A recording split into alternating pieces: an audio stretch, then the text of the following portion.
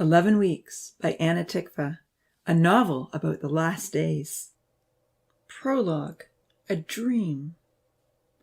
Was this reality or only a dream? She had been sure she had heard a trumpet blast and someone calling her name. Why was she standing all alone in the evening twilight, peering down into a dark rectangular hole? Looking up at the overturned gravestone, she could see her name eerily engraved upon it. Was she hallucinating again? So many times the morphine drip had created terrifying nightmares and strange delusions. Was this another one of the same? Curiously, she reached over to touch the cold, hard gravestone. Her fingers traced the deep, sharp curve of the letters. Verity, Jane, Lavelle. It felt real enough. She shivered in the cool August breeze. The light summer dress she was wearing was hardly adequate. It was her favorite dress, though, with blue flowers, high waistline, and puff sleeves. Reading the verse below her name, Verity remembered requesting this very passage after she had been told she had only a short time to live. For the Lord himself will descend from heaven with a shout, with the voice of an archangel, and with the trumpet of God. And the dead in Christ will rise first. It summarized the hope she'd clung to so tightly through her illness. Resurrection. But was she still sick and only dreaming about resurrection? Or had she truly been brought back to life? Looking around the graveyard, Verity analyzed her situation. She knew where she was. The little stone chapel in the Granville Cemetery was easy to recognize. But the trees were taller. There also seemed to be many more rows of gravestones lining the gently rolling hills and disappearing into the darkness. Some graves nearby were decorated with fresh flower bouquets, while others, like her own, had only a little green shrub in front. As she scanned the shadowy surroundings, unable to see very far into the distance, hers appeared to be the only gravestone that was overturned. It certainly looked real enough. If this is for real, Verity considered, then the resurrection has taken place, which means that Jesus Christ has returned, which means that everything I believed and hoped for has begun. Could it be? Was it true? Her heart skipped a beat. Shivering with anticipation, she ran her fingers down her arm. It felt smooth and strong. There were no intravenous attachments or even any scars. If she was only dreaming, surely her hand would strike the needles. Surely she would wake herself up. Walking a few steps back and forth, she tested her legs. They felt sturdy and strong. The weakness and pain from the tumor were gone. In fact, she had no feelings of pain anywhere. Looking down, Verity noticed her abdomen was no longer distended. Touching her face, she was elated to find the swelling had disappeared. She felt whole. Running her fingers through her long dark hair, hope rose quickly in her heart. I think I'm alive again, she whispered joyfully. I think I've been brought back to life. Looking up to heaven, Verity prayed, Heavenly Father, thank you for bringing me back from the dead. You've healed me completely. This is such a miracle. And if I'm alive, this must mean that your Son has returned. You've given him the power to raise us from the grave. Your kingdom is about to be established on this earth, just as you promised so long ago. Her mind began to race. How long did I lie in that hole? Have others been raised like me? What am I to do now? Will an angel appear? Will I be taken away to judgment? She looked around, wondering what to do next. Aside from an occasional car traveling the nearby road, the cemetery was isolated, tucked away on the outskirts of town. Situated as it was in the daily bus route that had once taken her to Granville District High School, she had passed by it almost every day. To her right was the small town of Granville. To her left was the road that led home. If I were to walk, she considered, it would take me only a couple hours. I feel strong enough to walk for days. I'm sure I could do it. A smile slid over her face as she imagined knocking on her front door and announcing her resurrection. What a surprise it would be for her mother and brother to see her alive and well. But will they still be there? She asked herself. How long has it been? Will they be ready for Jesus' return? Have they had time to search out truth and believe? And what about Peter? The smile quickly vanished from her face as Verity thought about Peter Bryant. He had been one of her best friends in high school. They had become very close, and then she discovered she had cancer. Sadly, she remembered his anger toward God. She remembered begging him to have faith as he sat beside her during the last dark days, looking so haggard, so forlorn, so terribly distressed. I love Peter. I wanted to help him believe in this day, this very day, this day that I think I am now experiencing. What has happened to Peter and everyone I love? My brother Thomas only started asking questions about God when he heard I had cancer. Did he continue to seek for truth?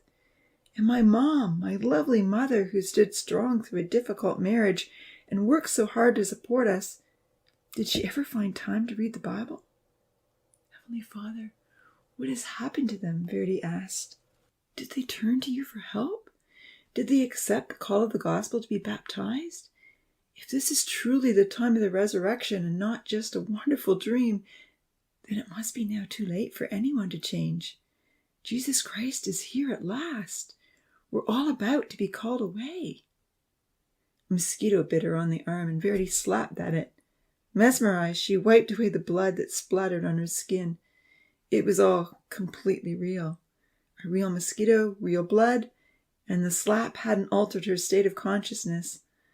Fully convinced now that this was no hallucination, she kneeled down and prayed even more earnestly. With all my heart, Lord, I thank you for bringing me back to life. You've kept your promises. I am so thankful that the fulfillment of all things is here at last. I have longed for this day. Please, dear Lord, show me what I am to do now. Where do I go? Please help me find the ones I love. Before she could say another word, there stood right beside her, as if he had been there all along, a young man in shining white robes, unnaturally bright against the purple evening sky. He held a trumpet in his hand. Sincerity and love shone from his face. Instinctively, she bowed to the ground, covering her face. As much as she had expected an angel to appear, it was still a great shock to be so close to the divine. Do not be afraid, the angel reassured her kindly. Jesus Christ has called you back to life. Reaching out, the angel took her hand. As he pulled her to her feet, Verity trembled. She was completely awestruck. Come with me, the angel said with compassion. We must visit your mother and brother and... The angel looked at Verity and smiled. And Peter Bryant. Have they all turned to God? Verity asked anxiously. How long have I been dead? Are they ready for Jesus Christ's return? Come and see, was his reply.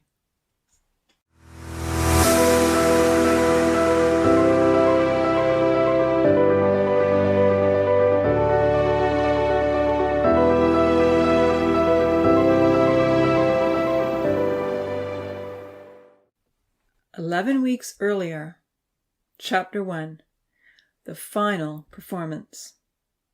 It was the last scene of the final performance, the scene which Zach Bryant enjoyed most of all. Tall, well-built, and handsome, he had been taking intensive dance lessons for the last couple of months. It had all been for this, the 3 sold-out performances on the last weekend of May. As his feet followed the rhythm of the music underneath the bright spotlight, Zach knew he was executing the final scene better than ever. The audience cheered as he came to a striking pose right where he needed to be, right in front of Melissa. Only she wasn't Melissa in the musical, she was Vanessa Van Houston, and he was Marco Daronet. She looked gorgeous, dancing on the table in a blue ruffled 60s skirt and white peasant blouse. With her ginger brown hair and a curly ponytail, she was looking at him in that rapturous way that always filled him with hope. It wasn't hard to lock eyes with her, just like the drama teacher had instructed. Soon, he was certain that she would ditch Shane Lockwood and be his. Melissa spun around and jumped. Reaching out his arms, he caught her perfectly in midair. The whirly-bird catch, as she fondly called it, was the most difficult move of all. With one sweeping motion, Zach brought her feet to touch the floor, and then with arms outstretched, they twirled 3 times in flawless synchronization. The audience cheered again and again as Vanessa Van Houston and Marco Daronet performed the dance that had taken months to perfect. Unfortunately, most of Zach's practices had been on Sunday mornings. Because of this, his parents, Andrew and Lisa Bryant, disapproved of his involvement in the musical and had told him so repeatedly. Even Uncle James, an uncle that he highly respected, questioned the change of priorities. "You've missed almost every Sunday school class, Zach," he'd implored. "God needs to come first." However, the last few months of Zach's grade 12 year had been his most enjoyable. Being a lead in the high school musical uncovered his hidden talents. He had always done well in sports, but just the other day, the dance teacher had told him that he was a natural. And Ms. Allen, the drama teacher, loved his voice. Zach had never been allowed to attend school dances during the 4 years he had attended Sterling High. He wondered if his father was surprised by his abilities or upset that he had developed them. In actual fact, he was very surprised that his parents had come to watch the final performance. It was a Sunday evening. Grandma, Uncle James, and Aunt Sandra were in the audience too. Brett and Jana were there as well, but that was a given. Brett was always supportive and understanding. The music slowed and Zach focused his thoughts. As he and Melissa came together in center stage, a new song began to play. Breathing heavily, Zach was thankful their voices had been previously recorded and were now playing back over the speakers. All they had to do was lip sync until they caught their breath. "I'll be yours," Melissa's smooth, clear voice rang out across the audience, "till the end of time." Melissa's voice was the only voice Zach ever wanted to hear. When they sang the song, in his mind, she was truly singing to him. "No one will ever break us apart," he replied in perfect harmony. "Hear that, Shane?" he thought. Zach loved the way they were so perfectly in step with one another. Melissa knew right where she should be. There was no awkwardness or hesitation. And then, as the lights dimmed and the music faded, came the best part of all. Pulling Melissa close, he bent over and kissed her.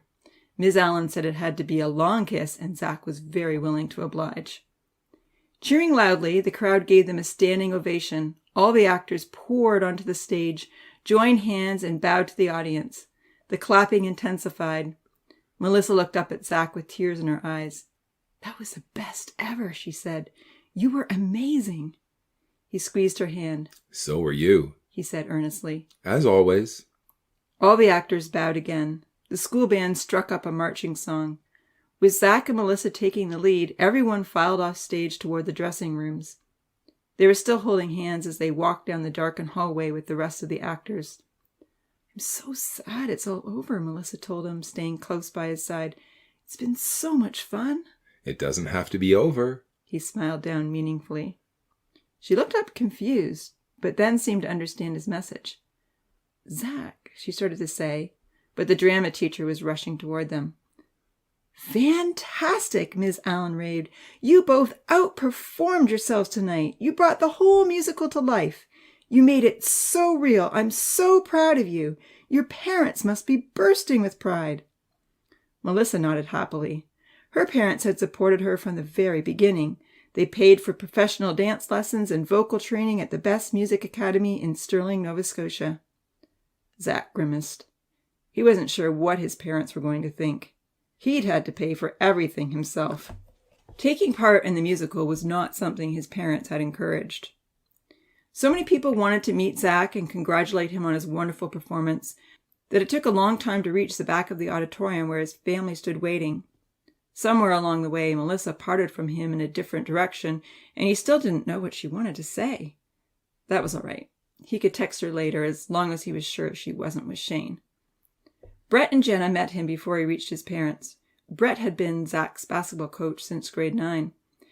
With Brett, Zach shared some memorable victories. "Fantastic," Brett said, thumping him on the back. "Zach, I had no idea you were such a superstar."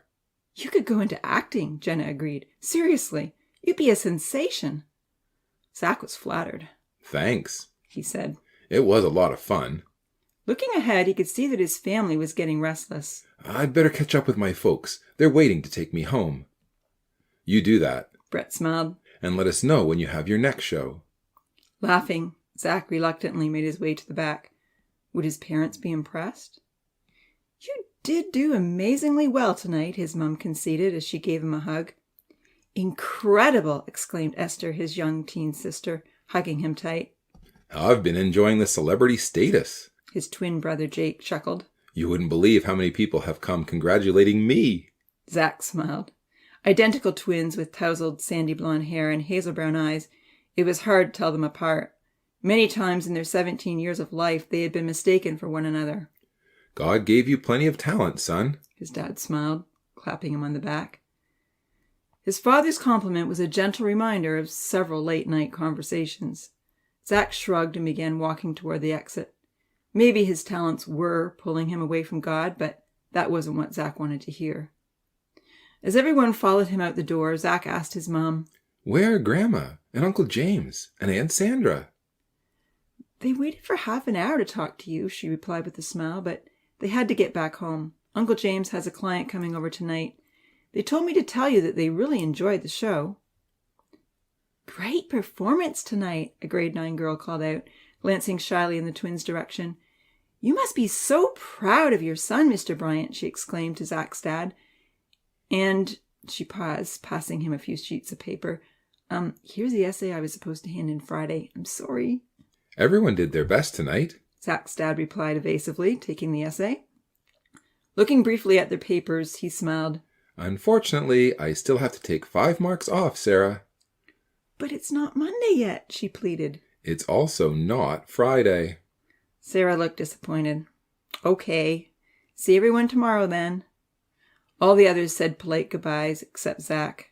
Zach was disappointed by his father's lack of enthusiasm. Why isn't Dad praising me like everybody else? Being an English teacher at the same high school his kids attended, Zach knew his father would be inundated with many similar compliments in the next week. Will he keep brushing everyone off so dismissively? What a total surprise, Miss Campbell said loudly, coming down the hallway. The student who never attends school dances is the best dancer in the school. You really should be there at prom this Friday to show the other kids how to do it. I'd love to, Zach said cheerfully. There was probably no way he could get a ticket at this late date, but should opportunity arise, he would gladly take part. His younger sister Esther looked back at him with surprise. Jake elbowed him in the ribs as they were exiting the school. What? Zach exclaimed as they stepped outside. Limping a little, since spraining his ankle in a recent rugby game, Jake whispered quietly, Now Dad will have teachers on his case. Zach shrugged coolly. Good. Then maybe I'll get to go. It was a somber group that took their seats in the old family van. As Zach's dad turned the key, the news came on and his mom was instantly captivated. Another earthquake, Andrew, she exclaimed soberly, directing everyone's attention to the announcement. Sure enough, a large earthquake had taken place in China, and aftershocks were being felt hundreds of kilometers away. Earthquakes in various places, Zach's mom said to his father, making reference to the words of Jesus. Playing music on his phone, Zach stuck one earplug into his ear and gave the other to his twin. He didn't want to hear about another earthquake. There had been so many major disasters lately: earthquakes, tsunamis, massive floods, spewing volcanoes, and weird weather. At school, this was all attributed to global warming. However, his parents seemed to feel these were signs clearly anticipated by Bible prophecy to herald the return of Jesus Christ to the earth. A soft bleep alerted Zach to an incoming text. It was a message from Jaden, one of his friends from school. Awesome, was all it said, but Zach knew Jaden was referring to the musical. He smiled and texted back, Thanks. 3 more texts came in and Zach quickly responded. Watching him enviously, Jake wished he had been able to afford to take over his uncle's phone plan when he had left to do missionary work in Jamaica. Instead, he had spent all his money on a new aluminum racing bicycle.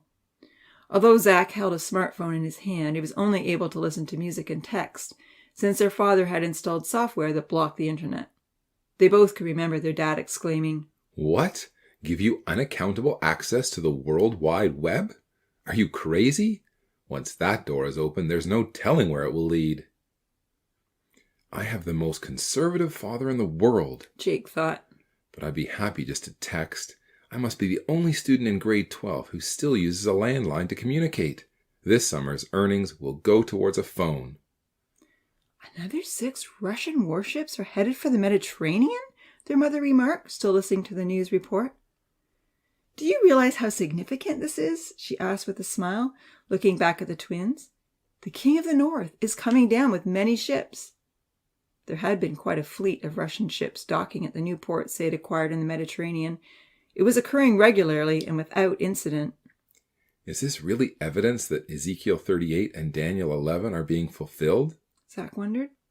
Having grown up in a family that read the Bible every day, he was fully aware that his parents had plenty of evidence that Jesus Christ would soon return.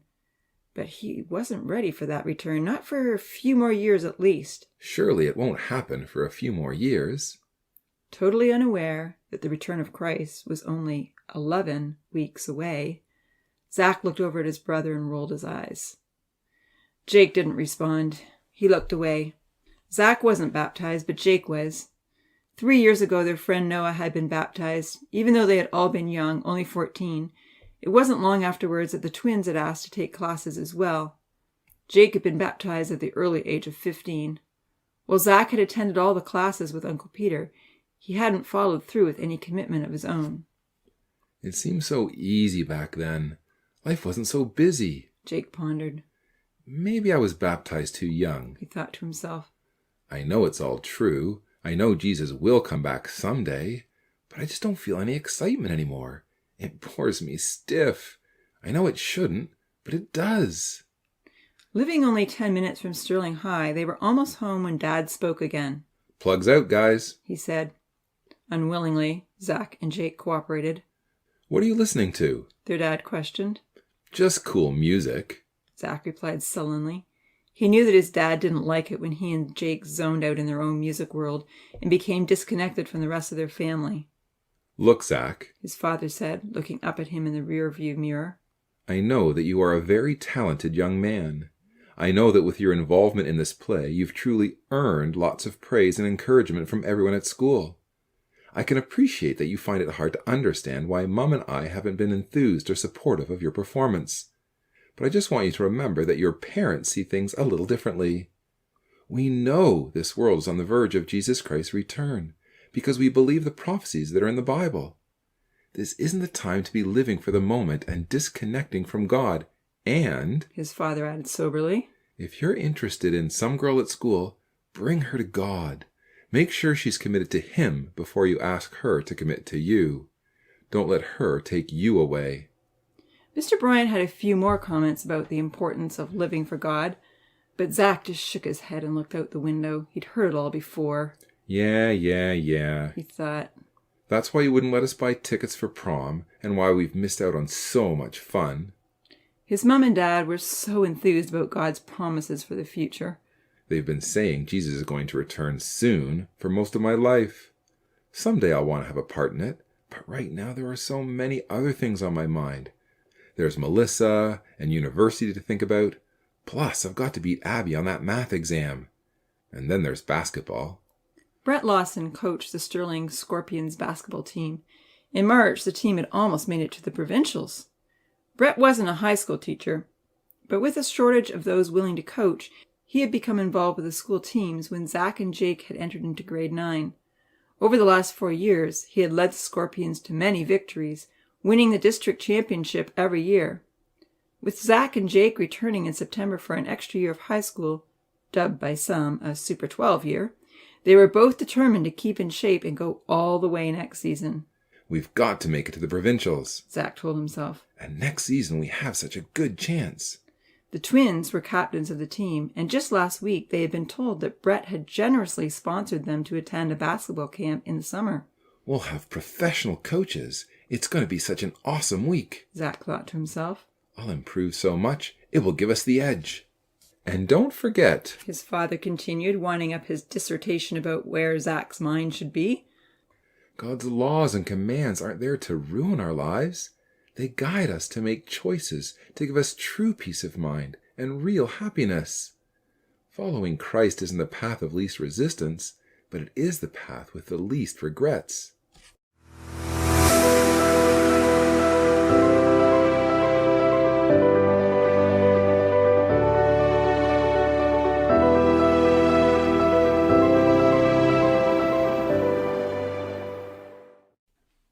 Chapter 2. The Exercise Routine. I've got to go to the prom tonight, Zach told his brother firmly, 5 days after the last performance. The boys were doing their strength exercises in the basement, having just come home from school. It was part of a new plan, now that the musical was over, to get in shape for basketball season.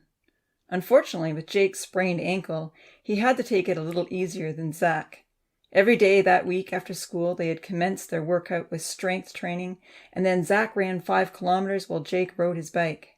How can you go to the prom? You don't have a ticket, Jake asked between push-ups. He had to admit he wished he was going as well. Miss Allen gave me a ticket today, Zach replied proudly. She said there were a couple of cancellations, and she thought I deserved to go. Seriously? Jake puffed, working hard on the floor. He was jealous, even though, due to the economic downturn, funding for the prom had been cut in half. It wasn't going to be nearly as good as in past years. To save money, the school council had opted to hold the celebration in the high school cafeteria, with the food and nutrition class catering the event. Still, Jake felt he was missing out big time. Everyone else in grade 12 was going. So you figure it's worth being grounded? He challenged. Dad doesn't have to know. Zach grunted, his arms straining to get past 30 push-ups. Having been so involved in the musical, he had given up rugby season for play practices. He knew it would take time to regain his upper arm strength. The musical had been a huge personal investment for Zach and all the others who had committed to the production. Beating his goal by 1, Zach collapsed wearily on the ground. Dad and Mom are going over to help the McKinleys tonight. If you can get yourself a ticket, we could both use the homework excuse. Oh, sure, Jake retorted, getting in position for his next round of push-ups. For one thing, it's youth group tonight. And secondly, I highly doubt I'll find a ticket in the next few hours. She said there were 2 cancellations. Heaving his body up and down, Jake thought it through. If his parents were heading out, both he and Zach might get away with going to the prom. Often when their parents left the house to give counseling or visit the elderly, he and Zach had enjoyed the freedom to do as they pleased. Many times it meant a movie night.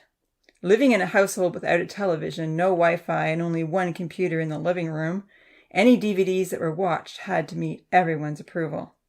However, when Mom and Dad were out, the twins felt free to make their own choices, or almost. Esther, their younger sister, was usually in on the action, and always promised not to tell as long as they didn't watch anything too bad. That set the bar high. Esther's conscience was easily stirred. She was almost as restrictive as their parents. However, this was all beginning to change with Zach's requisition of a smartphone. Their parents still didn't know all the stuff that Zach could download at school to show to his brother when they were home. Does Melissa know you're coming? Jake asked, finishing his second round of push-ups with a loud gasp of 50. Feeling rather hampered with his weak ankle, Jake was determined to beat Zach in upper body strength. No, but I'll text her, Zach replied. He leaned back in a sitting position to do his abdominal exercises.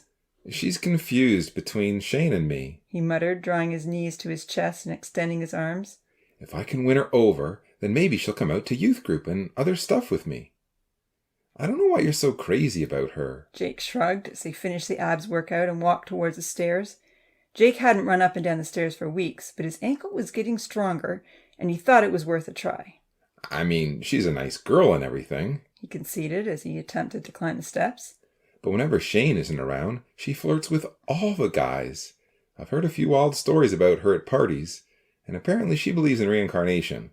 I don't think she'll be interested in coming out to youth group. Whatever, Zach replied defensively. She just needs some help sorting things out. Melissa's a very friendly person. She's not a flirt. Jake shook his head, giving up on the stairs routine. His ankle was still too weak. Nah, it's flirting, he said firmly, a little resentful that Melissa never flirted with him, unless she mistook him for Zach. Melissa was the most captivating girl at school. Jake wasn't sure why she often walked right past him, but then again, she hadn't really paid attention to Zach either until the musical. In his heart, Zach knew that Jake was probably right in his assessment, but he hated to admit it. He was drawn to Melissa in a powerful way. Everything will get sorted out once she's going out with me, he told himself. So will you cover for me tonight then? Zach begged. But we need you at youth group, Jake argued feebly, feeling duty-bound to encourage his disinterested brother. He was, after all, half an hour older than Zach, And already baptized. There are so few of us as it is. Yeah, it's pathetic, Zach agreed. Joining his brother again for the next exercise, the twins stood at the top of the stairs, flexing their calf muscles, hoping to improve their jumping ability. Jake empathized with the discouragement in his brother's voice. Growing up, they had been involved with an enthusiastic youth group, but unfortunately, many of their friends had moved away, far away, and they weren't planning to come back. It was a sad situation, one that Brett Lawson, their basketball coach, had inadvertently caused. Uncle James is giving a class tonight on the signs of Christ's return, Jake told his brother, picking up the 25-kilogram dumbbells. He'll be kind of disappointed if no one shows up. They should just postpone it, Zach muttered, skipping fast with the rope. He noticed his brother wince as he squatted with the heavy bar and knew Jake's ankle was causing him pain. No one will be there. They'll all be at prom. Alan will be there, Jake reminded him. Yeah, Alan, Esther, and us. That's about all that ever shows up. Jake sighed, taking a break from the weights to flex his weak ankle. It was true that Abby, Nathan, and Jerry would most certainly be at the prom. They had been talking about it for weeks. David would likely be at home playing video games. It was all he wanted to do anymore. Pulling on a headband to keep his hair out of his eyes while biking, Jake felt a wave of despair. He wished he knew how to encourage his brother to make the right decision, but he was struggling to know even how to motivate himself. He remembered the days when they couldn't wait to go to youth group. Growing up, it had been their favorite night of the week. A second deep sigh escaped him. Perplexed, Zach looked up at his brother, but Jake headed out the door to get his bike. Wheeling his prize bike out of the garage where he kept it under lock and key, Jake considered his Friday evening options. Should he ask Zach to text Miss Allen and see if there was another spare ticket? It would be a lot of fun to join Zach. His own popularity had increased dramatically since his twin had become the heartthrob of Sterling High. He imagined there might be a lineup of girls eager to dance with him if they couldn't have his brother. Mounting the bicycle, he soon left Zach far behind. He had to lap the town 3 times to equal Zach's 5-kilometer run. But if Mom and Dad are heading out tonight, they'll be expecting us to give Esther a ride to youth group, he mused. We can't both use the homework excuse. Only one of us can get away with sneaking off. Pondering the matter some more, Jake realized that even if lots of girls wanted to dance with him, they would all be disappointed if he couldn't do the cool moves like his brother. He sighed with regret. I wish I'd decided to be in the musical. I'd love to dance like that. I bet I'd be just as good if I took lessons. Suddenly, Jake remembered that Uncle James had asked him to find out who needed a ride to Bible camp. It was only 5 weeks away, and Uncle James would likely ask him about it when he saw him that evening. As one of the youth group leaders, Jake was often given the task of encouraging his peers to be involved. Uncle James and Aunt Sandra were willing to take anyone who wanted to come to camp.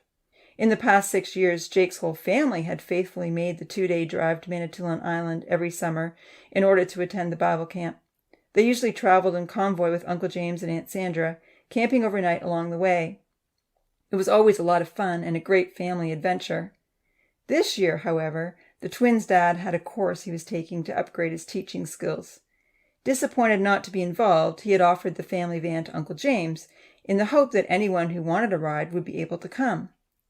I'd better go to class tonight and cover for Zach, Jake decided with a heavy sigh. He needs to work things out with Melissa. Finishing his first lap and catching up with his brother once again, Jake slowed to Zach's running pace. Hey, Zach, he asked. Have you decided whether you're coming to Bible camp this summer? Uncle James needs to know numbers tonight. Are you kidding? Zach replied incredulously. Brett's paid for both of us to go to basketball camp that week. It's the same week? Yup, and we need to be there if we're going to make it to the provincials next season. Zach puffed out, continuing to run hard. Brett emailed me this morning to say 5 players from the Blackhawks are going. We've got to be there. We're the captains. I didn't know we were going to have to miss Bible camp, Jake moaned, navigating around a sewer grate. Until now, he hadn't realized the 2 events coincided. Pedaling off quickly to do his next lap, Jake pondered the dilemma. What will I do? Zach and I are captains. 5 of the Blackhawks are going. They're our main competition. We've got to beat them this year. But I don't want to miss out on Bible camp. Why does it have to be the same week? This stinks.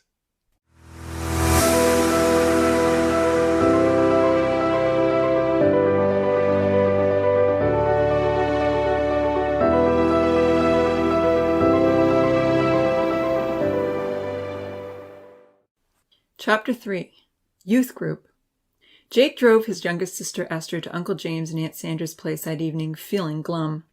It was 7 o'clock. Almost all the other grade 12 students would be enjoying a roast beef dinner. He would likely be the only one not attending. Plugging his dad's iPod into the family van receptacle, Jake found a song he liked and turned it up. "This is my favorite song," he told his sister. "I know," she said, braiding her straight brown hair. "How do you know?" "Because you play it all the time." Conceding this was probably true, Jake hit the arrow key to take the song back to the start so he could listen without interruption. He loved the music, and the message gave him hope. It was about God's love, how God always takes us back and never stops loving us no matter what we do. "Heavenly Father, please keep on loving me," he prayed silently. "Even though my heart isn't with you right now, please help me to get my life turned around. I don't know what's wrong with me. I just don't feel the excitement that I should. Please help me care about what your Son did for us and the kingdom that you've promised to send." Jake's life had been so busy in the last few weeks that he hadn't taken time to pray for anything more than his daily food. Occasionally he managed to have a few thoughts in God's direction, but for some reason he seemed to be caring less and less about it. He wanted to care more, he truly did, but he wasn't quite sure how to make it happen. "So are you going to Jamaica?" Esther asked. "How did you hear about that?" "I heard Dad talking to you. He wasn't whispering." "Nah, I don't think so. Brenda's counting on me and Zach to help him win the provincials next year. Plus, I need to take calculus again and upgrade my marks if I want to get into Dalhousie University."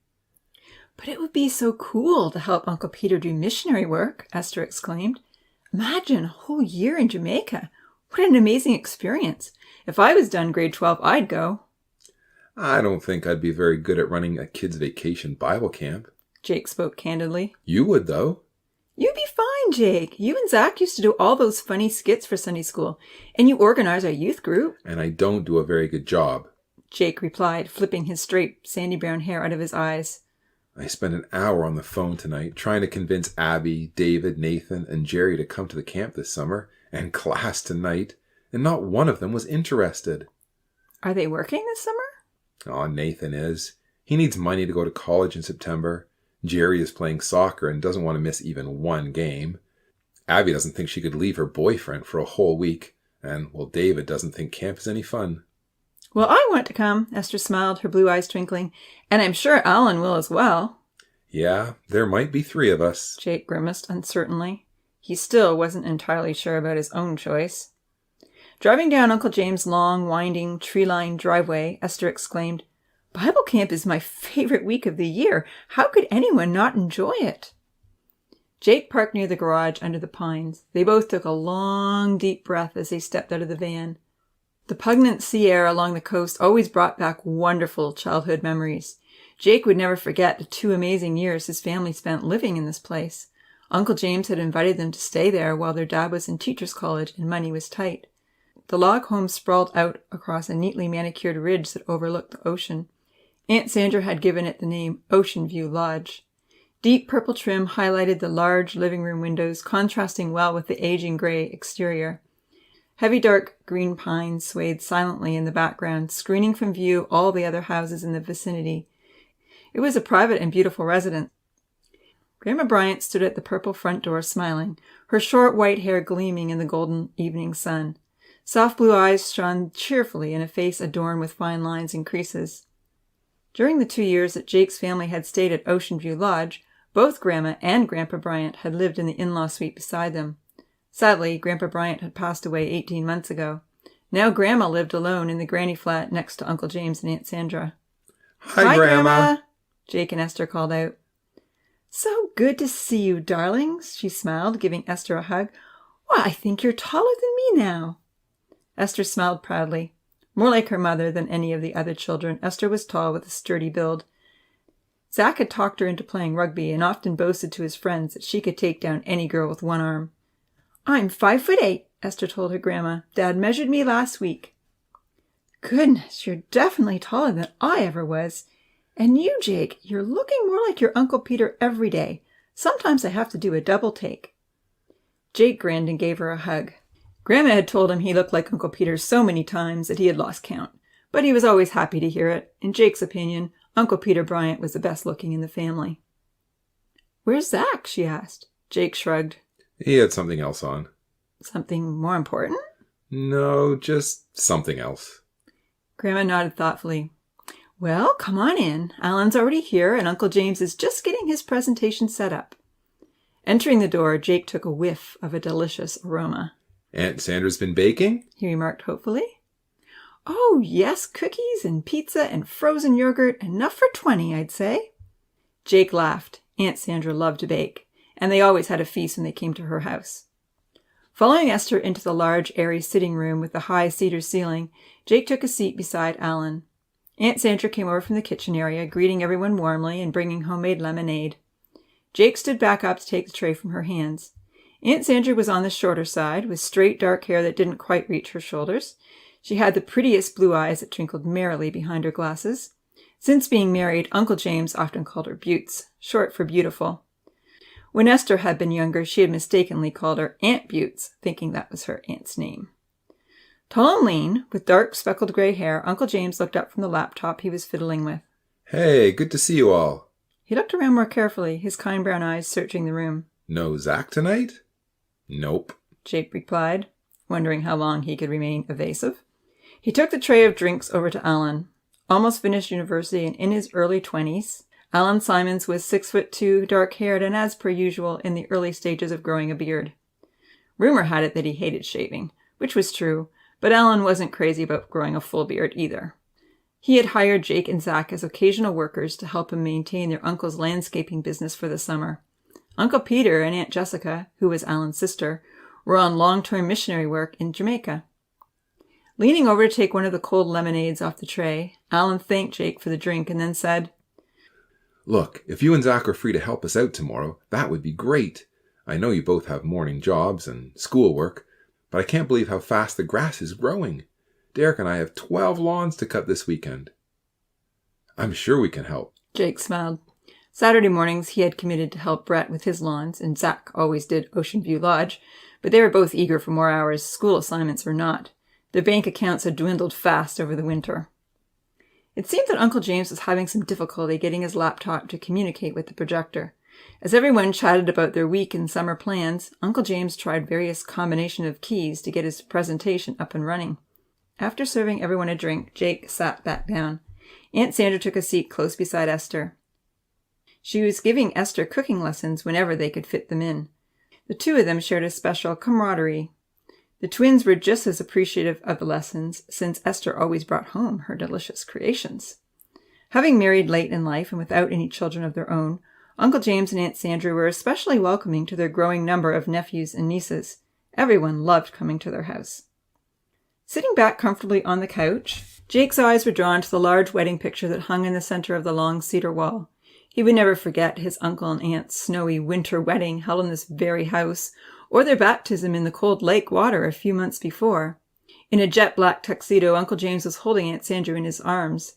Snowflakes lay in their dark hair and sparkled on her bouquet of pink roses.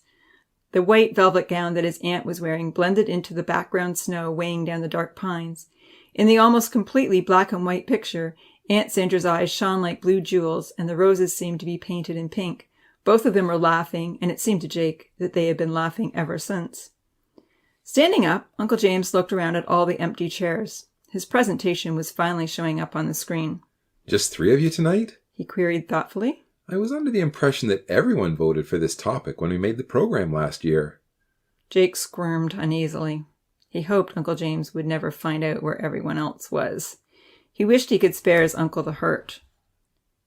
When no explanation was forthcoming, Uncle James shrugged. "Oh well," he remarked, more to himself than to the others.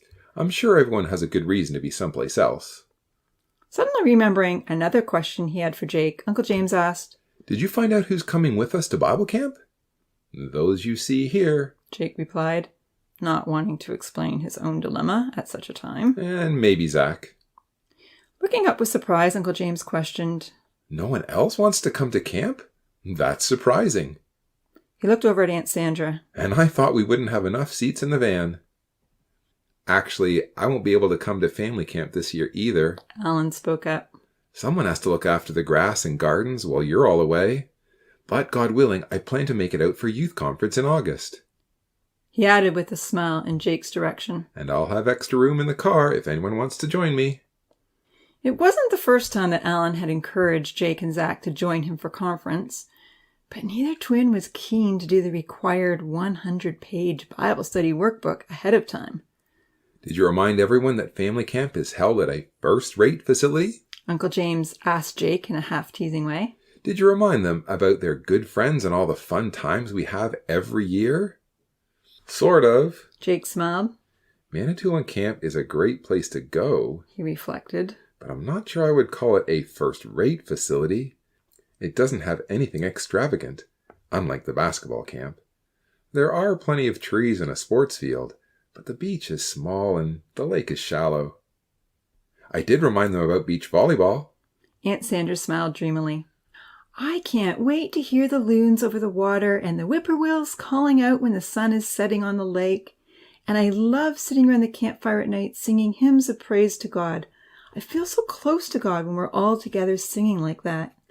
And you wouldn't miss teaching the juniors for anything, Uncle James added, with an affectionate smile in his wife's direction. You've been working on those classes for weeks. We'll need Andrew's van just for all those project materials. That's true. I am looking forward to having fun with all the kids, Aunt Sandra agreed cheerfully. A grade 1 teacher at a little private school, Aunt Sandra loved working with children. She was always researching new crafts and activities. Uncle James had even customized a special room upstairs in the house for her to keep all her supplies organized. I love the campfire sing-alongs too, Esther chimed in. And I love seeing my friends. It's so much fun to talk for hours in the tent at night. And don't forget the ice cream socials and all the great classes, Alan added. Ah, yes, Aunt Sandra agreed. I heard that Brother George is speaking on the theme, In the Last Days, Perilous Times Will Come. That sounds very thought-provoking. Jake squirmed. It was thought-provoking, all right. He felt uneasy just hearing the title. Since this is our last class before summer vacation, Uncle James said, changing the subject, I thought I'd show you a few slides of the fun you've all had together over the years. Jake watched the screen as Uncle James showed pictures of Sunday school picnics and youth group outings from the past. There had been so many children. A sad smile came over Jake's face as he saw pictures of himself, Noah, Brennan, and David in their 10-year-old innocence. Brennan and he had always tried to be on the same team. Noah had always sided with Zach. If he'd ever had a best friend beside his brother, it would have been Brennan. Now they saw each other only at camp. Both Noah's and Brennan's families had moved to Ontario. Jake's older sisters had moved as well to attend the University of Toronto. Look at David in this picture, Uncle James pointed out with a chuckle. It was a shot of the candy toss at the Sunday school picnic. Uncle Peter, Jake's dad's youngest brother, had run around with lollipops stuck to his clothes, tossing out candies for the children and trying to keep out of reach of their grasping hands. In the midst of the chaotic picture was David, offering some of his candy to the toddlers who were unable to keep up. David had always been so generous and kind-hearted. Now David spent so much time playing computer games that he didn't want to do anything else or even hang out with his friends. His life revolved around the characters in his fantasy world. His bedroom walls were plastered with posters of fictitious virtual people. I hoped Abby would see this one, Uncle James laughed.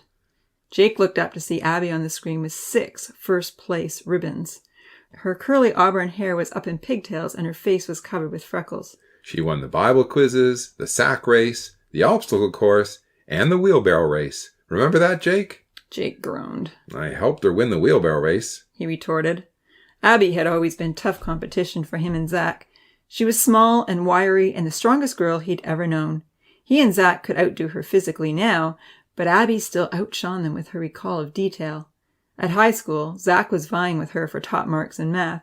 Lately, she had hooked up with Brian, the high school hockey hero, who often boasted that he could hold more drinks than anyone else on the team. Since then, they had been seeing less and less of Abby at youth group. I thought Nathan and Jerry would love this one, Uncle James said with a chuckle. Jake and Alan looked at one another and laughed. The picture was of the 4 of them standing in their pajama pants on a small island, wondering what they should do. Mist hung heavy over the lake, and a large loom was floating past in the water. Jake could well remember the weekend canoe trip 3 years ago. Alan had talked all the younger guys into setting up camp on that same small island just off the shore.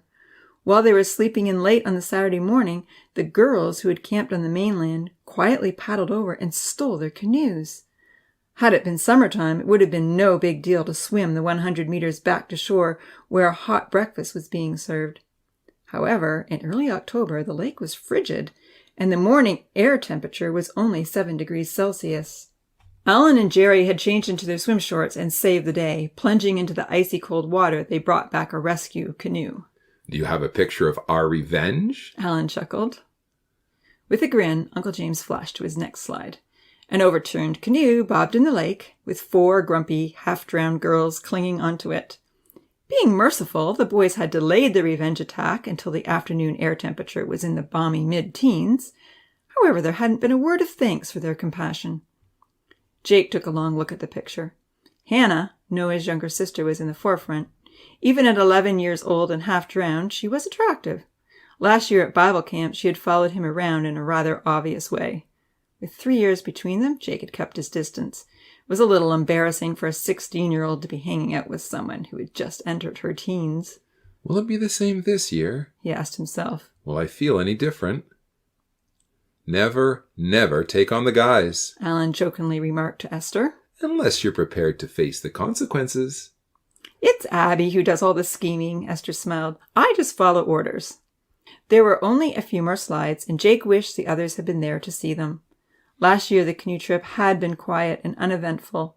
The fewer that came, the less fun it was, and the less invigorating it was in a spiritual way. Slowly, gradually, other activities with friends from school had become more compelling. Was there any way to reinvigorate the group? It's almost impossible, Jake thought with dismay. Especially when I don't feel motivated to even change myself.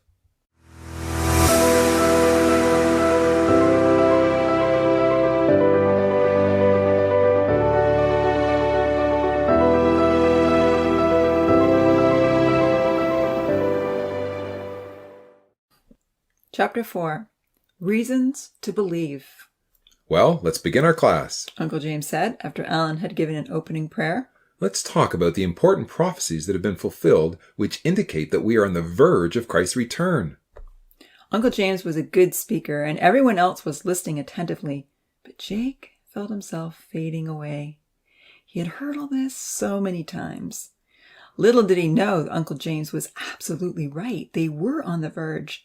Jesus Christ's return was only 10 weeks away. Unaware of the urgency, Jake's eyes glazed over as Uncle James went through the usual evidence, beginning with the nation of Israel. In his mind, Jake began comparing his camp options. Manitoulin was a great place to go.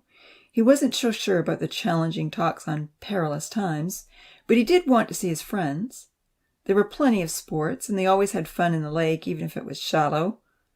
On the other hand, the basketball camp was truly a first-rate facility. The camp was in a scenic part of Nova Scotia on a lake. There were kayaks, jet skis, and sailboats available for use in the afternoons. He had read in the brochure that there was a zip line and a ropes course in the trees. It would be a full day of exercise and fun. At Bible camp, classes occupied the mornings and evenings, leaving only the afternoons free. I can go to Manitoulin every year, he told himself. But the basketball camp is likely a once-in-a-lifetime opportunity, and Brett is willing to pay for it all. Jake's attention was captured momentarily when Uncle James began his visual presentation using old film clips and black and white pictures. He was impressed that his uncle had gone to so much trouble to make his talk interesting. Using shaky old black and white film, Uncle James showed them pictorial evidence of the Zionist movement from the late 1800s and onwards.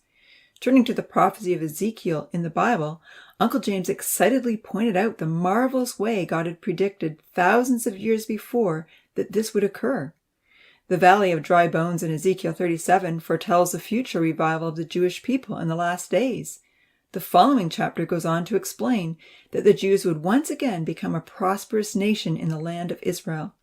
Ezekiel 38 describes the Northern Confederacy, which comes against the newly established nation of Israel when they are dwelling safely, without walls, to take a spoil. Chapter 39 prophesies of God's direct intervention to stop the marauding armies from completely destroying everything in their path. Uncle James also read a couple of paragraphs from a few ancient books while he displayed pictures of the authors on the screen. Jake agreed it was remarkable that way back in the 17th and 18th centuries, students of the Bible had clearly understood that certain Old Testament prophecies foretold the Jews would be gathered and established in their homeland before the return of Jesus Christ to the earth. For instance, there were the words of Sir Isaac Newton, famous for discovering the law of gravity, yet not so well known for his prolific writings on religious matters. Uncle James read Sir Isaac Newton's quote, God's covenant with Abraham, when he promised that his seed should inherit the land of Canaan forever, on this covenant was founded the Jewish religion, as on that is founded the Christian. And therefore this point is of so great moment that it ought to be considered and understood by all men who pretend to the name of Christians. The restoration of the Jewish nation, so much spoken of by the old prophets, reflects not the few Jews who were converted in the apostles' day, but the dispersed nation of the unbelieving Jews to be converted in the end, when the fullness of the Gentiles shall enter. It is when the gospel, upon the fall of Babylon, shall begin to be preached to all nations. There was also the quote that Jake knew well from John Thomas, writing in the mid-1800s.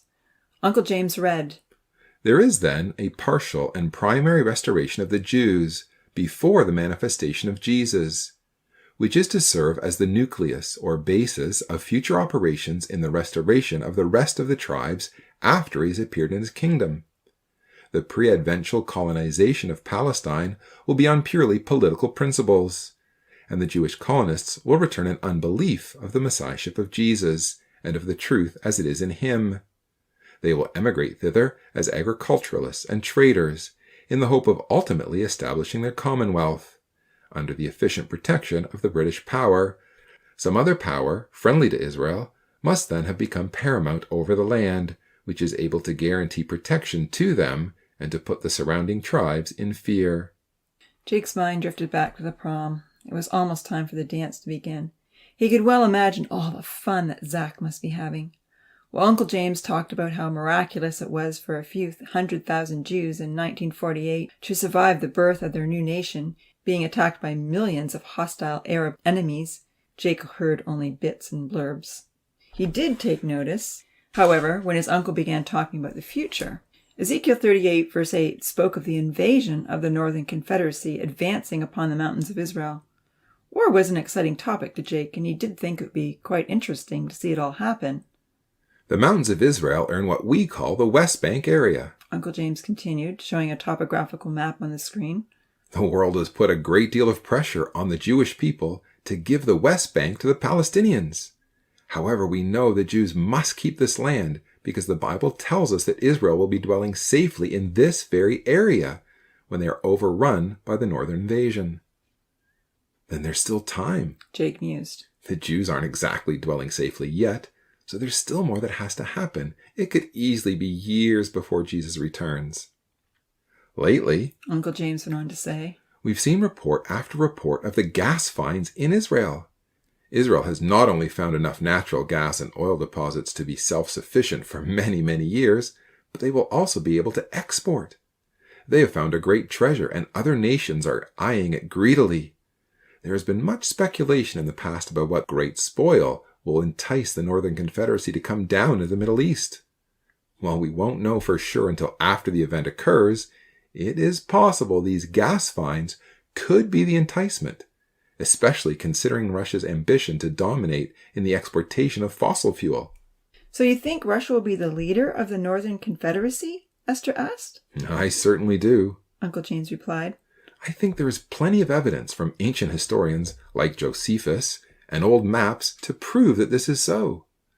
The land of Magog is subject to speculation. The Greeks called the Magogites Scythians. Some maps show the Scythians migrated to the area of Germany and France, while others show the area of southern Russia and eastern Ukraine. What we do know for sure is that the nations which come against Israel will be from the uttermost north. As Jake's mind wandered between the identification of Magog and his own fanciful thoughts, he randomly drifted off to the novel which he kept hidden under his mattress. There was way too much foul language in the book to leave it lying around where his mum might see it. Plus there had been some gory violence which she would likely question. But other than that, Green Diamonds was full of suspense and great twists in the plot. Will they catch Raynor? Jake wondered. I can't believe he had the nerve to shadow the secret police. I know they're in on the assassination attempt. They've got to be. They were visiting America when the president was gunned down. This is Rayner's first experience in Siberia. He doesn't even understand the language. I'm sure Irina is not someone he can trust. But he doesn't seem to be suspicious of her at all. I hope he doesn't tell her the truth when they go out for dinner. When Jake tuned in again to the class, Uncle James was speaking about fulfilled prophecy in regards to the European Union. He asked Esther to read from Revelation chapter 17, which says, "The 10 horns which you saw are 10 kings, who have received no kingdom as yet, but they receive authority for 1 hour as kings with the beast. These are of one mind, and they will give their power and authority to the beast. These will make war with the Lamb, and the Lamb will overcome them, for he is Lord of lords and King of kings, and those who are with him are called, chosen, and faithful." Once again, Uncle James produced quotations from Bible students writing far in advance of the fulfillment that Revelation and Daniel predicted the nations of Europe would one day unite and willingly give their national power and identity to a central authority which would be masterfully orchestrated by the Roman Catholic Church. He had no shortage of news clippings and magazine articles to demonstrate that the Pope was very much behind uniting Europe and taking the reins of influence. In the future, the false prophet of Revelation chapter 17 would guide the beast toward a final showdown with the Lamb, the Lord Jesus Christ. There was one quote from Thomas Newton, writing in 1832, that Jake had never seen before. His uncle read, "Now the power of the Pope as a horn or temporal prince, it had been shown, was established in the 8th century, and 1260 years from that time will lead us down to about the year 2000, or about the 6000th year of this world. And there is an old tradition among Jews and Christians that at the end of 6,000 years the Messiah shall come, and the world shall be renewed, the reign of the wicked one shall cease, and the reign of the saints upon the earth shall begin.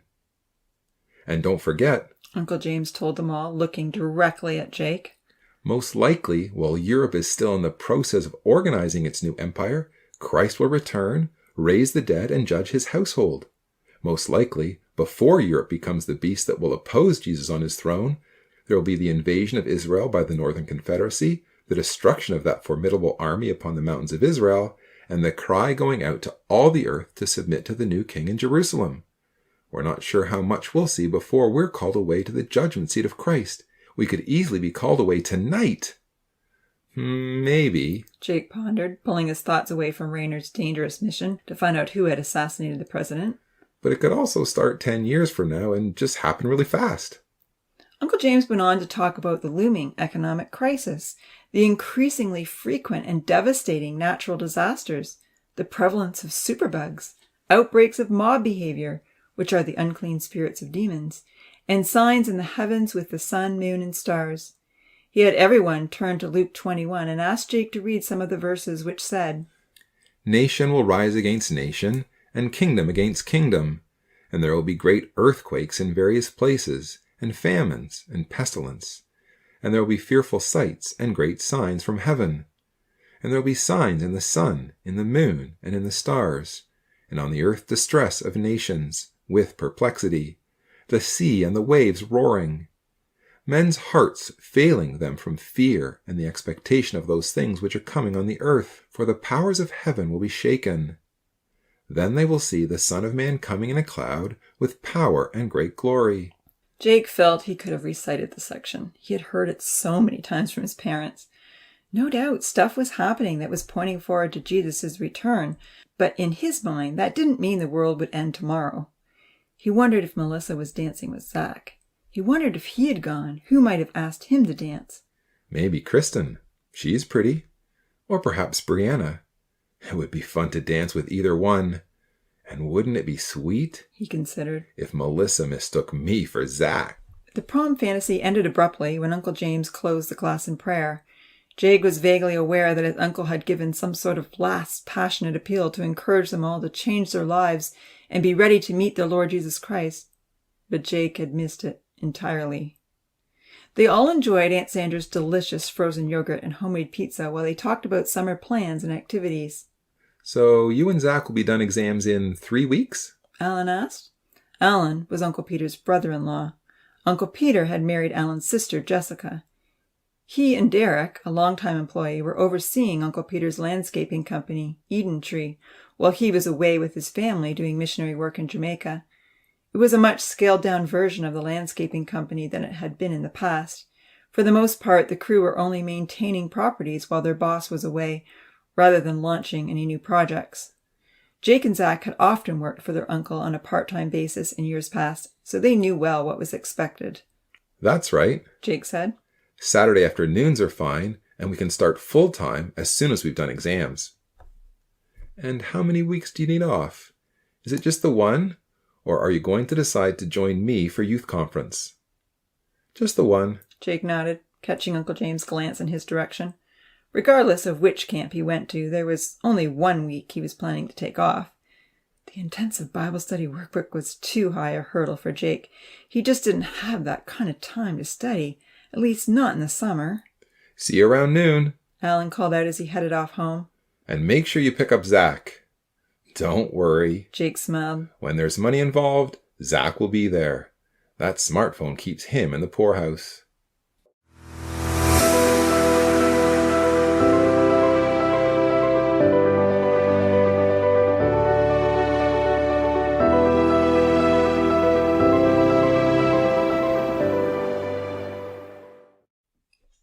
Chapter 5. At Prom. Working diligently on his homework until his parents had left the house, Zach quickly showered, donned his dress-up clothes, and scribbled "sleeping" on a piece of paper. Taping the paper to his bedroom door, he pulled it shut behind him with a smile, fairly certain that his mum would be too kind to disturb him if she returned unexpectedly. Prom was supposed to start at 6:30, and it was 7:45 when Zach headed outside, but he wasn't overly worried if he missed the dinner. Better late than never, he thought to himself happily. It was only a half-hour walk to the high school. When he reached the last street, he met another student, wearing a dark suit and a bright green tie, heading in the same direction. It was Jaden, one of his basketball teammates, one of the best players on the Scorpion team. They had known each other since Jaden's family had immigrated from Kenya 9 years before. Jaden could jump higher than anyone. He could dunk from a standstill.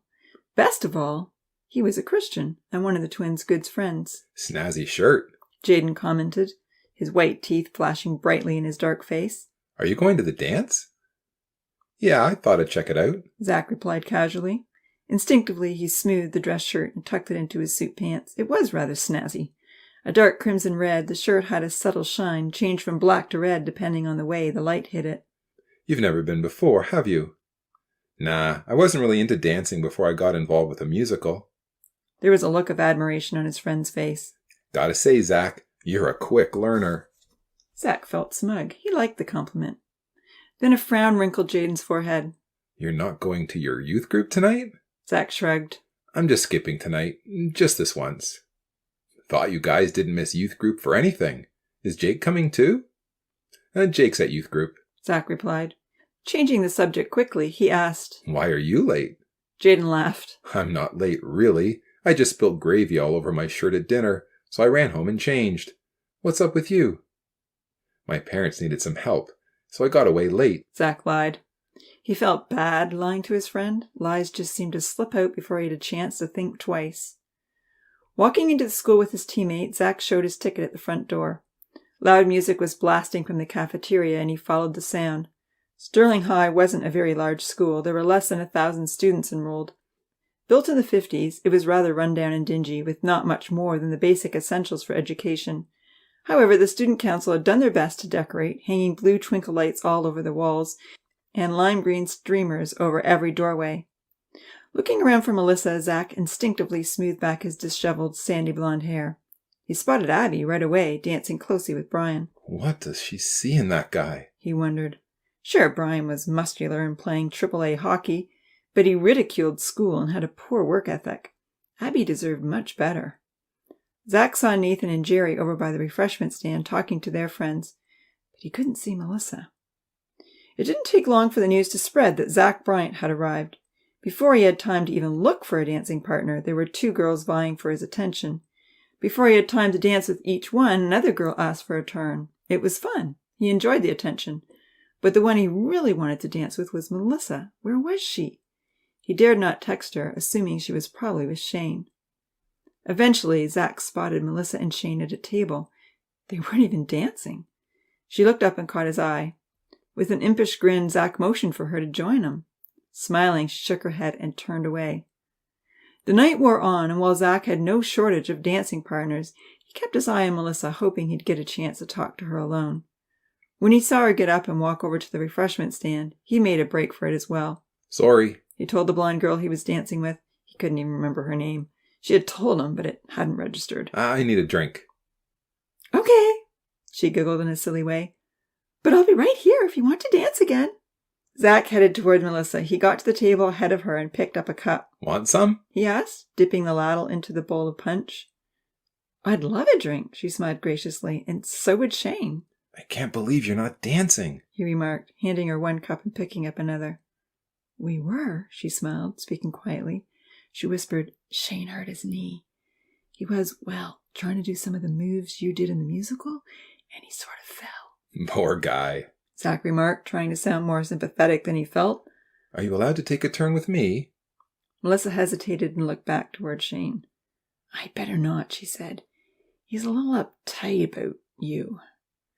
She was about to take the drinks back to her table when someone shouted, Hey, here's Vanessa Van Houston and Marco Daronette. What do you say, everyone? Should we ask them to dance? Melissa looked up at Zach with a scared expression, but it didn't take long for the crowd to catch on. Dance, dance, dance, they cried out, stomping their feet and clapping their hands. Zach looked over at Shane, who was glaring at him. Such a glare only intensified his eagerness to take up the challenge. Come on, Melissa, he encouraged. It's just for fun. They all want us to. Zach, I can't, she protested. Shane will kill you. Someone had instructed the disc jockey to play I'll Be Yours. The soft strains of their song began to fill the room. Everyone stood back to give them the floor. Melissa looked over nervously at Shane. A hand clutched Zach's shoulder from behind. He turned to see Jaden. Don't be a fool, man, Jaden said in a very serious tone. You're going to get yourself in lots of trouble. The crowd called out louder. Zach turned away from his friend and looked down at Melissa. I'll take the heat, he assured her. Let's do this.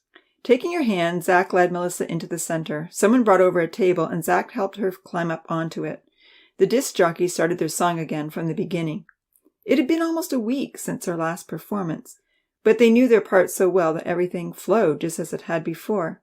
Melissa was looking at him once more with that rapturous look that filled him with hope. He locked eyes with her just as they had been told to do in the play. They were a little off time with the whirlybird catch, but they caught back up to do the third twirl perfectly. 1, 2, 3. Zach kept track mentally as his heart pounded and sweat broke out on his forehead. He didn't try to sing along, and neither did Melissa. There was something different in the performance this time.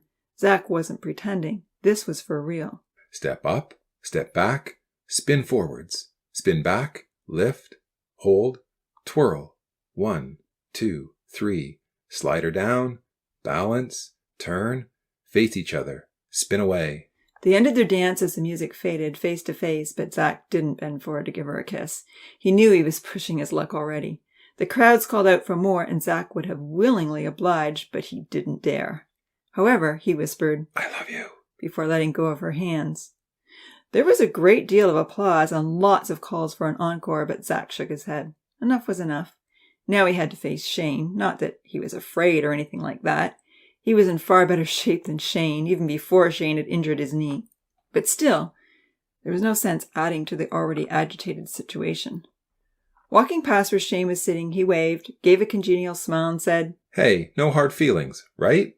Glaring back, Shane grunted. We'll see about that. He added a few more words, which were certainly not conciliatory.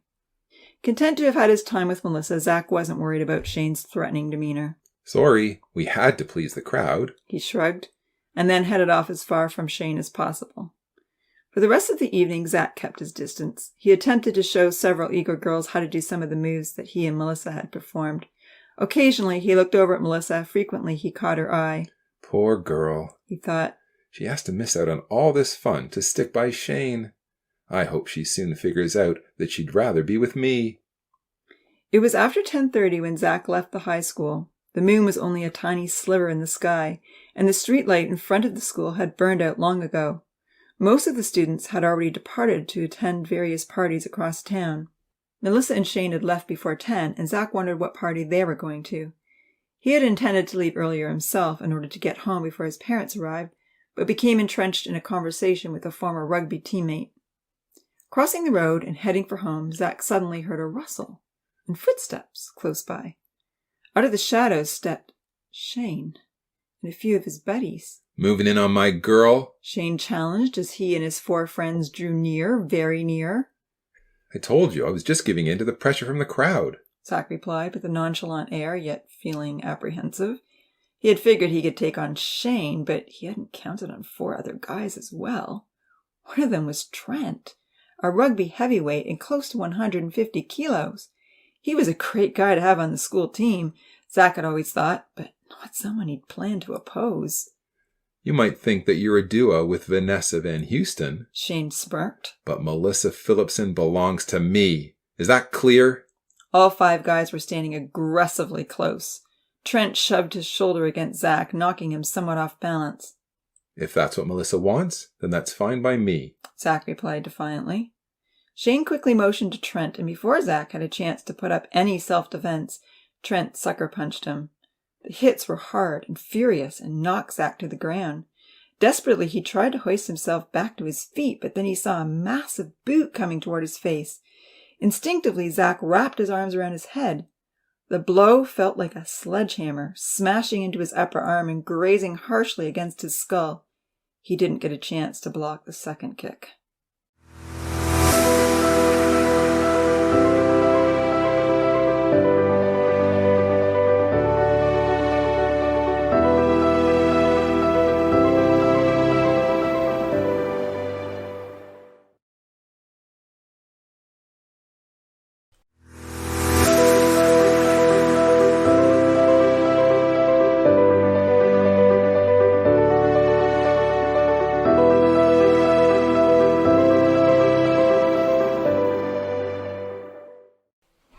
Chapter 6. Concussion. Someone was crying. Zach tried to open his eyes. There was a pounding pain in his arm and in his head, and his face hurt too. As he slowly regained consciousness, he could feel pain all over his body. "He's just lying here and blood is gushing out of his head. Please help," someone was crying. "I don't know what's happened. There's no one else around." "I'm okay," Zach murmured. It hurt to talk. As he lifted his head, dizziness engulfed him. Through a haze of spinning stars, he vaguely thought he saw Abby crouched over him, talking to someone on her phone. Then he blacked out again. A voice was pleading with him. "Zach, please say something," the voice cried. "I've called the ambulance. They're on their way. Please tell me if you're okay. Please, Zach, please say something."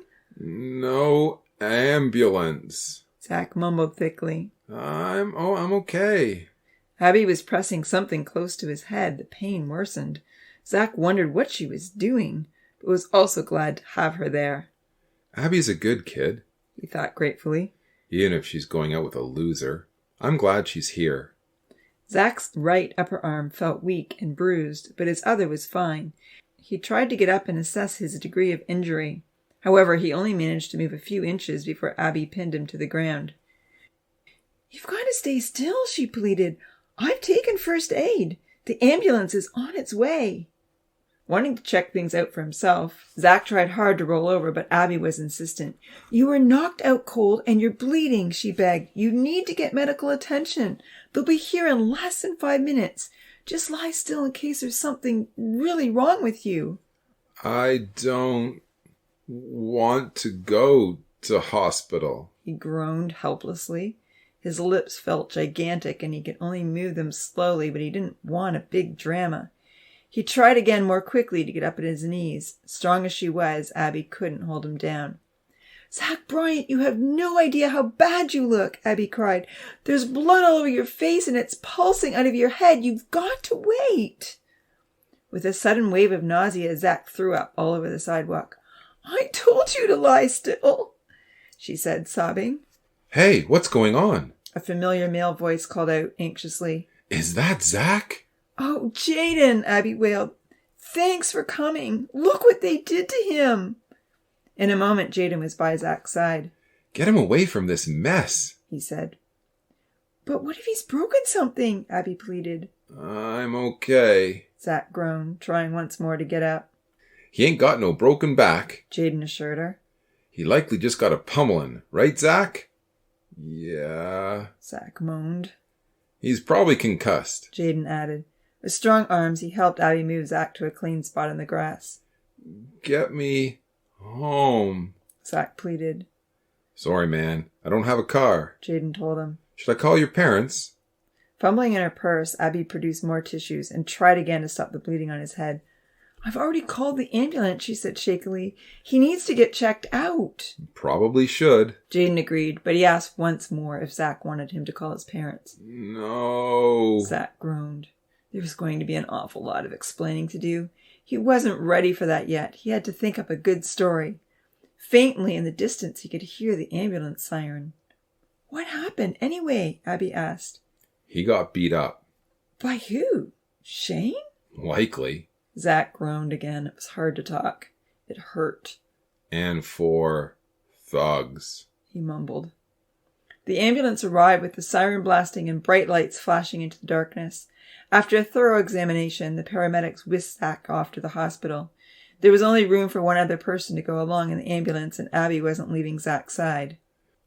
Take good care of him, Jaden told her before the ambulance doors swung shut. If he's going to be there all night, text me again, and I'll get there somehow. Zach remained conscious once he was on the way to the hospital. In emergency, he was rushed down the hallway to have a CAT scan. While he had a bad concussion and lots of bruising, the scan revealed there wasn't any sign of worrisome bleeding on his brain. A doctor shaved the hair around the gash and put in 20 stitches. Nurses cleaned up the blood, and by 4 o'clock in the morning, he was ready to go home. Who should I call? The nurse asked. Reluctantly, Zach repeated his home phone number. He had already given it to the triage nurse. He knew this wouldn't go over easy. His dad would be furious. Sitting with Abby in the lobby, waiting for one of his parents to arrive, Zach held an ice pack to his mouth while Abby held another one to his head. In a slightly awkward fashion, she was texting her parents with her other free hand to let them know Zach was all right and she would be on her way home. Zach sat silently watching the television screen above. He was glad Abby wasn't asking questions. Exhausted, he hoped against hope that his mum would be the one to pick him up. She was a little more understanding than his dad in such situations. He was sure she would take one look at him and feel some sympathy. However, it was his dad who showed up in the lobby. You all right, Zach? He asked tersely. Zach nodded. Thanks for staying with him, Abby, his dad said. No problem, she replied. Thanks, Zach mumbled painfully. It was hard to look in Abby's direction since she was holding the ice pack against his head. He hoped she knew he was talking to her. You're welcome, she said quietly. The nurse filled Zach's dad in on all the particulars. His vital signs were good. The scan showed there was no serious injury to his brain, but she strongly recommended that he avoid all contact sports for a month, preferably 2. If he had any headaches, dizziness, or nausea, he was to come back in. 2 months? Zach thought to himself in dismay. No way. I can't miss basketball camp. Exercise? He mumbled. Moderate strength training is fine, as long as you take it really easy, she cautioned. But no heavy lifting, and absolutely nothing strenuous for at least a week. And stop immediately if you feel any symptoms return. There's a basketball camp he hopes to go to in a month, Zach's dad told the nurse. Should he avoid that? Definitely, she replied. If he were to have another major blow to the head, it could be serious. She looked directly at Zach. You have to avoid all contact sports this summer. If you're feeling better in September, then you can give it a try, but you have to be very wary of any dizziness, nausea, or lack of coordination. This is serious, Zach. Concussions can have long-term consequences. They can even be fatal. Zach's dad nodded in agreement, but Zach was distressed. Missing camp would be a tragedy. There's no way, he told himself. I'll be better by then. The nurse asked several questions about what had caused a concussion. Zach was in too much pain to reply, and he didn't really want to relay any information. He didn't want things to escalate. A fight, was all he said. Leaning on Abby and his dad, Zach managed to walk out to the van. He had never felt so lousy in his life. Let's get you comfortable, his dad said, opening the sliding door and reclining the midsection bucket seat. It was a relief for Zach to lie back against the chair. It took a while for his dad to get the sliding door closed. Since the inside latch was old and sticky, the door often took a few tries before closing securely. The noisy slams made Zach's headache worsen. When they were all finally settled in the van, Zach's dad turned to him and asked, "Okay, so where were you and what happened?" Really? Thought Zach. That's the extent of his sympathy? Let's get you comfortable. And then whammo, he hits me with interrogation? Still feeling disorientated, Zach hadn't had time to think through his explanation. He knew he had to be very careful what he said. With his father being a teacher at Sterling High, not much got past him. He pointed to his swollen mouth. Abby was looking back at him to hear his response. He caught her eye, hoping she wouldn't give the story away. She seemed to understand. Hard to talk, he mumbled. Zach's dad sighed. All right, he said. Let's get you both home. When they reached Abby's house just a few blocks away from theirs, Zach caught her eye again as she was getting out. He spoke sincerely, if rather slurred. Thanks. Abby smiled and patted his arm. See you Sunday. I hope you're feeling better by then. Then she remembered something. Actually, I guess I won't. We'll be at the cottage. Hey, remind your parents that the Alderson family lives up that way, Zach's dad told her. They'd love to have a memorial meeting with you. I'll tell them, Abby replied. But you know my mom and dad. When they're on vacation, they just want to hang out as a family. We probably won't go anywhere. With a sigh, Zach's dad nodded. He didn't respond. Zach knew what he was thinking. He had heard it expressed often enough. Where's everyone's priorities? His father often said with disappointment. Everyone's always going on vacation, absolutely loyal to their sports teams, having fun here or there. But what about preaching? What about our commitment to God? What about Bible study and encouraging each other to believe? Especially when we know the return of Jesus Christ is so near. Andrew, Zach's dad, would always be a profoundly busy man. His dedication to the work of the Lord was absolute, and the ecclesial family benefited greatly. He was a man of high moral standards and ideals who walked the talk. Yet sometimes his natural family felt neglected, and there were those in the ecclesia who felt he was too judgmental. Sometimes Zach didn't feel he rated very highly on his father's priority list, or measured up to his expectations for a young man of 17. He wanted his father's approval, but he often told himself that he didn't care. It was too hard to get, or so it seemed.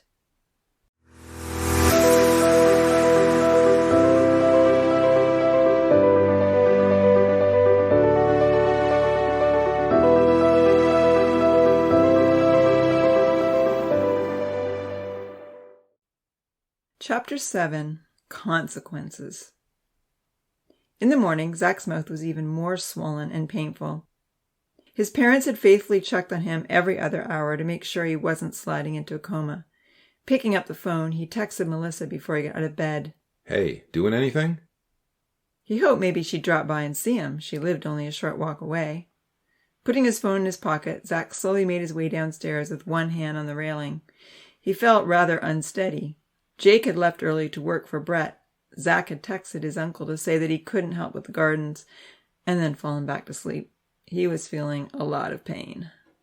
Hi, Mom, he managed to say, glancing over in her direction.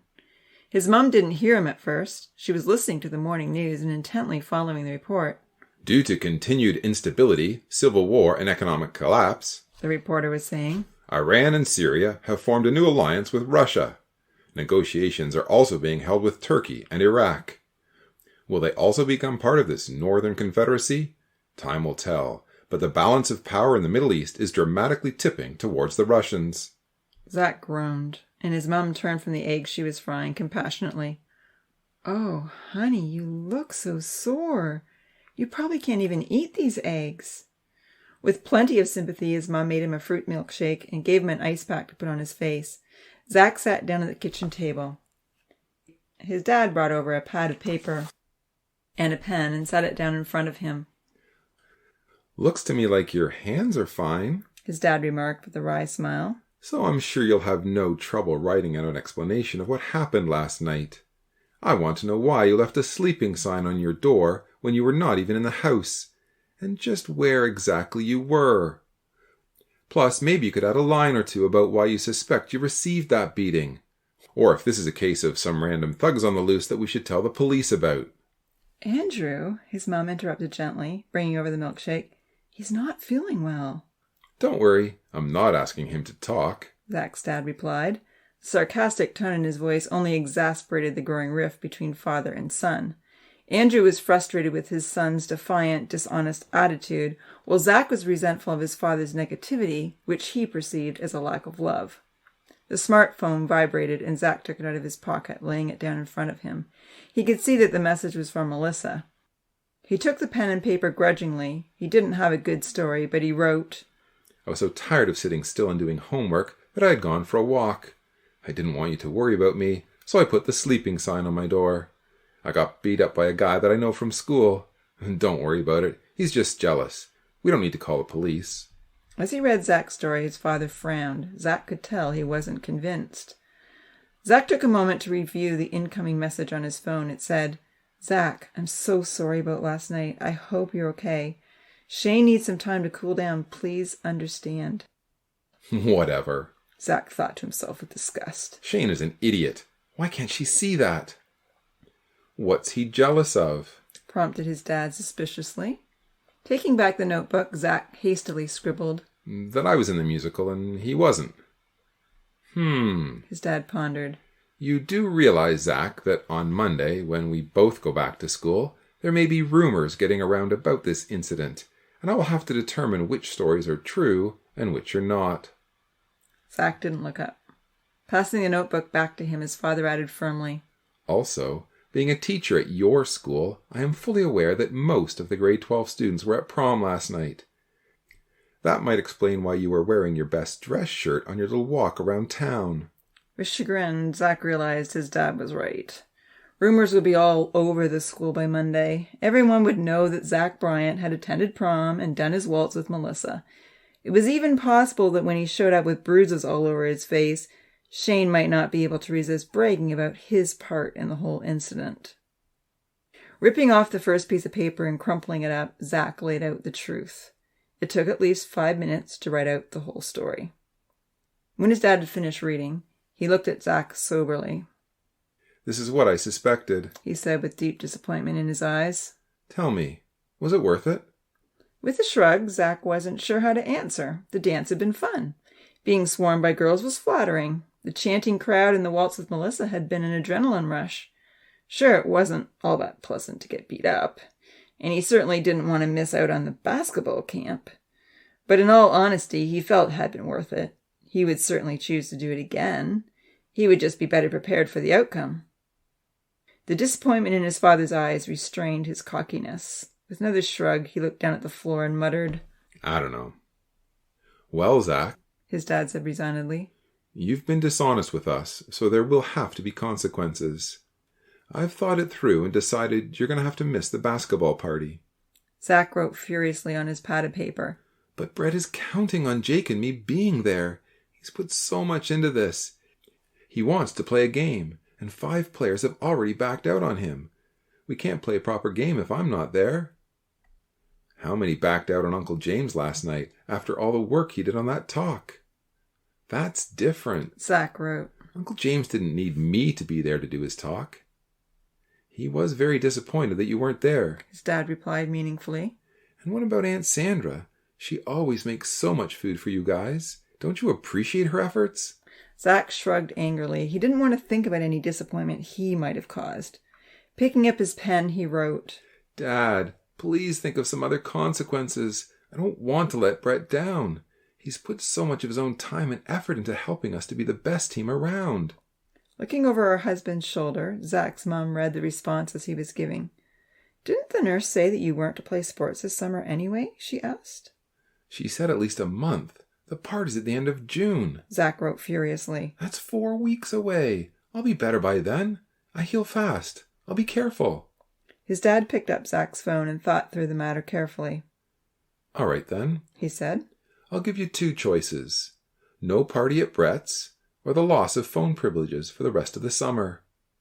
Not my phone, Zach thought desperately. His 2-year contract cost a lot every month, and how would he ever keep in touch with Melissa? Which one? I'm not 5. He mumbled angrily as best as he could. It hurt so much to move his lips. I'm paying for that phone. You can't take it away. What's your decision, Zach? Zach was angry. He couldn't miss the basketball party. It was the last chance the Scorpions would have to hang out together before summer holiday plans led them in different directions. He and Jake were the team captains. They had to be there. He would have to find another way to talk to Melissa. Slamming the table with his good arm jarred his head painfully. Feeling even angrier, he tried his best to stomp off to his room, but nearly lost his balance as he clomped up the stairs. "He's still in rough shape, Andrew," Zach heard his mom say sympathetically. Pride comes before a fall, was his dad's uncompassionate response. He didn't sound sympathetic in any way. The response made Zach even angrier, but he was in too much pain to do anything except crawl back into bed.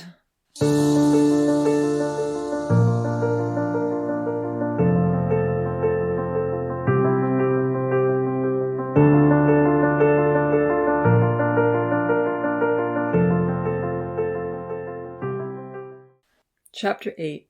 As Time Goes By. Rumors were flying around on Monday when Jake and Zach went to school. The swelling had gone down a little. Zach could move his lips again, and he didn't feel dizzy, but his face was black and blue. His mom had given him a super short brush cut to blend in with the shave patch, and he had a large bandage under his hat. As much as Zach treasured his old messy look, as Esther called it, and hardly recognized himself in the mirror, the messy look just did not look cool with a large section missing. Everyone at school wanted to know what had happened, and Zach got tired of repeating in words and texts. I got beat up by some crazy thugs. It wasn't long before people were guessing who the thugs might be, and then the whole story got out of hand. Zach had to explain that no, there weren't any guns, and no, the police hadn't been called in, and no one had been arrested. Shane and his buddies avoided Zach completely. Even Melissa hardly said a word to him all day. It seemed she was trying to avoid him as well, and Zach couldn't text her to ask why. However, on the way home from school, as he passed Jaden's house, it occurred to him that his friend would likely lend him his phone for a minute. Jaden and his younger brother were practicing free throws in their driveway. Often Zach would stop and shoot a few with them. Jaden's brother Isaiah was in grade 9 this year and had a great shot, but he would never make the basketball team. For as long as Zach could remember, Isaiah had been confined to a wheelchair due to a rare disease that had crippled his legs. Always smiling and cheerful, Isaiah had become the Scorpions' mascot, cheering loudly from the sidelines and waving banners he made himself. Sometimes he did a halftime show. It was amazing to watch Isaiah shoot three-pointers and retrieve the ball so quickly in his wheelchair. He was definitely a crowd pleaser. Hi there, Isaiah. Zach called out. What's your percentage today? Jaden and Isaiah always had a running average on how many shots they could make in a 15-minute span. Only 85% today. Isaiah smiled. I went to a youth retreat for the weekend. I'm out of practice. A youth retreat? Zach did his best to smile, but it still hurt to stretch his lips. Good for you, Isaiah. Zach had known for years that his friends were Christian. Often he had considered asking questions about what they believed to try and get a discussion going, but most of the time they were all too busy having fun. Serious discussions seemed out of place. You look rough, man, Jaden said solemnly, shaking his head. Although I gotta say, I like the brush cut. Gently clapping his friend on the shoulder, Jaden added, I sure wish I'd stayed with you Friday night. I had a feeling you were in big trouble. Thanks. Zach nodded. If you had been with me, they wouldn't have dared to take us on. Flexing his muscles in a show of bravado, Jaden laughed. Yeah, you and me. A formidable force. Isaiah threw Zach the ball. Let's see what your score is today, he encouraged. With other matters on his mind and a painfully bruised right arm, Zach couldn't get above 30%. He quit after 10 shots. You've only got a few months to get back into top form, Jaden teased. I need to talk to Melissa, Zach confessed, throwing the ball back to Isaiah. I lost my phone privileges. Any chance I could borrow yours for a sec? Sure thing, anytime, Jaden replied, taking it out of his back pocket and handing it over. That's rough, man, he added sympathetically. I couldn't live without my phone. Hitting the keys as quickly as he could, Zach texted the familiar number he often contacted more than 50 times a day. Hey, Melissa, this is Zach. My dad took away my phone, so I'm using Jaden's. You hardly spoke to me today. What's up? Melissa texted in reply, I'm so sorry. No more dancing. How about no more Shane? I'm too scared to break up with him, and I'm staying away from you so that you don't get hurt. So that's it. Zach mused. She's just scared.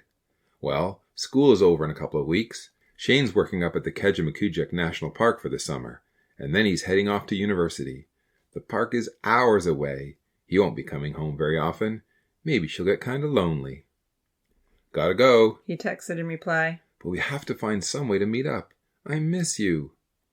I don't want you to get hurt, but I miss you too. Saying goodbye to his friend, Zach made his way home. For the next few weeks, he and Jake had all they could do to keep up with the daily routine.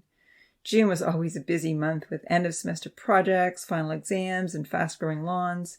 There was plenty going on at their hall, too, with the usual youth groups, Bible classes, and Sunday school picnic. Zach was now expected to be at everything. In the last semester, Zach's marks had slipped due to his involvement in the musical. He knew he'd be lucky to get honors this year, but there was one subject in which he hoped to do really well. Last year, Abby had claimed the math award, beating him by only 2%. He and Abby had been competing all semester. The fact that she had skipped so many classes this year to be with Brian was definitely in his favor. But weeks of neglected homework didn't help his cause. Zach was surprised, though, that in losing his phone, his study sessions at home became so much more productive. Jake was just as intent on doing well, but he was aiming for a science award. Zach had almost failed chemistry in first semester, but Jake was at the top of his class. Calculus gave Jake grief, but not chemistry. Both twins hoped to get into engineering, and high math and science marks would certainly help when applying to universities in December. Jake's top choice only accepted 200 students out of over 1,000 applicants. However, even with all the intense study, mountains of homework, and calls from Ellen and Brett, Jake still managed to finish off the thriller he'd been reading. He tried to talk Zach into starting it. It's so cool, he told his brother. You'll like Rainer, but be prepared to get really creeped out, especially when he gets tortured by the secret police. That's so scary. You'll love it. Tortured? Zach echoed. I won't spoil it for you. Jake smiled. But you'd better keep it hidden. Mom would probably say it's unwholesome. Zach tucked the book away in a drawer. It sounded like a great summer read. Finally, exams were over. The weeks had flown by. Summer holidays had begun. Most ecclesial activities came to a halt.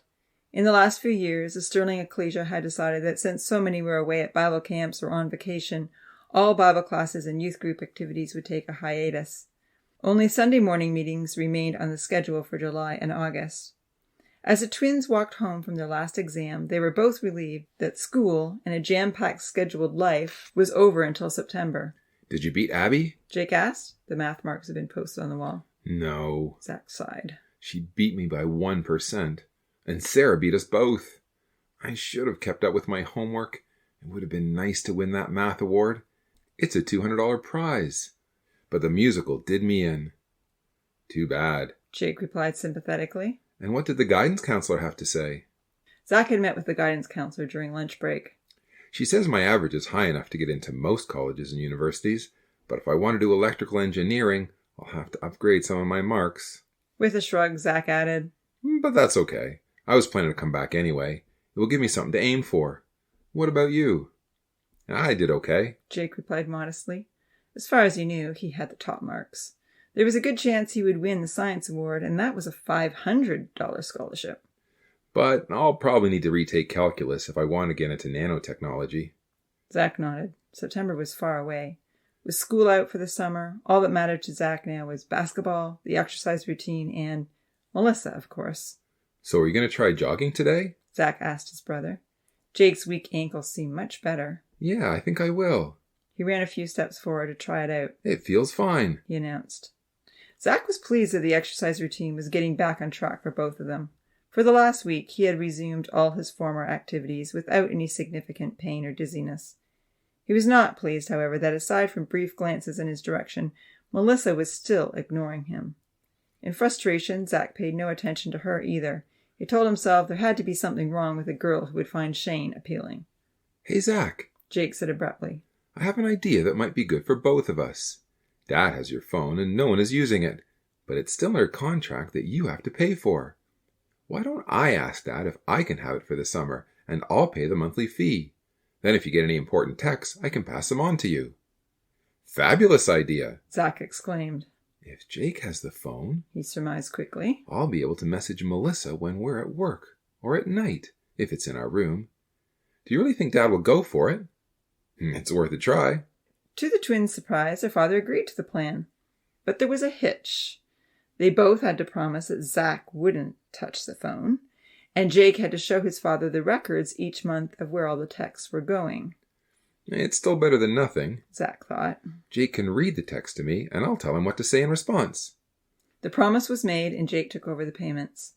The first text that came in was from Brett, reminding them about the basketball party Saturday afternoon. Excited and happy to be on summer vacation, 9 warm, sun-filled weeks stretched out gloriously ahead of them, or so they thought. In reality, there were only 7. Had anyone known what little time was left, it would have changed everything.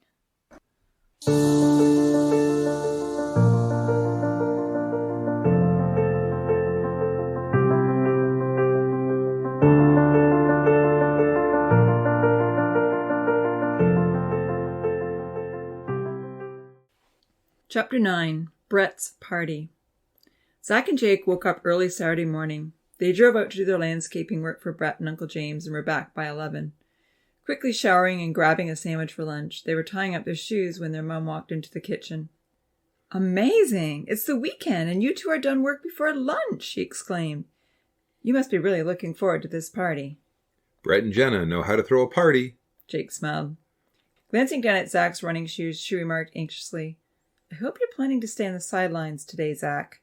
You can cheer everyone on, but it would be rather risky to get another hit." "Mom, I'm completely recovered," Zach told her firmly. "It's been over 4 weeks. Jake and I did a full workout yesterday, and I didn't feel any dizziness at all. I'll be fine." With a sigh, their mum reached into the fridge for the orange juice. "Zach, have you Googled concussions? Do you realize how serious this is? You shouldn't be going to that basketball camp with Brett either." "Mom, you do realize that Brett paid over $1,000 for both of us to go?" Zach reminded her. "He didn't ask you or Dad for a cent. If we don't go, he'll have wasted all that money." Their dad appeared in the doorway.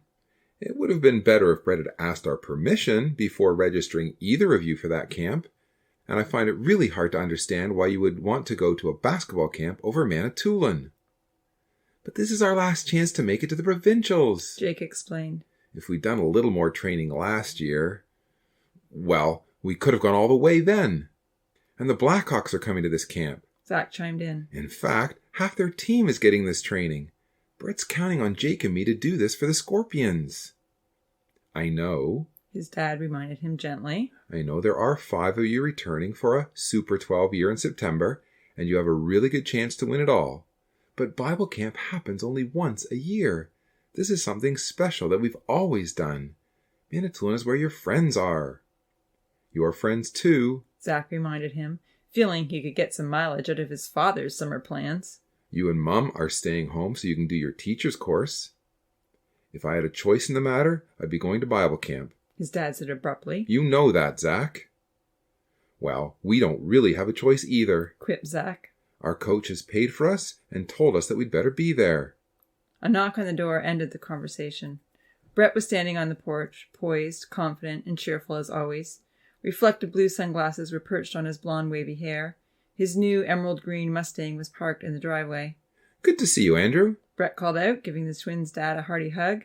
He greeted Lisa in the same way. "Wow, your lawn looks fantastic," Brett commented, glancing around the grounds. "Someone knows what they're doing." "That's Jake's good work," Andrew said proudly. "He mows the lawns and Zach looks after the gardens. I've got it pretty good." "You've done a great job with your kids." Brett nodded. "Thanks for letting me borrow them for the day. They deserve a party." "Thanks for all your coaching work," Lisa said sincerely. "But please watch Zach carefully, though. He's not supposed to be playing any sports this summer. He really should be just cheering today." "I'll take it easy on him," Brett agreed. Zach shot his mum a dirty look. "I'm fine," he insisted. "There's no way I'm not playing sports all summer." Jake took the back seat and let his brother have the front. Riding in the new Mustang was exciting enough, front or back. "I like the short hair." Brett said to Zach as he backed out of the driveway. I can see your face again. I don't. Zach moaned. I look like a geek. Brett laughed. In all seriousness, Zach, now you look like a clean-cut guy that I would trust to cut my lawns even when I'm not home. Thanks, Zach replied sarcastically. Hey, what about me? Jake chipped in. You wouldn't trust me? You still have that shady appearance. Brett smiled. I'd be checking your references.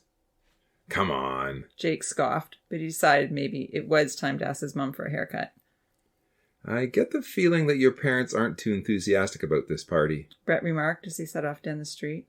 They don't want us to go to the basketball camp either, Zach complained as Brett headed toward the highway. Why's that?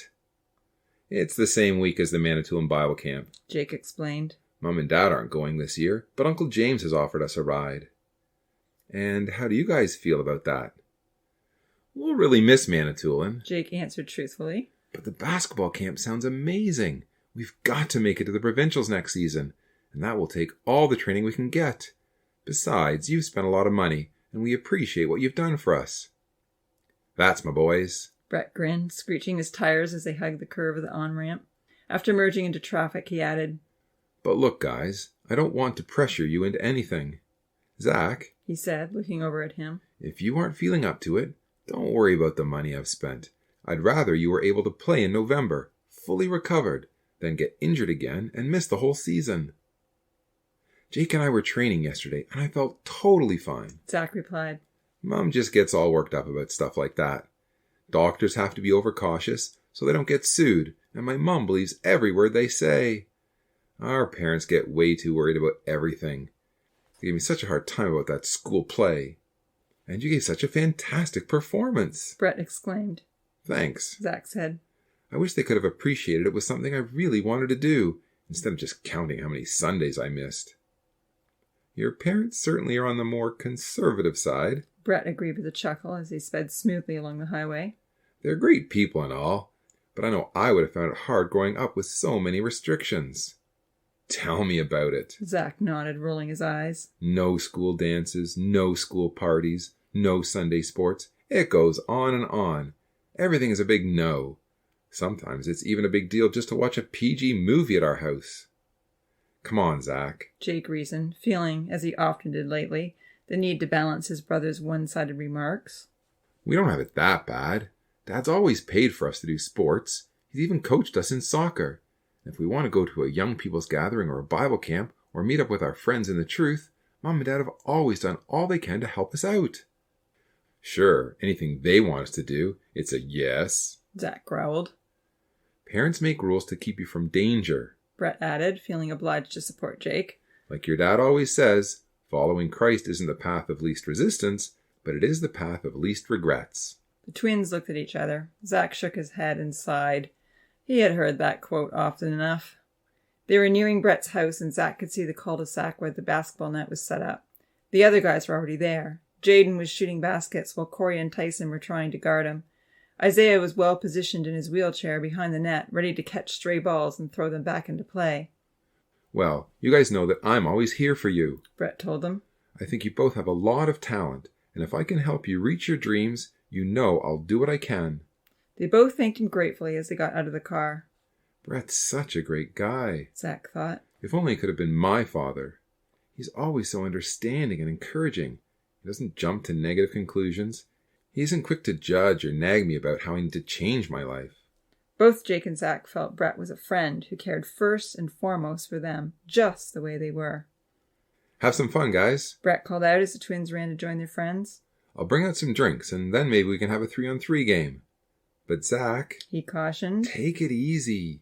I trust your judgment on how far to push yourselves, but don't feel you're under any pressure to play. We can find a way around the uneven numbers if necessary. Zach nodded. He felt fine. He couldn't wait to get back into the game. Isaiah threw him the ball and Zach dribbled it in. It was an easy layup and Jaden took the rebound. By the time Brett and his wife Jenna brought out the drinks, sweat was already soaking through everyone's shirts. The iced tea break was very refreshing. Zach chatted to Jenna about his plans for the summer while he guzzled a tall glass of the cold, sweet mixture. Jenna was a lot friendlier than Brett's first wife, who had been quiet and shy. Of course, Zach knew that it hadn't been right for Brett to divorce Natalie and marry Jenna, After many intense discussions on the issue, he was well familiar with the Bible references involved. He knew that Jesus clearly states in Matthew chapter 19, verse 4, "He who made them at the beginning made them male and female, and said, For this reason a man shall leave his father and mother and be joined to his wife, and the two shall become one flesh. So then they are no longer two, but one flesh. Therefore what God has joined together, let not man separate. And I say to you, whoever divorces his wife, except for sexual immorality, and marries another, commits adultery." Zach also knew his father felt Brett had not been adequately instructed prior to his baptism in regards to the lifestyle changes Jesus encourages believers to make. Brett's sudden divorce and remarriage 4 years prior caught everyone off guard and created a big upset in the Sterling Christadelphian Ecclesia that Zach attended. Many believed that because of Brett's actions, the Ecclesia should follow the scriptural directive given by the Apostle Paul. However, Brett's sincere and heartfelt apology led others to believe the directives were unnecessary, as Brett was already repentant. After months of debate on the matter, the Ecclesia decided to maintain the bond of fellowship they had with Brett. Controversies can be very stimulating and provide great impetus to dig deep into the Word of God if they are handled in a loving spirit of meekness, esteeming others above ourselves. Sometimes, in order to hold fast to truth, great effort needs to be made to combat error. Jesus warns that offenses must come to test our discipleship. Unfortunately, however, in the Sterling Ecclesia, while everyone had learned a great deal about the issue, the overheated debates had disillusioned many of the young and the newly baptized. Even now, Zach privately wondered which had been worse, Brett's foolish behavior or the hostile overreactions. Apathy and weariness still weighed heavily on everyone as positive outreach activities struggled to resurface. Unhappy with the negativity and the final decision, some of the more active members had moved to Ontario, taking their families with them, including many of the twins' friends. Sadly, Jenna was now not interested in coming out to anything at the hall or even talking about the Bible. Since his remarriage, Brett hadn't been the most regular attendee either, but Zach felt his coach came as often as he could. Turning up the music so they would all have a heavy beat to pump them up and get them moving faster, Brett joined the boys and they chose teams. Then they all went at it, as seriously as if it was a game that counted for the provincials. Zach felt exhilarated to be back in action, passing the ball to Jaden, going up against Jake for layups, dribbling back to the three-point line in the road, or guarding Corey. He didn't feel as out of shape as he thought he would. His right arm was back in good form, rarely missing a shot. He felt he had energy to spare. He could play basketball forever. For well over an hour, the games went on. Isaiah cheered from the sidelines and was always there to catch the out-of-bounds shots and passes. Zach's team won the first game. Jake's team took the next two. Then Zach's team won. It came down to a tiebreaker, and the intensity increased. Corey passed to Jake, but Zach intercepted and stole the ball. He dribbled over the line and came back furiously. He intended to pass to Jaden, but Jake stepped in the way. So Zach changed plans and decided to go in for a layup. Just as he leaped forward to shoot, Tyson jumped to block his shot, and Zach rammed full force into his extended elbow. He took the hit directly to his head, and everything went black. The others watched in horror as Zach crumbled to the ground, unconscious. For 5 long seconds, everyone stood in shock, looking down on their teammate. "Call 911! Jaden yelled. This is serious!" "Give him a minute," Brett replied, bending down to check Zach's eyes. "Hey, Zach," he said, gently pushing his eyelids up. "Can you hear me? Can you see me?" Voices were calling out to Zach, begging him to open his eyes. He could hear Isaiah above the others. Someone was actually prying his eyes open. Light was spilling in. Grudgingly, Zach complied and came to. His head was reeling. Brett was crouched over him. "Zach, are you okay?" he begged. "I can't believe we let this happen. I shouldn't have let you play." Directing everyone else to move back, Brett examined Zach carefully. His father had been a paramedic, so he knew the questions to ask and felt confident he could judge the severity of the situation. Zach could still see clearly, and he remembered getting the hit. Only his head hurt. So Brett and Jake helped him up. Jenna ran to get her lawn chair, and soon Zach was settled in a comfortable, partly reclined position, out of the sun and right next to the barbecue. Isaiah wheeled over to sit next to him. "You okay?" he kept asking, his dark face lined with worry. "I'll be fine. Do you mind getting some ice?" Brett asked Jake. "You'll find it in the freezer." Jake took off to get ice, while everyone else decided to take a break and have another drink of the cold iced tea. Jaden brought Zach a drink. Brett and Jenna started the barbecue for lunch.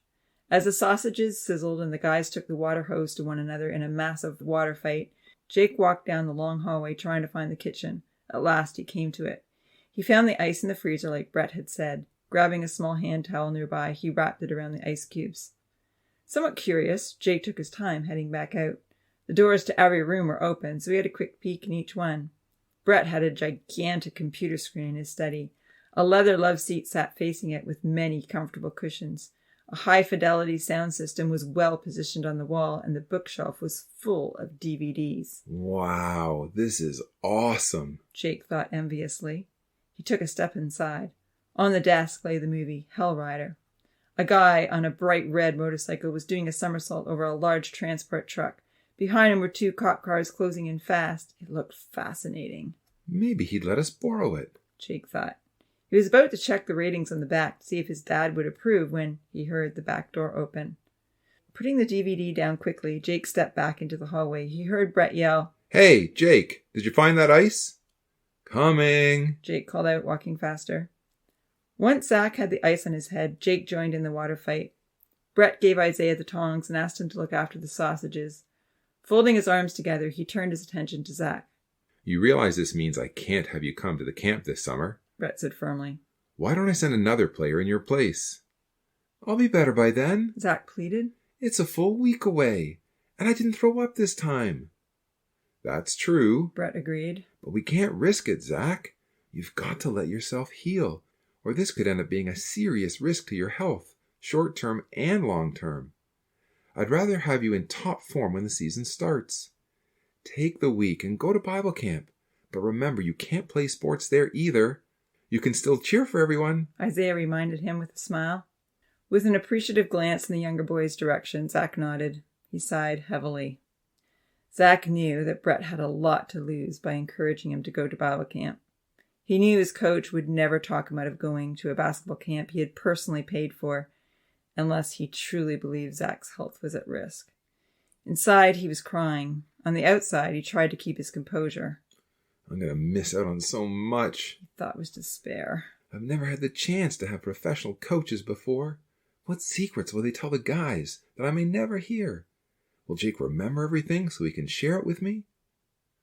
"Dad and Uncle James will be happy," He mumbled. "Yes, Brett agreed. I'm sure they will."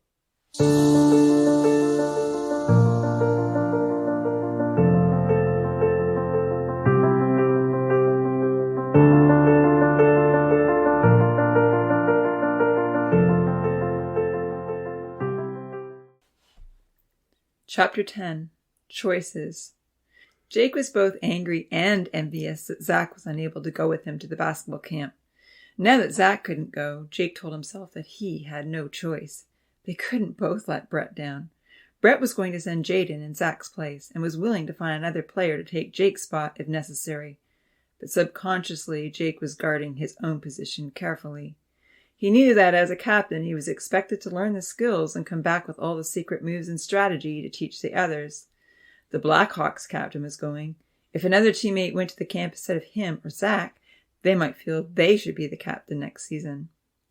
Jake was truly looking forward to the basketball camp, but he did have deep regrets about missing the trip to Manitoulin.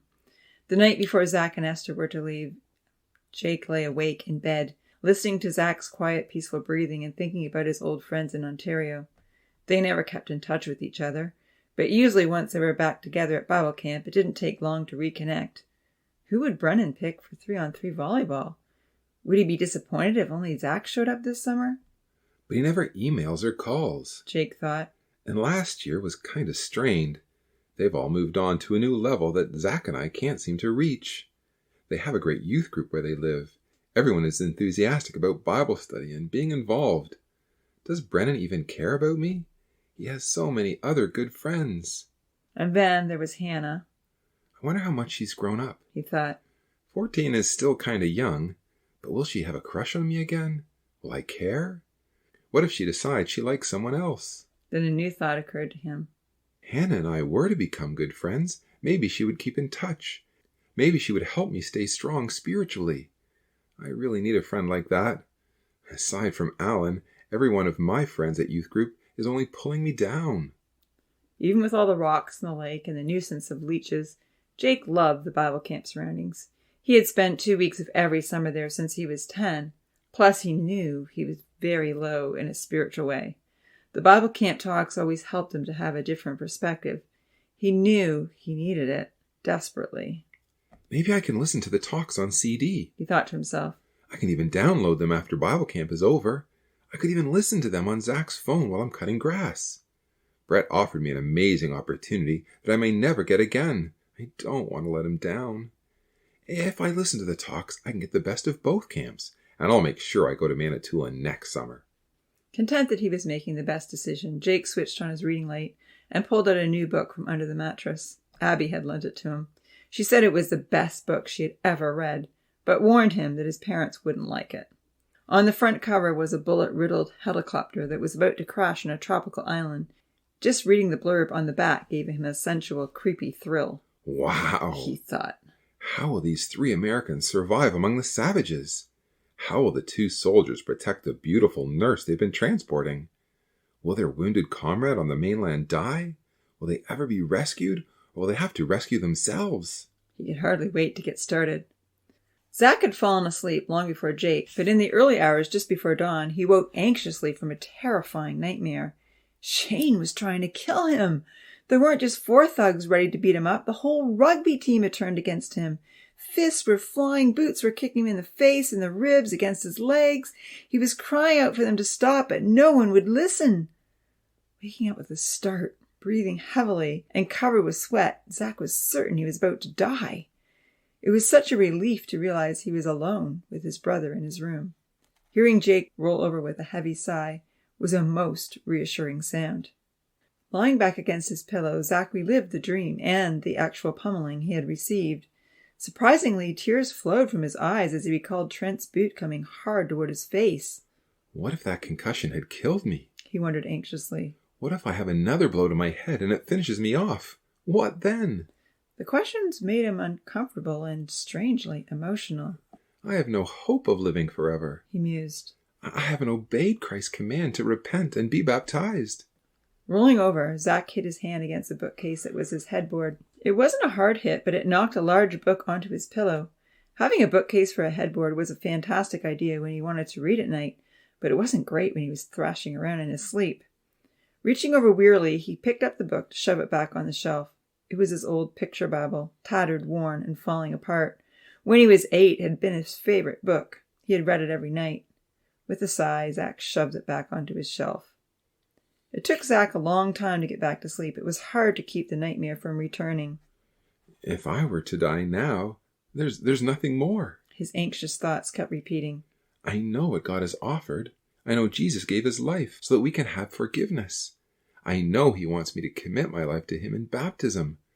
I will probably do it someday, maybe even next year, he assured himself. But I'm just not ready to make any big changes yet. I don't have my life in order, and I just don't feel anything in my heart. He sighed. I'd be a hypocrite to pretend otherwise. One day, maybe. Tossing and turning, Zach imagined what it might be like to stand before Jesus at the judgment seat. Why didn't you accept my call to salvation? He could hear Jesus asking him. I gave you every opportunity. In a world full of darkness, you were one of the few who saw the light. Why did you choose a few short years of pleasure over eternity with me? Zach groaned, tormented. He tried to divert his thoughts by replaying his dance with Melissa, but in those lonely, silent hours, he couldn't dismiss his conscience so easily. Maybe Bible camp will do me some good, he acknowledged. Even if I can't play sports and I don't have any fun, perhaps it's where I need to be. It might make a difference.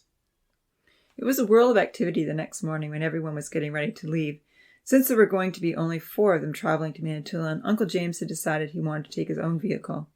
However, when they tried to pack Zach and Esther's things into the Honda Pilot, it soon became apparent that they weren't going to fit. Even with only 4 people, there was still a lot of stuff to take. Suitcases, sleeping bags, tents, tarps, coolers, a fold-up barbecue, as well as Aunt Sandra's bins of craft materials. Reluctantly, Uncle James began moving things over to his brother's old Astrovan. Jake was trying to pack as well for his basketball camp. In the midst of all the activity, just as Jake was zipping up his loaded sports bag, Zach's smartphone rang. Jake picked it up. It was Brett. Hey, Jake. Brett said. Look, I've heard that you might rather go to Bible camp. Now, I don't want you to feel... Jake interrupted. No, that's not true. I want to go to the basketball camp. Look, Jake. Brett said patiently. I don't want you to feel bad about the money I've spent. Sure, I'd rather you get this training, but I understand how important the Bible camp is as well. The money is not a problem. There's another kid on the team that I'm sure I can talk into taking your place. I don't want you to worry about offending me. You make your choice based on what you think is best, and I'll support you. For a moment or two, Jake was speechless. Everything that he'd carefully considered during the night flashed before his mind. Brett has given me one more opportunity to choose. I don't need to feel obligated. I don't have to do this. He weighed up the options again in his mind. He was very torn. Then he remembered how distant he felt from his friends in Ontario. No one calls. No one cares. He thought about the challenging theme for the week. In the last days, perilous times will come. He sighed. The basketball camp had professional coaches. He might be the star player on the team next season after getting this important training. They might win the provincials. Playing sports all day would be a lot more fun than sitting through hours of talks. Plus, he was finding it hard to concentrate on Bible talks lately. It might end up just being a huge waste of his time. I'd rather go to the basketball camp, Jake reaffirmed. Someone's got to fill Zach in on all the secrets. You're sure? I'm sure. Ending the call, Jake knew he was now fully committed. The decision had been made, and he didn't want any more hassle about it. Shrugging off any niggling doubts, he said a quick goodbye to Esther and Zach, who were stuffing the suitcases into the van, and took off to the nearby park. Jake didn't want to watch Zach leave. Brett was coming at noon to pick him up, and Jake was already packed and ready to go. Basketball camp? Here I come. He thought. I can't wait.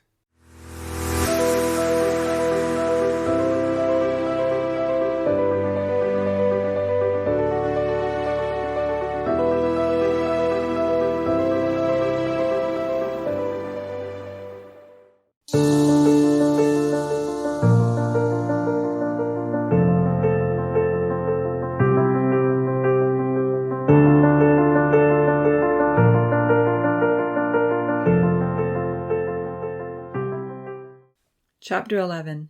Jake's Song. 24 hours is a long trip in any vehicle, but while the Bryant's family van was old, it was quite roomy and comfortable. Zach could remember previous trips to Manitoulin Island with his whole family on board. After spending the first couple of hours chilling out with his seat reclined, his earphones in, choosing tunes off the iPod, Zach decided to join in the lively conversation. Uncle James and Aunt Sandra weren't like his parents, on his case for everything, or so he felt. With his aunt and uncle, Zach felt a friendly camaraderie. He liked them a lot. I guess this is going to be a rather quiet week for you, Zach, Aunt Sandra was saying with a compassionate smile. How long has it been since you had that concussion? Zach calculated the time. Almost 6 weeks ago he had been in the final performance. He could well remember the adrenaline rush on stage with Melissa. Nearly a week later he'd gone to the school dance and been beaten up by Shane's gang of thugs.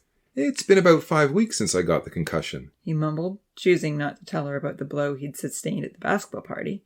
So far, he and Jake had managed to keep the second small concussion a secret.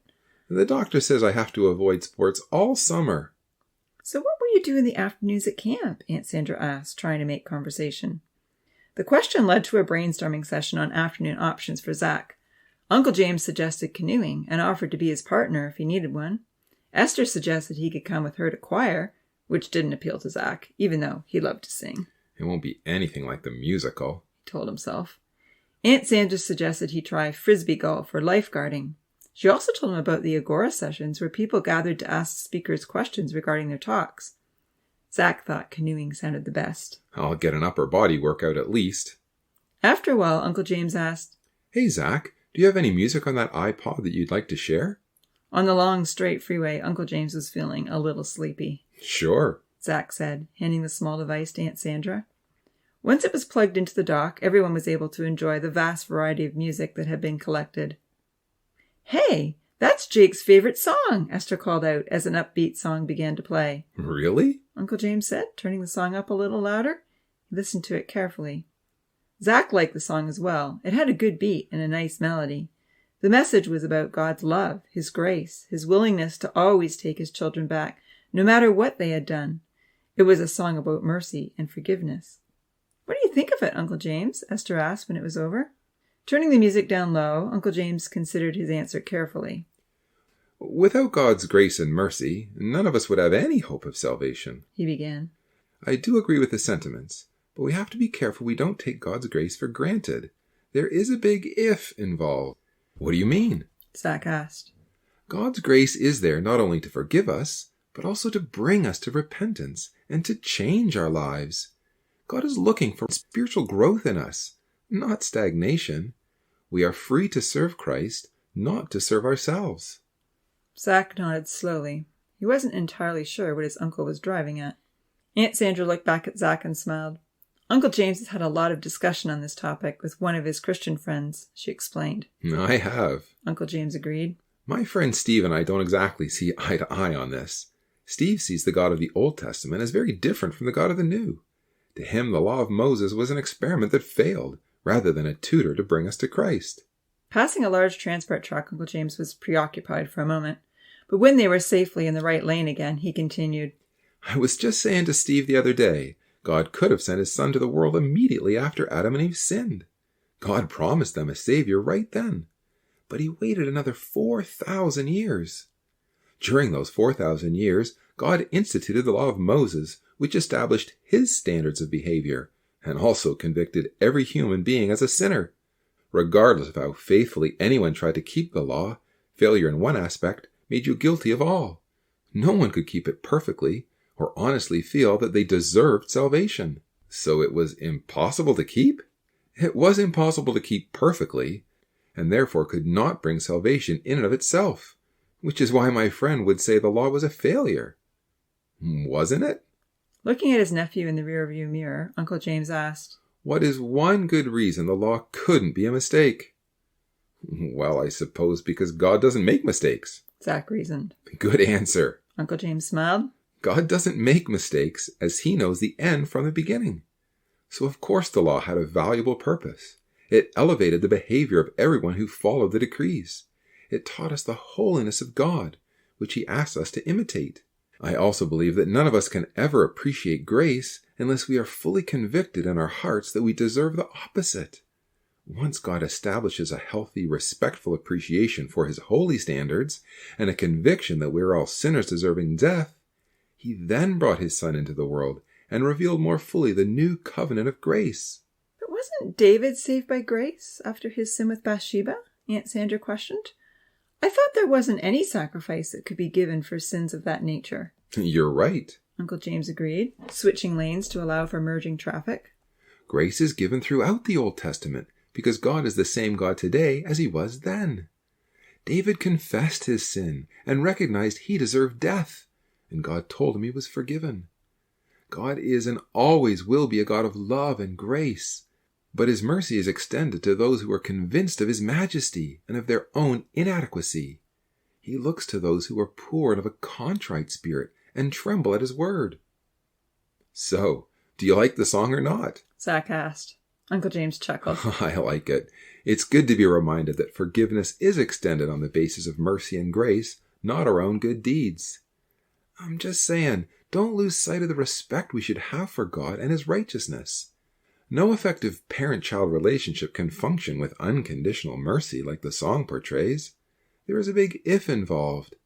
God laid a foundation of fear and holiness before sending his Son for a very good reason. I read an article just the other day which said, any so-called faith in Christ, which professes to release men from obedience to God, is not faith, but presumption. What is the big if? Esther asked.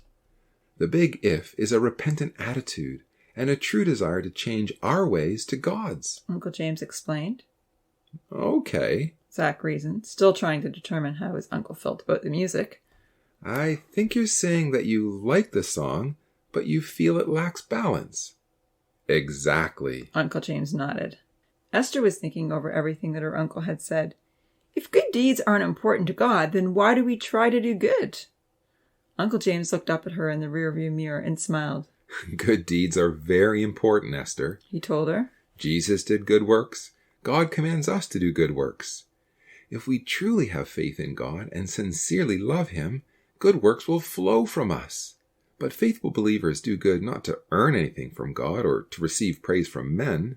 They do what is right when their hearts are right with God, when God's Spirit, as found in His Word, dwells in them. Aunt Sandra agreed with her husband and added, the offer of eternal life and the sacrifice that Jesus made for us is too great to be repaid by any good deeds that we can do. Salvation is a priceless gift. I like to think that good deeds are our way of saying thank you to God, if that's not too trite a way of explaining it. No, that helps, Esther assured her. You know, Uncle James added, I have always liked the analogy William Tyndale used at one of his last defenses. He was challenged about whether we are saved by faith alone, or whether we need works. His answer, by the way, cost him his life. He said, the fruit on a tree does not make the tree good or bad. It simply demonstrates what kind of tree it is. That quote has always stuck with me. If our lives lack good works, or are filled with bad works, we have to question the value of our belief. Esther and Zach were quiet for a few moments. While Esther was contemplating how good deeds fit into the balance of life, Zach was considering the concept of unconditional mercy. He wondered whether or not he fully appreciated the big if, and the right balance between God's mercy and judgment. Noticing that it was 6 o'clock, Uncle James turned on the world news. There were a number of big stories. 5 super tornadoes had ripped across the United States, causing millions of dollars of damage and over 100 deaths. Massive dust storms had created extraordinary chaos in Arizona. Fires were raging in California, and an earthquake had hit Ottawa, causing structural damage to the Parliament buildings. To top it all, Turkey and Iraq had joined the growing alliance with Russia. Britain and America were alarmed by the aggressive, bold moves. Even Canada was voicing concern. Russian warships continued to stream into the Mediterranean, troops were massing at the borders, and weapons were being stockpiled in Syria and Iran. Everyone was asking why there was a need for such a strong military presence. We all know what Russia intends to do, Esther said soberly. Now you'll have some more things to add to your talk, Uncle James. He's doing that talk again this week, Aunt Sandra told her quietly, still astonished by the news they had just heard. It's all happening so fast, I can hardly keep that talk up to date, Uncle James exclaimed. But there's still a lot that has to happen, Zach told himself. It could easily be another 10 years before the Russian Confederacy moves down into Egypt and up into Israel.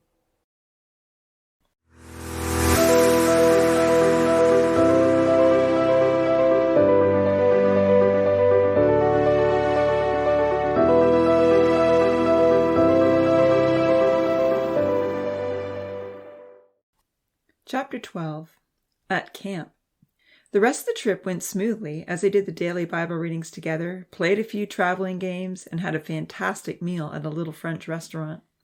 They stayed overnight in a small hotel, rose early the next morning, and spent another long day in the van. It was close to 8 o'clock the next night when they turned onto Cooper Drive. Golden sunlight streamed through the darkening forest as they rumbled down the dirt road that led to the Manitoulin Bible Camp. A calm feeling settled over Zach as he and Esther gazed out the windows, watching rays of sunshine flicker through the trees. Aunt Sandra tried to spot a deer. Zach felt like he was returning home, coming back to another world with different friends and different priorities. What kind of week will I have? He wondered. Will I be envying Jake the whole time, or be glad to be here? How far is it from the highway to the camp? Esther asked. About 2.5 kilometers, Uncle James replied. Perfect, Zach exclaimed. If I run to the highway and back every morning, I'll keep up some training. I don't want Jake to outdo me in everything when we get home.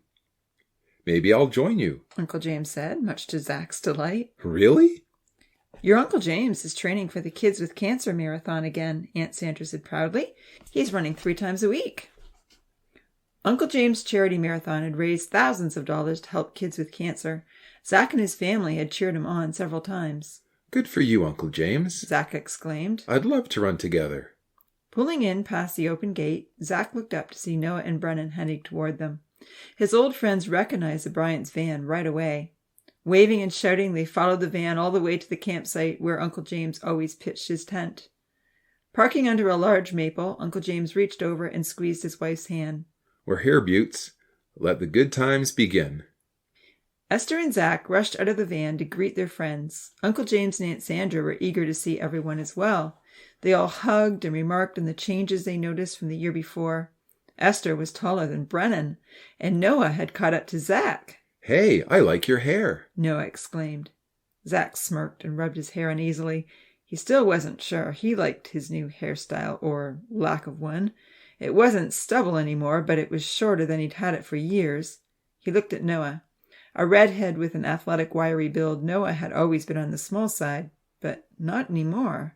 "How did you get as tall as me?" Jack chided affectionately, pushing his friend away. "I'll be taller than you yet." Noah grinned, pushing back. "Never," Zach exclaimed with a laugh.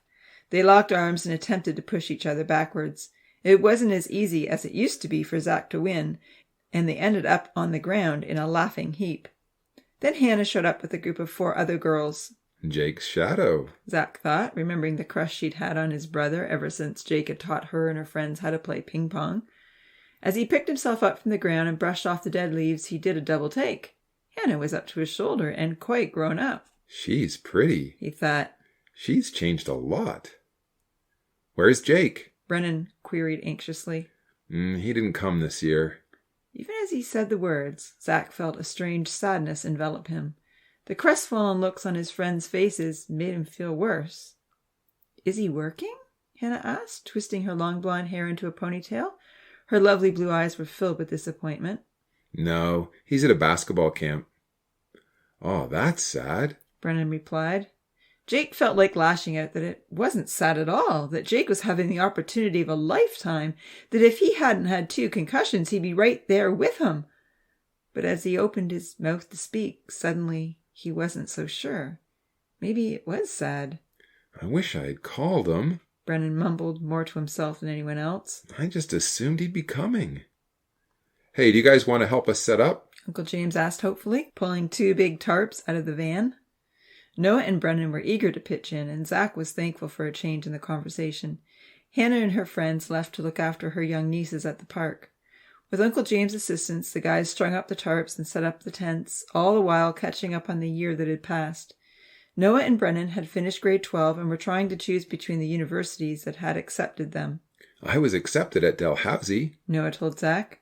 "but at the moment it's my second choice. He laughed. Nova Scotia is a long way away." "But you could live with us," Zach exclaimed excitedly. Having Noah back in Nova Scotia would be such a boost to all of them. "That would be fun," Noah reflected. When all the setting up was done, Zach went with his friends to see the lake. The sun was slipping down toward the horizon as they settled on the large rock by the shore. Delicate pinks and faded orange streaked softly across the sky. The clouds had a golden edging. Without much of a breeze, the water lapped quietly against the rocky shore and mirrored the sunset perfectly. "I'm glad you're here, Zach," Noah said with warmth in his eyes. "I wish Jake had come too. You guys make camp so much more fun." Zach smiled. It was nice to know he was still part of the group. "I don't know how much fun I'll be." He sighed. "I had 2 concussions last month, so I have to avoid sports for the whole summer." "You're kidding!" Noah and Brennan echoed in surprise. "No sports? Zach, that's tragic." Noah exclaimed. "I know." Zach grimaced. He looked down at the beach to the racks of overturned canoes. "I might take up canoeing instead." "We were hoping you'd join us for the 3-on-3 volleyball again. We've signed you up." For a moment, Zach thought about giving it a try, but quickly changed his mind. He had to be in top form for basketball. He couldn't risk another hit. "Sorry, guys." There were heavy sighs from both his friends. Looking up, Zach saw Hannah and a bunch of her girlfriends walking down the beach. "Hey," they called out. "Icebreakers are on at the teen classroom." "Icebreakers?" Brennan exclaimed. "We'll be there." That night, as Zach wandered back to his campsite alone, he thought about the basketball camp. Sure, he was glad he had come to Manitoulin in many ways, but he wondered enviously what his brother was doing. Jake would have already had a full day of training, whereas Zach had been sitting lifelessly in a van, traveling for hours on end. Jake would be trying to decide if he wanted to try windsurfing or dragon boat racing, Well, Zach was stuck with canoes. Jake would be... Ouch! Zach suddenly stubbed his foot on a rock. He had forgotten to grab a flashlight before the sun went down and it was dark on the playing field. Ooh, that hurt, he said angrily. Then he heard giggling. It sounded quite close by. Who's there? He asked, peering into the darkness. He couldn't see anyone. Just us. There were more giggles. Who's us? Zach didn't recognize the voice. Don't step on me, his sister's voice called out with alarm. We're watching the stars. Isn't it past curfew? Yes, but Uncle James and Aunt Sandra are coming to watch too, Esther explained, sitting up. Zach could see his sister now, a dark shape against the trees and quite close by. Hannah's sleeping over tonight, and Uncle James said he'd show us the constellations. 2 bright flashlights were coming their way. Sounds cool, Zach said. Mind if I join you? Aunt Sandra brought a large blanket that she spread out for everyone. Lying on his back beside Uncle James, Zach was amazed at the depths of stars he could see.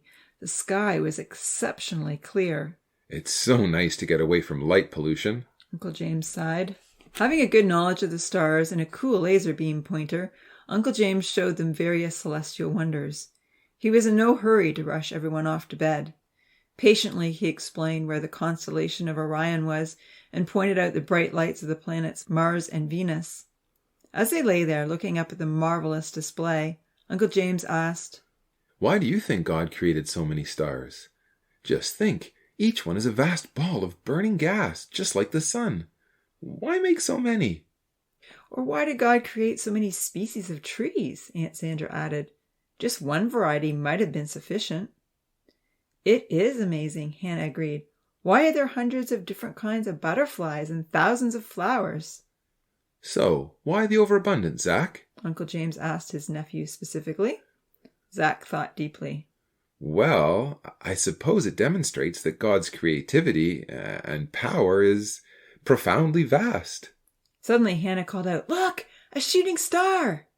Zach caught the tail end. It had streaked right across the sky. Amazing! He shouted. For the next 15 minutes they all watched intently for shooting stars. Aunt Sandra was the first to notice a second bright streak. For the next 15 minutes they all watched intently for shooting stars. Aunt Sandra was the first to notice a second bright streak. There were several minutes of silence as they absorbed the awesome display of power above them. Speaking quietly, Aunt Sandra quoted a psalm. When I consider your heavens, the work of your fingers, the moon and stars which you have ordained, what is man that you are mindful of him, and the Son of Man that you visit him? The verse resonated in Zach's mind long after he crawled into his sleeping bag. God's creation is so magnificent, he considered. I'm just a tiny speck down here on earth in his eyes. I have all these huge plans for my life, but so do millions of other people. What are my plans compared to God's? The answer was simple. Insignificant.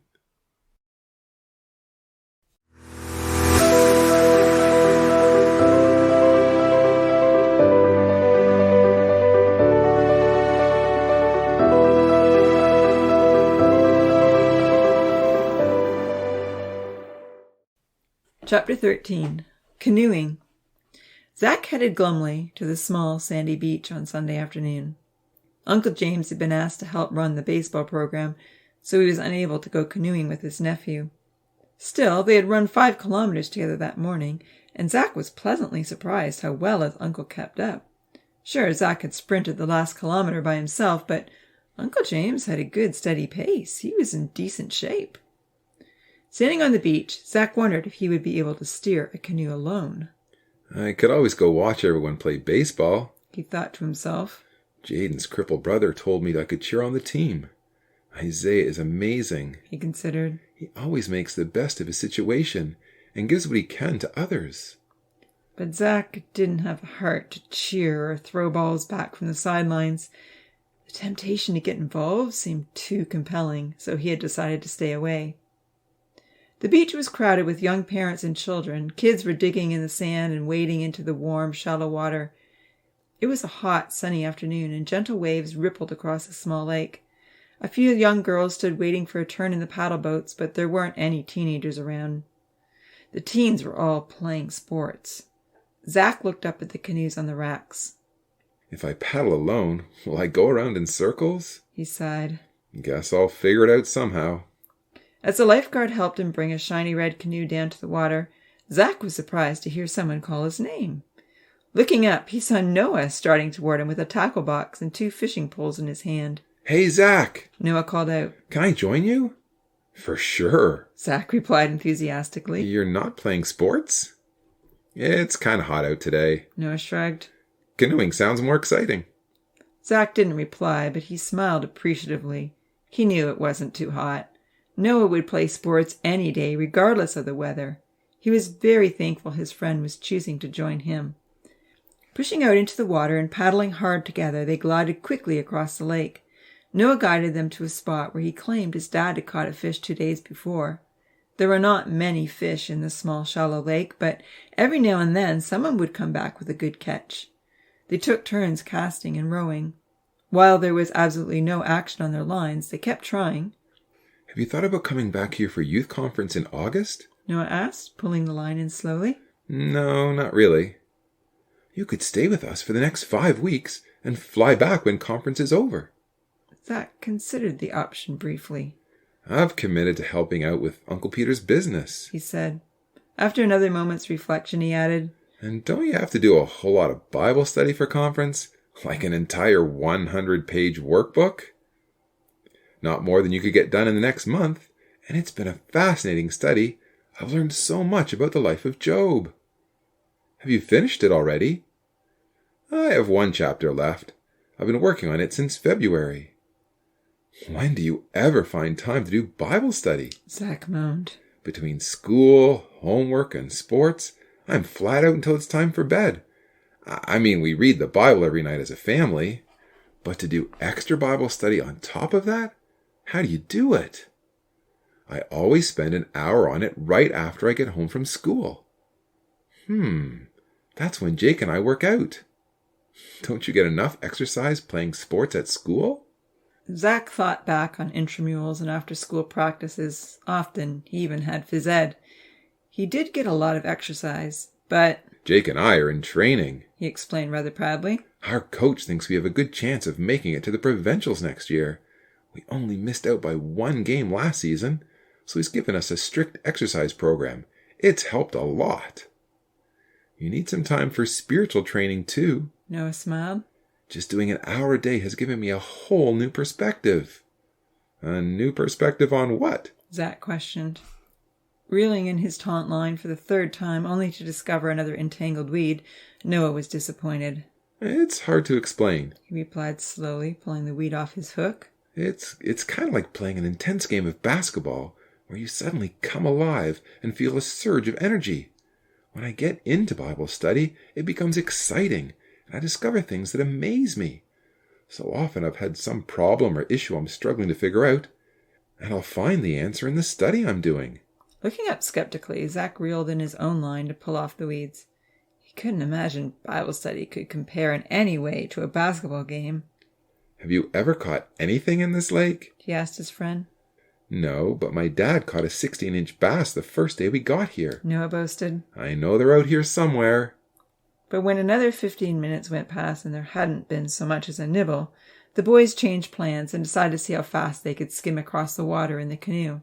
Action was what Zach loved. Fast, intense, heart-racing action. It was even better when it ended up with a refreshing spill into the lake. Noah had purposely leaned over too far.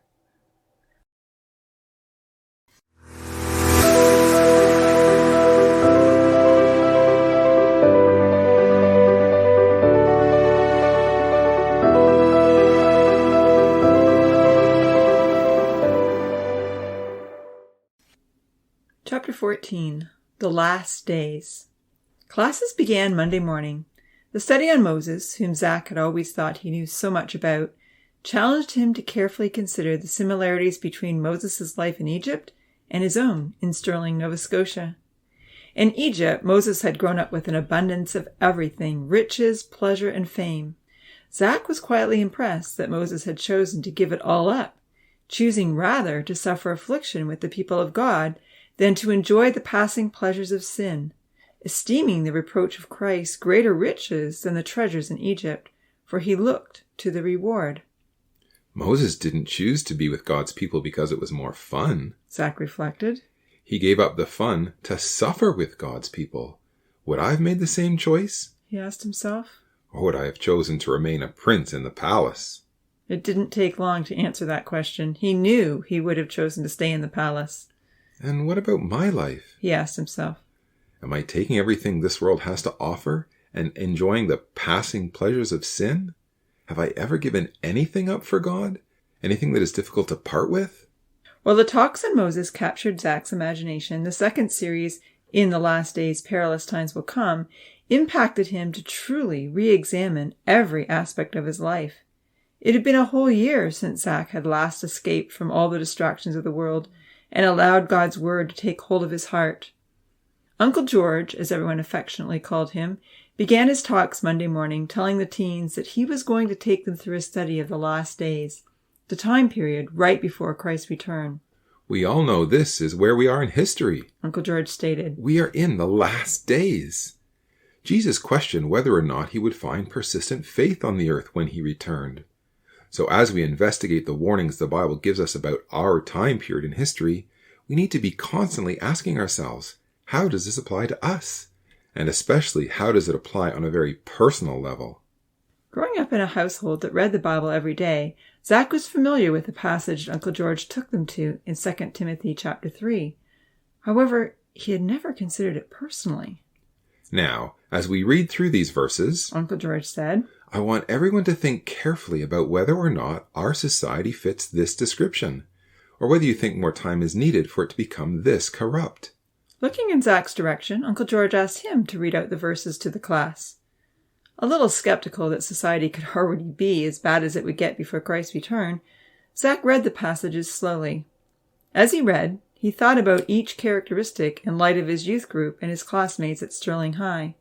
But know this, he read, that in the last days perilous times will come.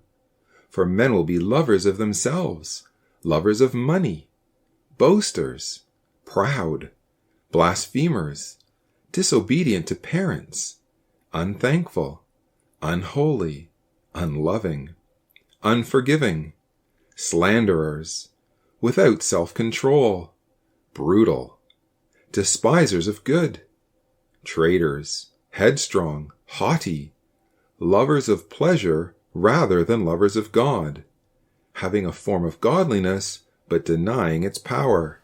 And from such people turn away. He looked up at Uncle George in astonishment when he was done. Everything fits, he thought. Thanks, Zach, Uncle George said, and then he began to go through each characteristic in more detail. Uncle George even had newspaper quotes to prove these characteristics were the prevailing attitude. The scariest part was that Zach began to see himself in the verses. Had he become just like the civilization which was soon to be destroyed? How often had his parents told him that he thought the world revolved around him? I've been very self-centered recently, he considered. Disobeying my parents, lying to them, unthankful for what I have, and unloving. In the last few months, I've acted in a headstrong, haughty manner, determined to live life as I please, regardless of what anyone else thinks. And with the school play, I certainly loved pleasure more than God. The musical came before everything. Am I like the people described here as having a form of godliness, calling myself a Christian, but denying God's power to transform my life? Always before, when Zach had compared himself to the other renegades in his youth group, he felt confident that he was leading a fairly good life, even if he hadn't yet chosen to be baptized. After all, he wasn't doing drugs, or obsessed with violent video games. He'd never even had a girlfriend. But now, faced with a list of wrong attitudes in 2 Timothy 3, he felt guilty. He left class that day with his head down, carefully thinking things over. What if these really are the last days? The last minutes before Christ returns? He pondered. I know I'm on the wrong side. I need to change.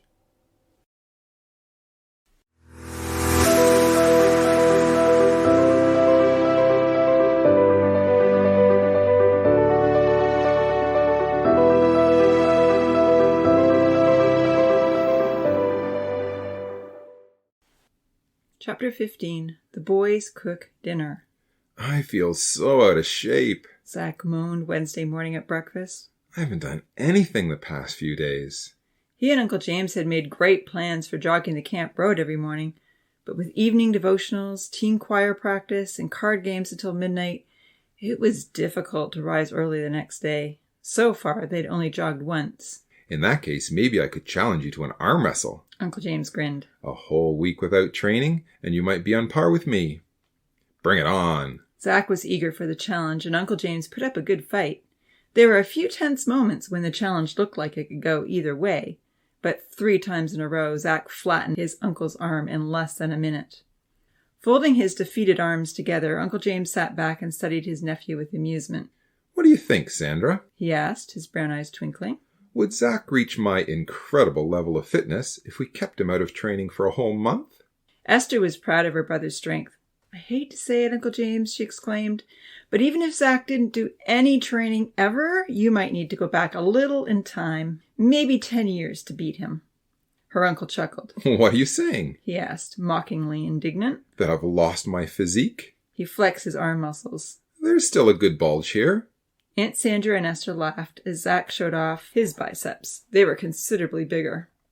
10 years ago, Zach wouldn't have had a chance, Aunt Sandra chipped in supportively. That's my wife. Uncle James smiled. Then he seemed to think it over more carefully. Just a second. 10 years ago, Zach was only 7. Aunt Sandra tried to explain what she really meant, but it ended in laughter. Turning his attention back to his nephew, Uncle James said, Well, Zach, you've been paddling every afternoon, getting an upper body workout, so maybe that's not your area of weakness. Perhaps we should try leg lifts. How would you do leg lifts around here? Aunt Sandra laughed affectionately. Uncle James pondered the matter carefully. I know, he said with a smile. Let's see who can do a tree squat the longest. Tree squat? Esther queried. But Uncle James was already heading toward the large maple that sheltered his campsite.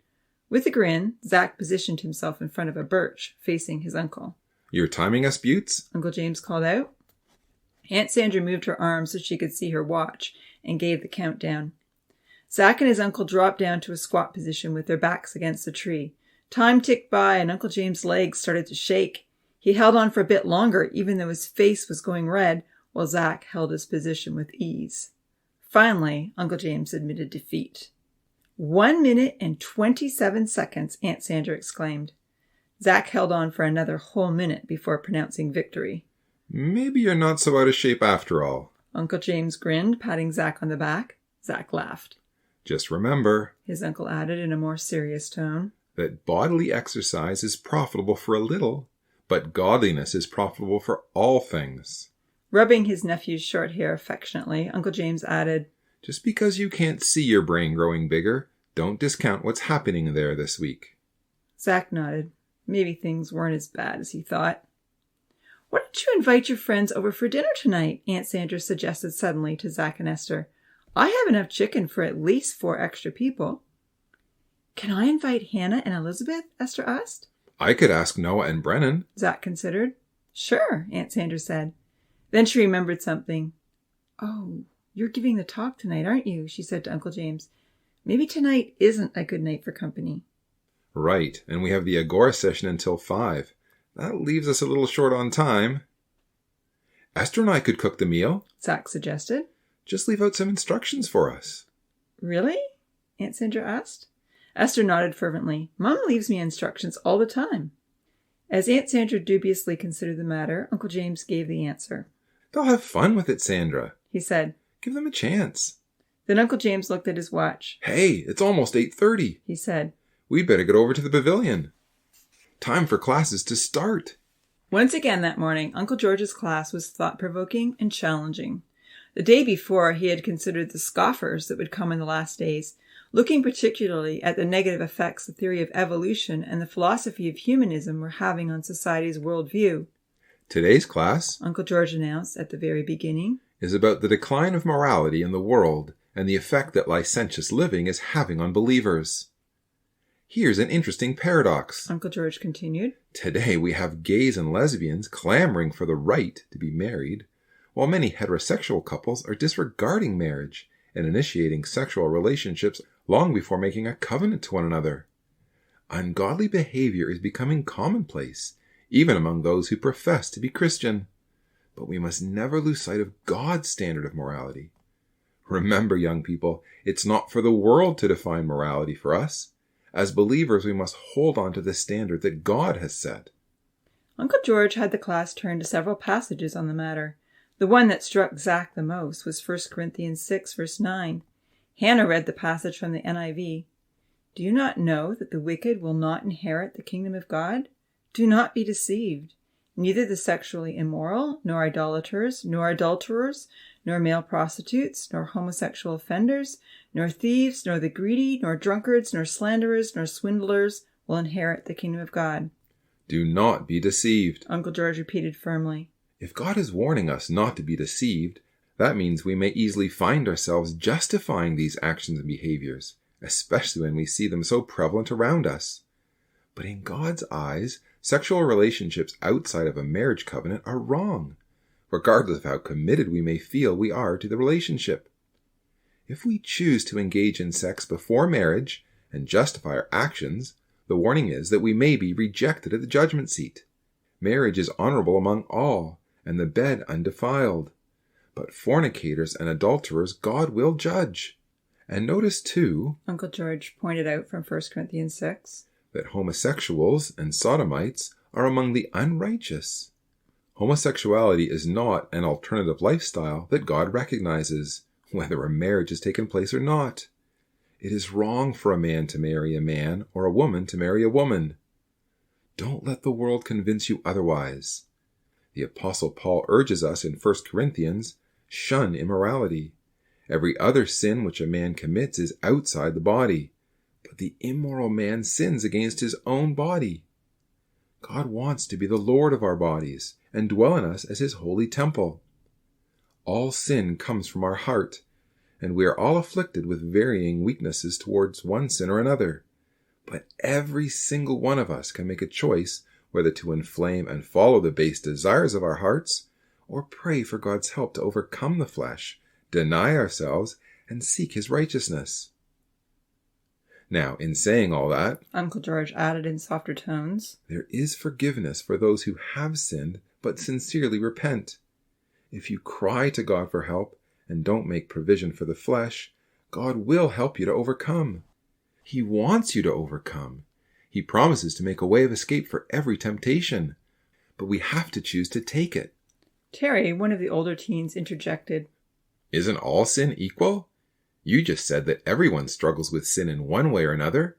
So if I have sex before marriage, or break the speed limit, or yell at my parents, or become a homosexual, it's all just sin.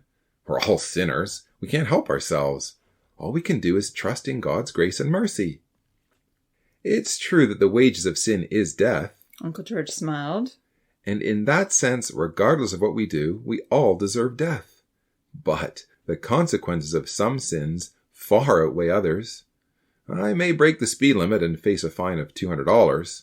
However, if I choose to kill someone when I'm angry, I will likely be in prison for the rest of my life. I will feel great remorse for the pain and loss I have caused others. And don't be deceived. The consequences of sexual immorality can play havoc with our future relationships and emotional well-being. Zach couldn't help think of his father's oft-quoted axiom. The Christian life isn't the path of least resistance, but it is the path of least regrets. Terry was shaking his head. There is also a big difference between willful sin and accidental sin. Uncle George added kindly. There is no sacrifice to cover willful sin. There wasn't one in the Old Testament, and there isn't one under Christ. Hebrews chapter 10 says, For if we sin willfully after we have received the knowledge of the truth, there no longer remains a sacrifice for sins, but a certain fearful expectation of judgment. What is willful sin? Hannah asked. The word means willingly, to act with intent and purpose, premeditated. Uncle George told her. It's a decision to sin rather than an accidental lapse of weakness.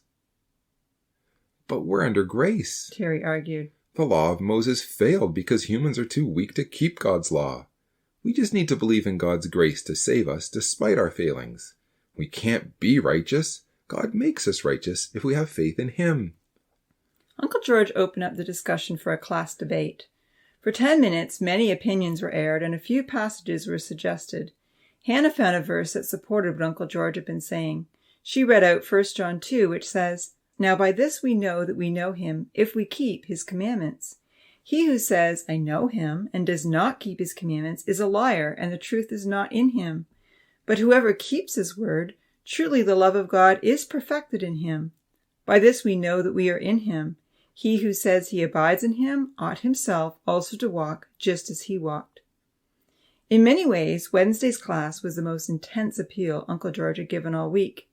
In the canoe that afternoon, Zach and Noah spent a great deal of time discussing the issues he had raised.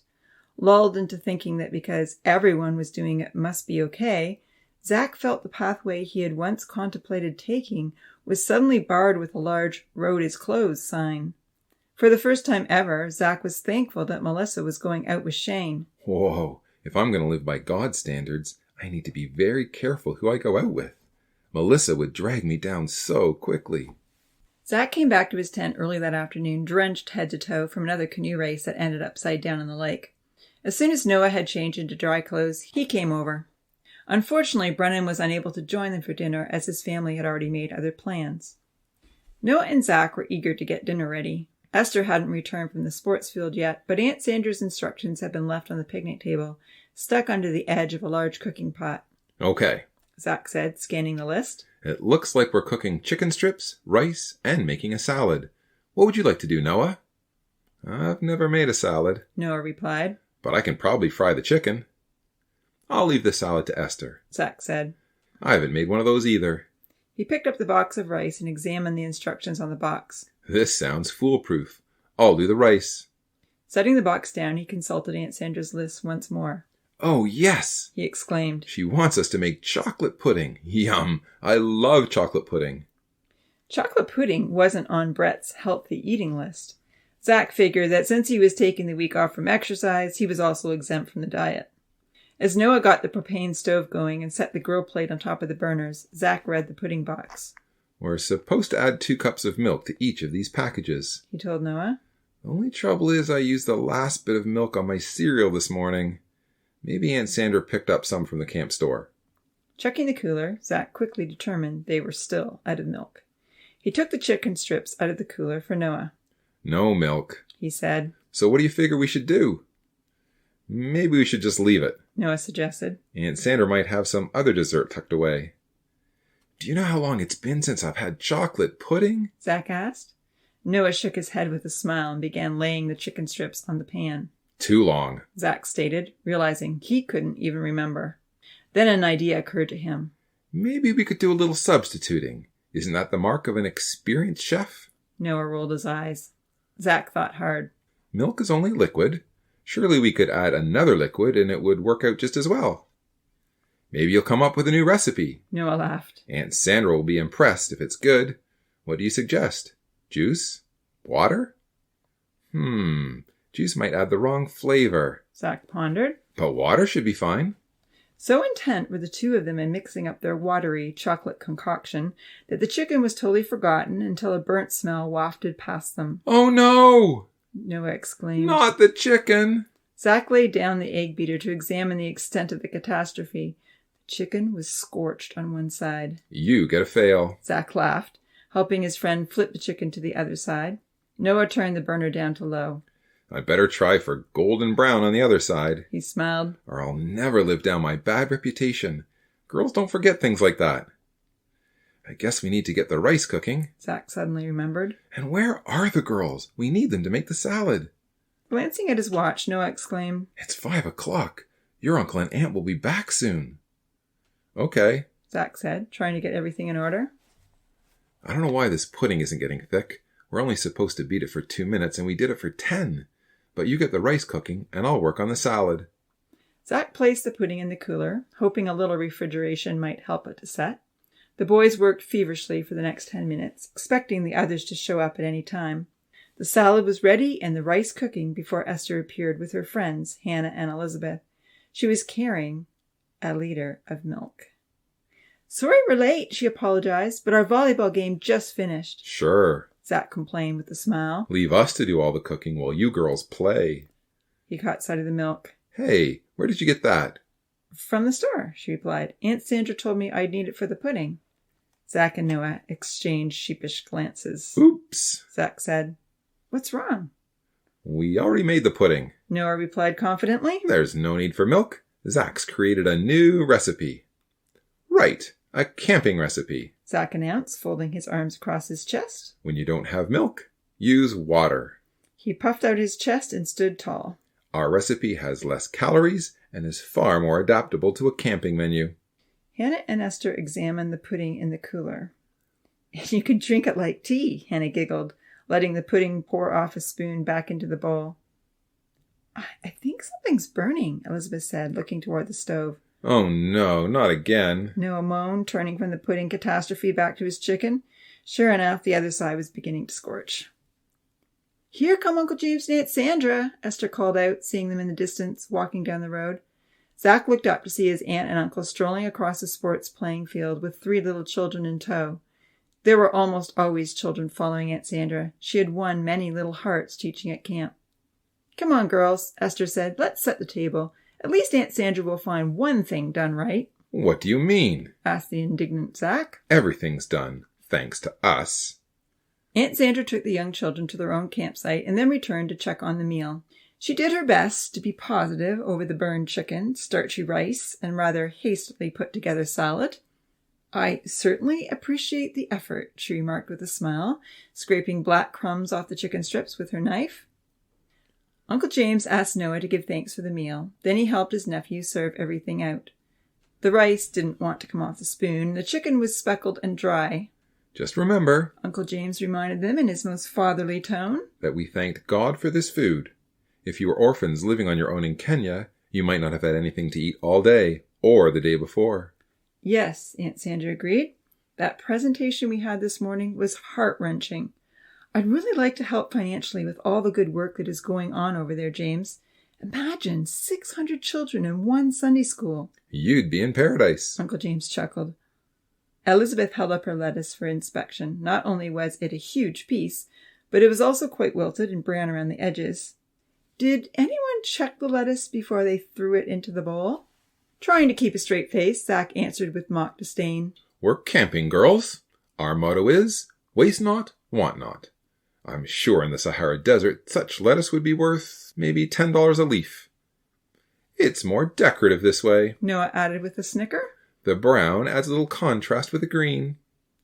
"Since when do you throw the whole cucumber into the salad?" Hannah asked, wrestling a huge piece with her fork. Hey, Zach remarked in defense. we like veggies and dip.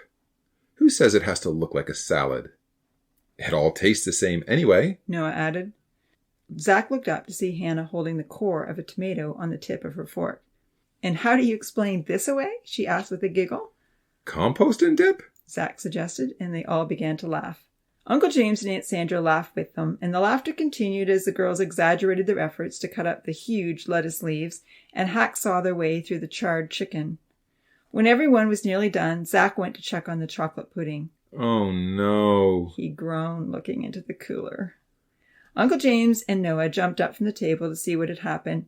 Aunt Sandra remained where she was with her face in her hands. Somehow the bowl had shifted and chocolate syrup had run over everything in the cooler. It was an incredible mess. Zach picked up the bowl and instantly jumped back as chocolate sauce dribbled onto the ground in front of him. Who wants dessert? He asked, laughing. There were no takers among the girls.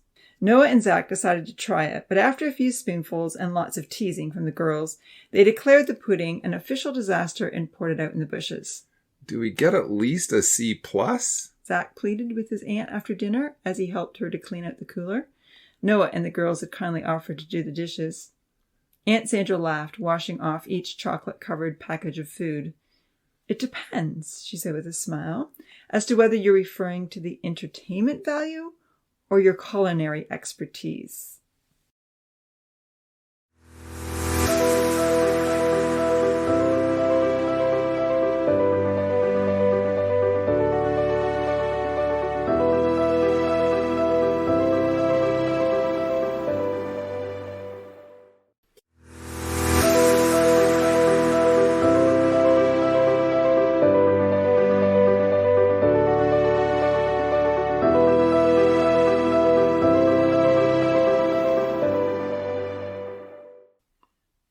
Chapter 16. The Storm. I'm sorry, man. I can't join you at the lake today. Zach looked over at Noah and shrugged. No worries. He said. I don't expect you to canoe with me every day. Noah sighed. Brennan signed me up for the 3-on-3 volleyball tournament, and he really needs me this afternoon. Go have some fun. Zach grinned. But I'll expect you back on the lake tomorrow. Noah laughed and promised to be there. Then he hurried off to his game. For a moment, Zach wondered if he should go watch the tournament. It would be exciting. Brennan, Noah, and Simon were up against some stiff competition, and he could cheer them on. But what if someone gets injured and needs a substitute? I'm not sure I could stop myself from jumping in. Wandering down toward the water, Zach was deep in thought. He and Uncle James had gone out for a jog that morning, and while he hadn't told his uncle, he had felt very lightheaded on the way back. What a pain this concussion stuff has been. Will it always be a problem for me? And what if I'm accidentally hit again? Could it get worse? Not only was Zach feeling a little unnerved by the dizziness he had experienced that morning, the talk his uncle had given the evening before had kept him awake for many hours. Uncle James had made a strong case for believing that Jesus could come back at any time. Zach had always thought that he would see Israel dwelling in peace in the sudden northern invasion before Jesus returned to gather his saints to him. However, Uncle James put forward the view that Jesus may come unknown to the rest of the world, resurrect the dead, judge those who are responsible to him, and then spend time, maybe 10 years or more, instructing and building a relationship with the saints.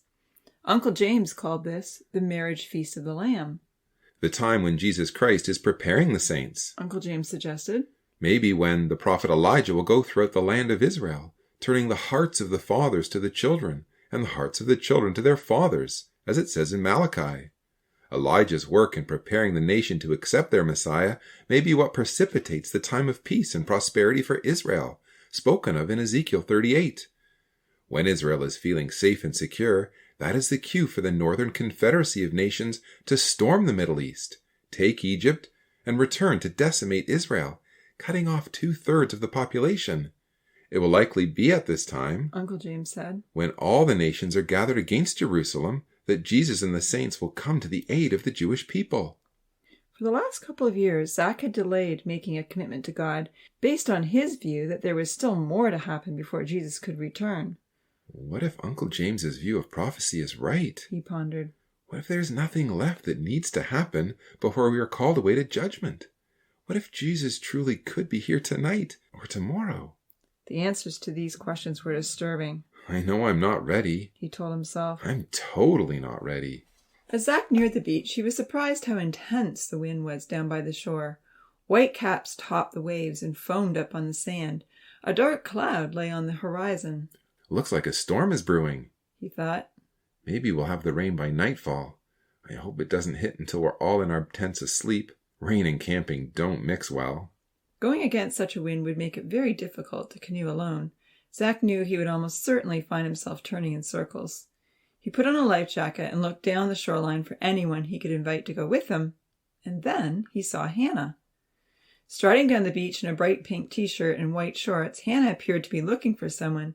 Catching sight of Zach, she waved and began walking toward him.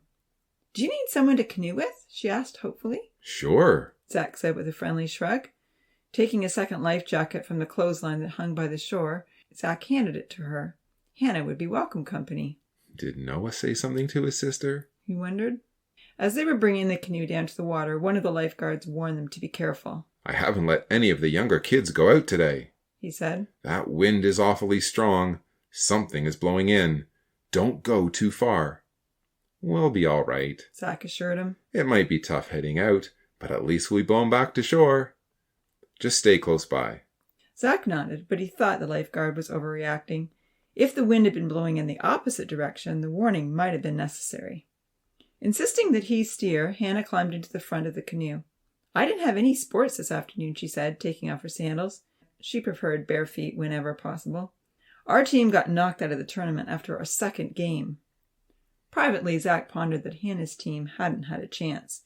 He had seen the names on the sports bulletin. 3 14-year-old girls up against older teen guys. What were they thinking?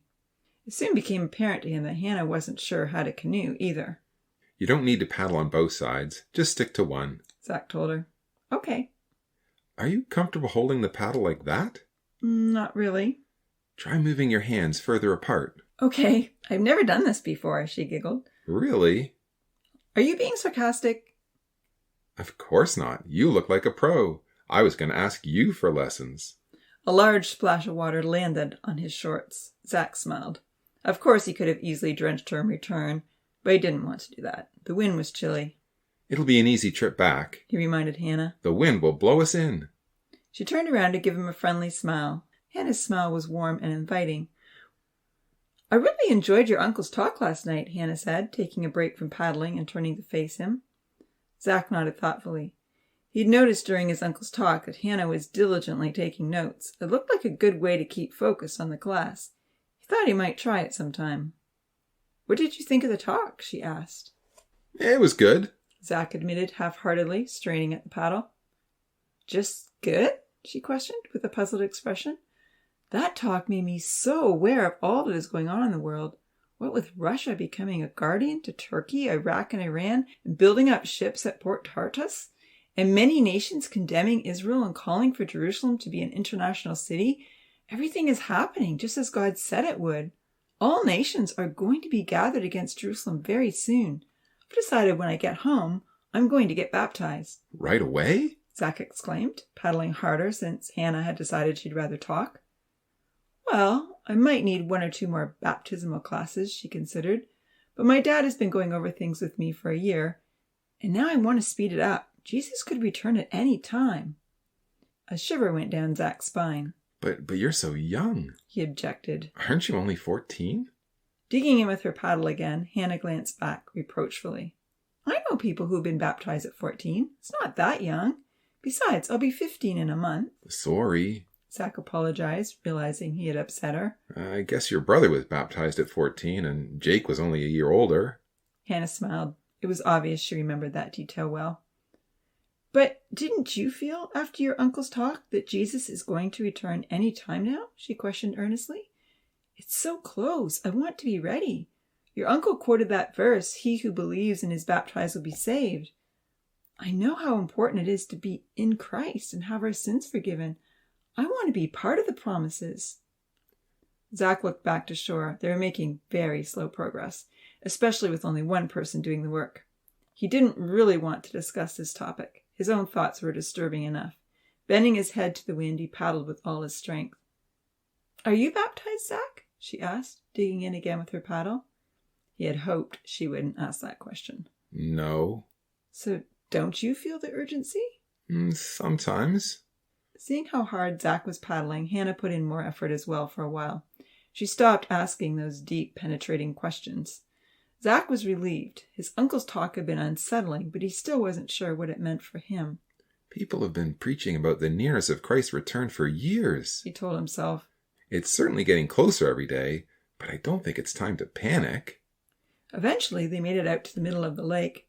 The wind was getting stronger and the sky was clouding over. A drop of water landed on Zach's arm. Then a few more landed on his face. He brushed them off, thinking the wind was spraying the lake water against them. It's raining, Hannah called out. Should we head back? Looking up at the sky, Zach realized the dark cloud which had been on the horizon was now looming over them. Sure, he agreed, but then it began to pour. A freak storm had blown in quickly, and with the rain came a fierce wind. There were even pellets of hail. As Zach attempted to turn the canoe around, the waves were coming across the lake so high that some were splashing over the sides of the canoe. Hannah was trying to say something to him, but Zach couldn't hear. He could barely even see, the rain was so heavy. They managed to turn the canoe around, but were swamped by a wave that was at least 2 feet high. The canoe began to sink, and they scrambled to find a bailing can. As the warm lake water began to pour in around them, Zach looked up to see a look of shock on Hannah's face. Wearing clothes, neither one of them had planned to go swimming. Overturning into the shallow lake, the canoe floated upside down. Its former occupants floundered in the choppy water, attempting to find their footing in the thick mud below. Not for a moment did Zach feel they were in any danger, especially not with life jackets on. The water only came up to Hannah's waist, with the occasional waves sweeping past her shoulders. The noise of the rain and the wind was deafening. Talking was nearly impossible. Zach motioned for Hannah to help him right the canoe. Together they tugged and pulled, flipping the canoe back over. Zach was thankful for its buoyant design. The paddles and safety kit had been carried off by the waves. They would have to retrieve them when the storm died down. Hannah was searching for something in the water. "I've lost my sandals," she called out to him. "We'll find them later," Zach hollered back. Bowing their heads against the driving rain, they pulled the canoe toward the nearby shore. It was private property that was out of bounds to everyone at camp, but in these exceptional circumstances, they needed a safe haven to wait out the storm. It was about 50 meters to shore, and progress was slow, stepping over so many slippery, sharp rocks and tugging on the canoe. They were both relieved to reach the sandy beach and find shelter under the overhanging trees. "They'll be worried about us," Hannah tried to shout over the noise as they settled on a rock under a large tree. Zach looked toward the camp beach. He could barely see anyone or anything through the downpour and assumed that anyone on the distant shore would be unable to see them. "It'll be over soon," he shouted back. As they sat crouched under the trees, drenched from head to toe and half blinded by the pouring rain, Zach could see that Hannah was shivering badly. The wind was intense. Blowing against the wetness of their clothing, it felt very cold. Zach contemplated whether or not to put his arm around her. He didn't want to put any ideas in Hannah's young 14-year-old head, but he didn't want her to die of hypothermia either. "You cold?" he called out. "Freezing!" Reaching out, Zach drew her close. "Thanks," she said, her teeth chattering. As they sat together in the pouring rain, Zach imagined himself telling Jake about this very incident. "Yeah, and Hannah was freezing cold," he heard himself telling his brother. "So I had to put my arm around her to keep her warm, poor thing." Would Jake care? He smiled to himself. It was kind of funny, in an ironic sort of way. The wind began to die down and the rain decreased. Looking over at Hannah, Zach caught her amused glance in his direction, and they both laughed. "How did we get here?" he chuckled. "I don't know," she replied. "I thought I was going for a nice little canoe ride. I didn't expect a shipwreck." "Shipwreck?" Zach threw his head back and laughed. "It wasn't a shipwreck." "Sure it was," Hannah smiled, her teeth chattering. "Our boat was swamped by the waves, and we went down with the ship. It just wasn't a very deep lake, thankfully," she added with a grin. "But we have our ship back," Zach protested.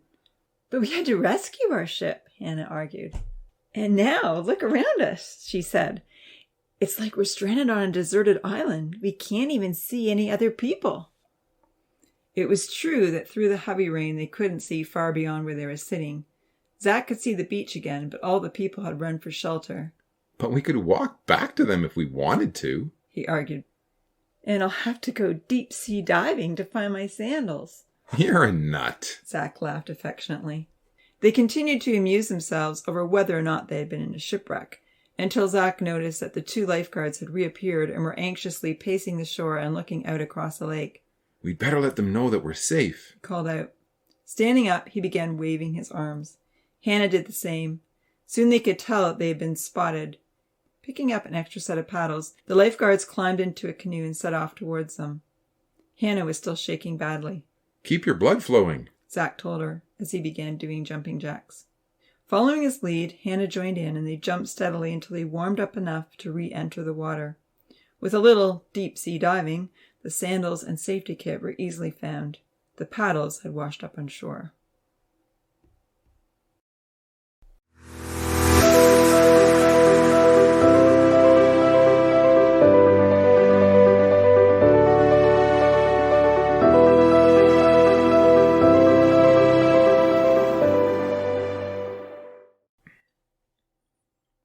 Chapter 17. The Other Camp. After the very first day, Jake was certain he had made the right decision. Basketball camp was exactly what he needed to develop the skills that could make the difference next season.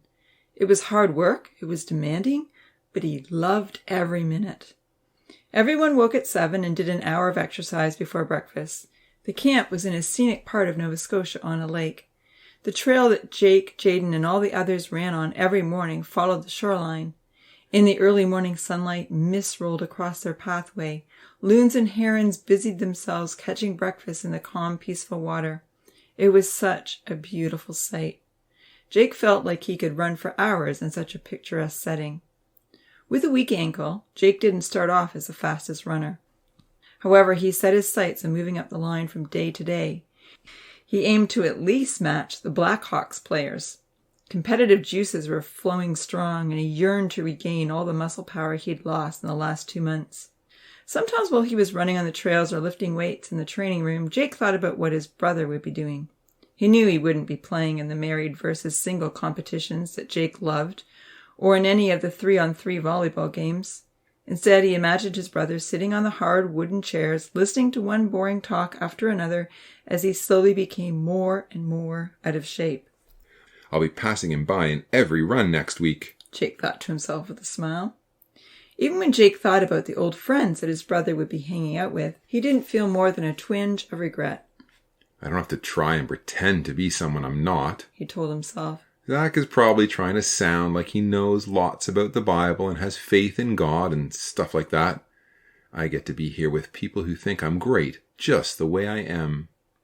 Sometimes it bothered Jake to think that Hannah might be following Zach around. But then again, he was getting a good number of texts every day from Melissa, since she couldn't get in touch with his twin. We can just trade girls, Jake thought with a dreamy smile. I wouldn't mind at all.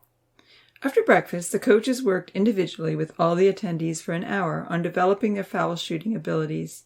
This had always been an area of weakness for Jake, but by the third day he had gone from a 60% average to 80. Jaden was at 90. What a difference this will make, he thought with delight. Playing center position, he was often fouled. Many times Brett had told them that games can be won or lost at the foul line. In a close game, the foul shots are vital. In the afternoon, the boys were free to go cliff jumping into the clear, deep water without any slime or leeches. There were many other water activities to choose from: windsurfing, kayaking, wakeboarding. There was even a jet ski. They had all signed up for a turn on the jet ski. In the woods were high ropes, climbing walls, and fabulous trails. Jake was trying it all and having a marvelous time. Not everything was perfect.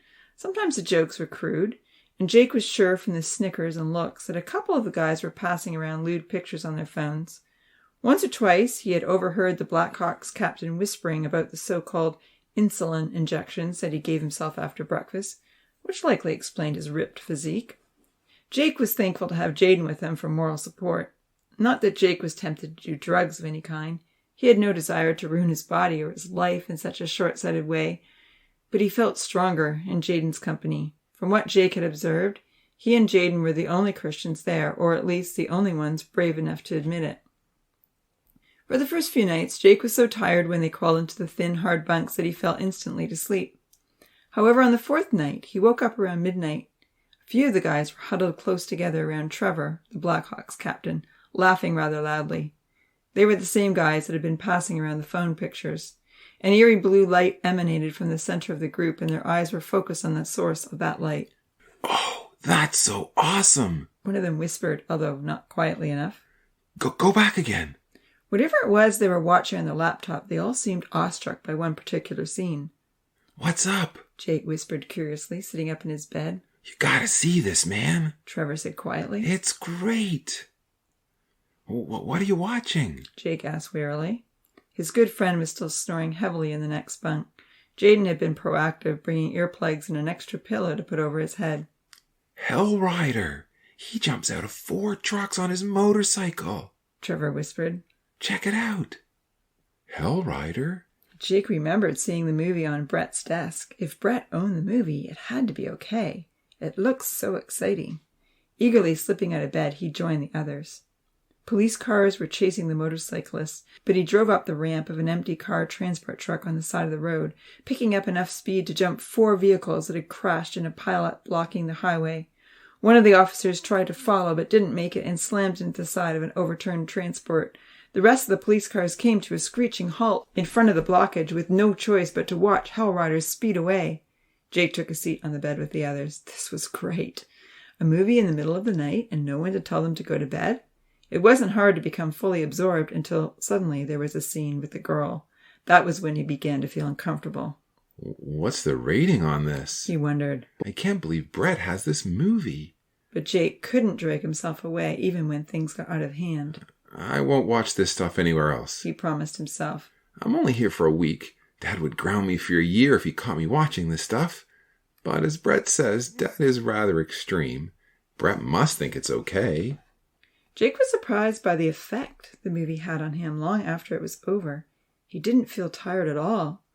The sensual feelings the movie stirred up were way more powerful than anything he'd felt before. Not only that, but the next day, as he jogged around the trail and practiced his 101 foul shots, he kept wondering if the guys had any other movies to show or stories to tell. They did. After the lights were off, curtains were closed, and almost everyone asleep, the laptop came out and the usual crowd gathered around. Jaden was invited, but he was too tired to stay up, or so he said. Jake was just as happy his friend decided to go to bed. He had an uneasy feeling that Jaden's conscience might be stronger than his own. The second movie was worse than the first. None of the guys with the laptop were the least embarrassed to watch the graphic scenes that flitted across the screen. They repeated the most tantalizing ones. Jake kept telling himself that he'd never do this again when he got home. His conscience burned with shame. Verses ran through his head. He who shuts his eyes from seeing evil, your eyes will see the king in his beauty. Turn away my eyes from looking at worthless things. The salacious images and the crude wild tales were hard to forget. Jake had always hoped that one day he'd find someone to marry. Up until now, that someone had always been a girl who believed in God and wanted to live by God's morality. Of course, she also had to be pretty, kind, intelligent, and fun to be with. However, marriage seemed an eternity away. I still have to get through university, find a job, and all that. Never mind the effort it might take to find the right girl. How can I wait that long? Zach and I are probably the only teens in Sterling High, or even our youth group, who haven't tried things out. Do I have to wait? What if I experiment a little, and then confessed my sins and repented? God will always take us back, won't he? Jake didn't realize that inside his heart a monster was arising. Spiritually low, he lacked the godly wisdom to perceive that his thoughts were dangerous. When it came time for everyone to pack up, Jake and Jaden got into a debate with the Blackhawks players over who was most likely to win the provincials. It was a dumb argument that both sides knew better than to engage in, but it delayed the packing up that needed to be done. The Blackhawks coach stormed in and ended the dispute by demanding his players be in his van in 5 minutes. Brett still hadn't arrived, so Jake and Jaden were in no hurry. They stuffed their clothes into their bags and shook off the dirt from their running shoes while the other players filed out of the cabin. A text came in from Melissa. "Hey Jake, I'm seriously thinking of breaking up with Shane. He's never around anyway. Do you think I should? Does Zach still care about me?" It only took Jake a moment to respond. Sounds like a wise move to me. As far as I know, Zach still cares. But if he ever changes his mind about you, I won't. Love ya. With a smile, he tucked the phone in his pocket. My brother will be happy to hear she's going to ditch Shane, he thought. Lucky Zach. With all the fanciful thoughts he'd been indulging lately, Melissa was appearing more and more often in his dreams. The phone vibrated again. There was a response. "Jake, you're so funny. Please tell Zach I miss him. It's nice to know he has a double in more ways than one." You bet. Looking around the cabin to make sure he hadn't left anything behind, Jake spotted something black under Trevor's bed. He stooped to investigate and was astonished to see the laptop. Trevor left his laptop, he exclaimed. Jake stooped over and pulled it out. The Blackhawks have already left, Jaden told him. How can we get it back to them? I guess I could drop it off at the administration building. Dark thoughts entered Jake's heart. Or I could take it home with me and see if I can find his address, he told his friend, all the while thinking. Then I can enjoy it for a week or so, or better yet, I could give it back when we meet up for basketball in November. I'll just say I was keeping it for him and couldn't find his address.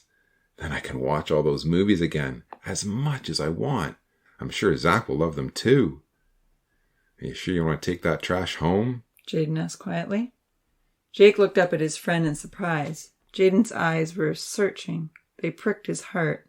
Does Jaden know what's on this laptop? He wondered. I thought he always was asleep when we were watching stuff. Unfortunately, Jake didn't have the courage to ask, or the motivation to talk things through with his friend and seek advice. Jake wanted the laptop. The beast within was crying out for more. I'm sure Brett will know how to get in touch with Trevor, he told his friend, avoiding his eyes. I'll give it to Brett if I can't find the address myself. Inserting the laptop into his sports bag, Jake took one last look around the cabin before heading out the door. His bag was much, much heavier now. Inside was ample sustenance to feed many monsters and spin his thoughts completely out of control. Seeing it as sensational entertainment, unaware of the poisonous effect it would have in his heart, Jake stifled all pricks of conscience. Uneasy with the decision, but afraid to create a rift in their friendship, Jaden shrugged and silently followed his friend out the door.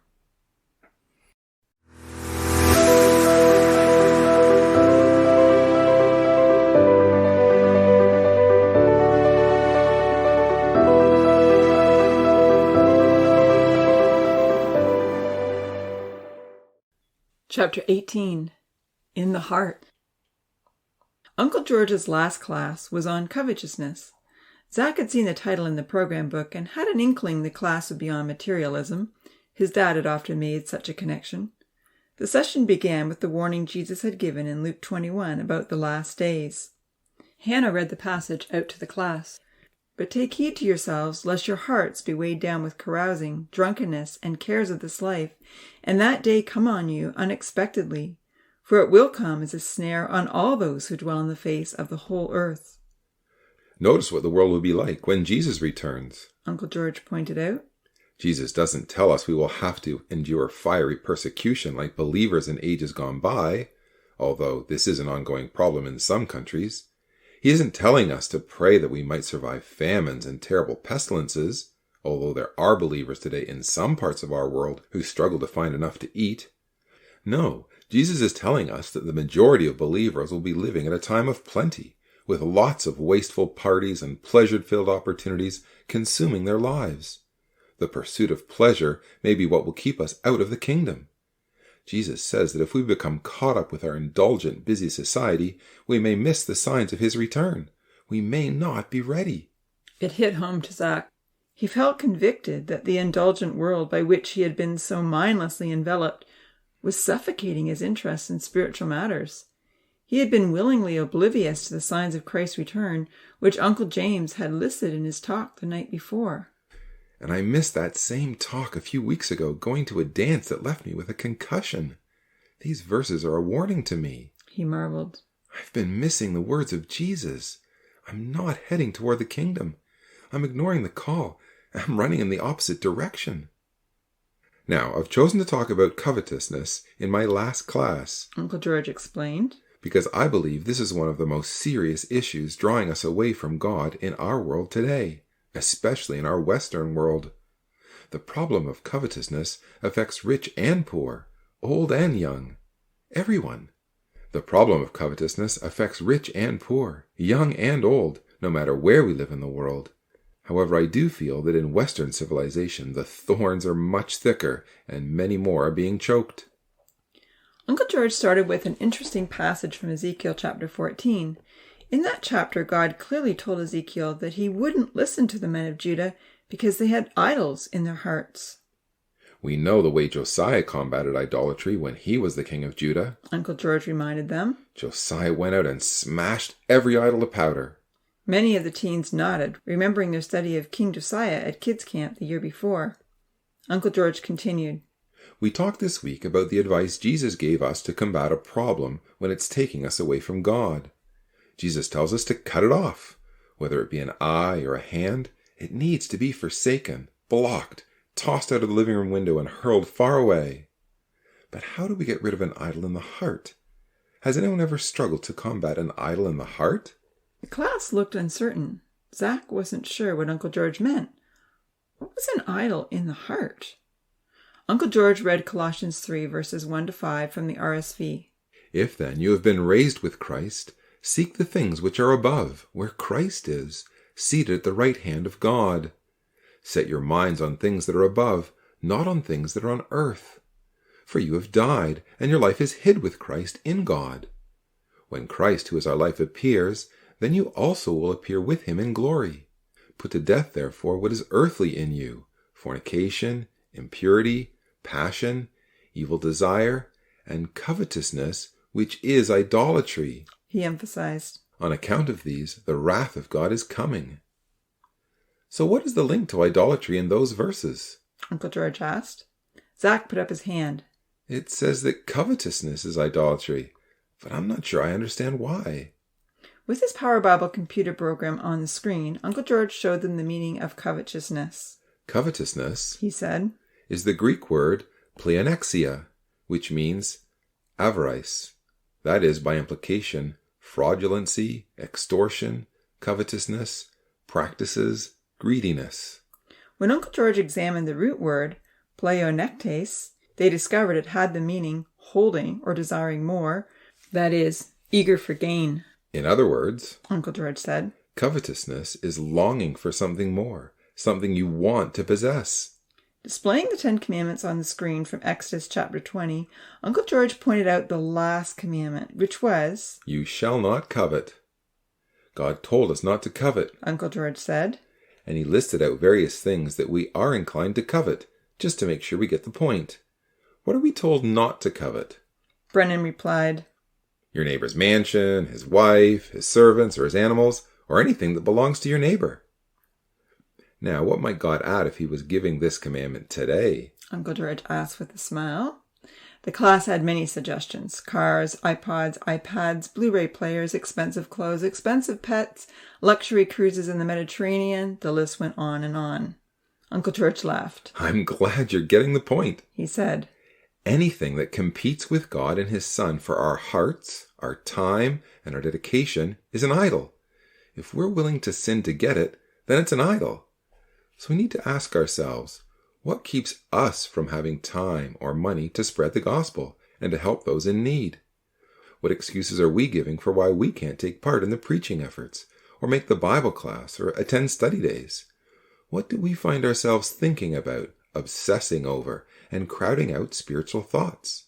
Uncle George gave everyone time to consider those questions and ponder them privately. It wasn't hard for Zach to answer the questions for himself. However, he recoiled at the thought of parting from the things he knew he cherished more than God. Maybe they're okay as long as they don't come before God, he told himself. Maybe I just need to revamp my priorities. Now, a further question to consider. Uncle George continued. Let's say you own a nice sports car, but in order to pay for it, you have to take a second job. With 2 jobs, you don't have time to do much else than work, sleep, and drive your fast, flashy car. You may decide it is an idol for you. Can you get rid of it? You could sell it. Noah suggested. You can. Uncle George agreed. You can sell it, give it away, or even smash it or burn it if you have to. It's a physical thing, and it can be physically removed. But what if you don't own a nice sports car, or even have the money to afford one, but you long for one in your heart? What if you wake up in the middle of the night longing for that gorgeous brand new Corvette, or that flashy blue Porsche? What if you find yourself consumed by schemes of how you can make enough money to buy a Lamborghini? Or worse, find yourself thinking of ways to steal one? What will you do? How will you get rid of an idol in the heart? No hands went up. Everyone just looked at Uncle George with blank expressions. They had no idea. He nodded thoughtfully. This is a problem you will face at some point in your life, he told them. Do you think the problem will go away if you decide never to look at car magazines again and avoid going past dealerships? Everyone thought about it. Brennan spoke up. That might help, but you may still see one as you're driving on the highway. We're supposed to flee temptation, Hannah suggested with a shrug. Good point, Hannah. Uncle George praised. And we often cite the example of Joseph as an example in that regard. But what if you decide to flee from civilization and live in the remote mountains of British Columbia? Will you no longer have the idol in your heart? Some of the class thought it would go away. Others weren't so sure. My guess, Uncle George said, is that even in total isolation, you may still be thinking about how you can get that gorgeous new Corvette. If it is truly an idol in your heart, you can travel halfway around the world and it will still be on your mind. Any other suggestions? Maybe you should just decide to get it. Zach offered with a smile. Once it's yours, then you'll stop thinking about it so much, and you can get on with other things. Uncle George asked the rest of the class whether they agreed with Zach. Some did, and some didn't. However, Uncle George replied to Zach, if you have to give everything you have to get it, then you might find yourselves worrying at night about someone taking it away, or what will happen if you crash it. Or if you didn't have enough money to buy it in the first place, you might be consumed by working to pay for the lease. You might even feel guilty for spending so much time and money on yourself, or, worse yet, if you had to steal it, you might find yourself conscience-stricken and worried that you will be discovered and arrested. Everyone could appreciate the perplexity of the problem. There is a solution. Uncle George smiled. Just tell yourself to forget about it. Noah chimed in. Be satisfied with the old Dodge Caravan that your parents don't want anymore. It has more room anyway. Noah's closest friends laughed, knowing that he had just inherited an old Dodge Caravan. With a nod, Uncle George acknowledged this was a possibility. Paul does counsel us to choose contentment. He agreed. We can read his advice in 1 Timothy chapter 6. Zach skimmed through verses 6 to 10 as they were read out loud. Now godliness with contentment is great gain. For we brought nothing into this world, and it is certain we can carry nothing out. And having food and clothing, with these we shall be content. But those who desire to be rich fall into temptation and a snare, and into many foolish and harmful lusts, which drown men in destruction and perdition. For the love of money is the root of all kinds of evil, for which some have strayed from the faith in their greediness, and pierced themselves through with many sorrows. Uncle George pointed out the consequences of falling into a covetous state and told everyone that contentment was a choice of mind that would help in the situation. However, he went on to say, some idols in the heart refuse to go away, regardless of how we might tell ourselves to forget about them. We may frustrate ourselves for years trying to overcome our fleshly desires by simply telling them to go away. We can't fight flesh with the flesh. Often such a focus on what we want to forget only leads it to lodging more firmly at the forefront of our mind. He paused and looked at the class. There is an aggressive, effective method to overcome an idol in the heart. The class waited anxiously to hear the solution. Beginning with the passage, Do not be overcome by evil, but overcome evil with good. Uncle George explained that it is necessary to examine the source of the evil that is gripping our hearts and positively pursue the opposite. He took everyone to Ephesians chapter 4 and led them through verses 22 to the end. There he pointed out that Paul counsels believers to put off the old man by putting on the new man created in Christ. If someone struggles with telling lies, they are to focus positively on speaking the truth. If they are tempted to steal, they are to concentrate on giving to others. If they find themselves swearing or speaking rudely, they are to make an earnest effort to edify others with wholesome words. Anger and bitterness are to be overcome by a deliberate attempt to be kind and forgiving. Ephesians chapter 4 is an aggressively, positively focused plan to combat evil by doing what is good. Now, not all of you will be tempted by the gorgeous new Corvette you see parked on the street. Uncle George smiled, looking especially at the girls in his class. But if your idol is a beautiful mansion, or a wardrobe of fine clothes, or other things, you may have a desire to be wealthy. If this is your idol, then listen to what Jesus told the rich young ruler. Sell all that you have and distribute to the poor, and you will have treasure in heaven. And come, follow me. Overcome the idol of mammon by giving your time and money to a worthy cause in Christ. Some of you, he continued, looking across the whole group, may be filled with desire for your own fame, glory, and honor, or pursuing the perfect, physically fit body. Zach squirmed. Are you bowing to the demands of the world? Uncle George questioned. Are you striving for glory and honor now, before the kingdom? You may gain it for a few short decades, if you're lucky, but Jesus warns that you may gain the whole world and lose your own soul. Choose to be like Moses, who walked away from the seducing opportunity for fame and advancement in Egypt and suffered affliction with the people of God instead. Perhaps some of you are coveting another person. Uncle George suggested. Zach sat up straight. Are you finding yourself sinfully fantasizing about another person? Uncle George asked the class. If you have an imagination that spins out of control in destructive ways, harness your thoughts and efforts to turn that creative energy into something positive and helpful. Be inventive with a new preaching activity that you can throw your creative abilities into. Pray for God's help to edify that person spiritually. Use your imagination to think through ways you might help them or others to do what is right and grow in faith and service to God. It suddenly occurred to Zach how much all this applied to him. He wanted Melissa, and Melissa didn't belong to him. He had never woken up in the night thinking how he could get a gorgeous new Corvette, but he certainly had plenty of dreams about Melissa. Even here at Manitoulin, thousands of kilometers away from Nova Scotia, she was as much in his heart as when he was dancing with her side by side. He began to realize that he was consumed with a number of things in a far more powerful way than he was with God. Was Uncle George offering a solution that would work? Until now, my first goal has been to make Melissa my girlfriend. He realized. Perhaps I need to consider how I can help Melissa and Jaden find the truth and live forever. Maybe I need to use my imagination for a worthwhile project in service to God. Then Zach shook his head and sighed. Even before that, He told himself firmly. I need to concentrate on becoming a new man myself. How can I encourage others to be baptized and commit their life to Christ when I haven't even made that decision? It's time to change.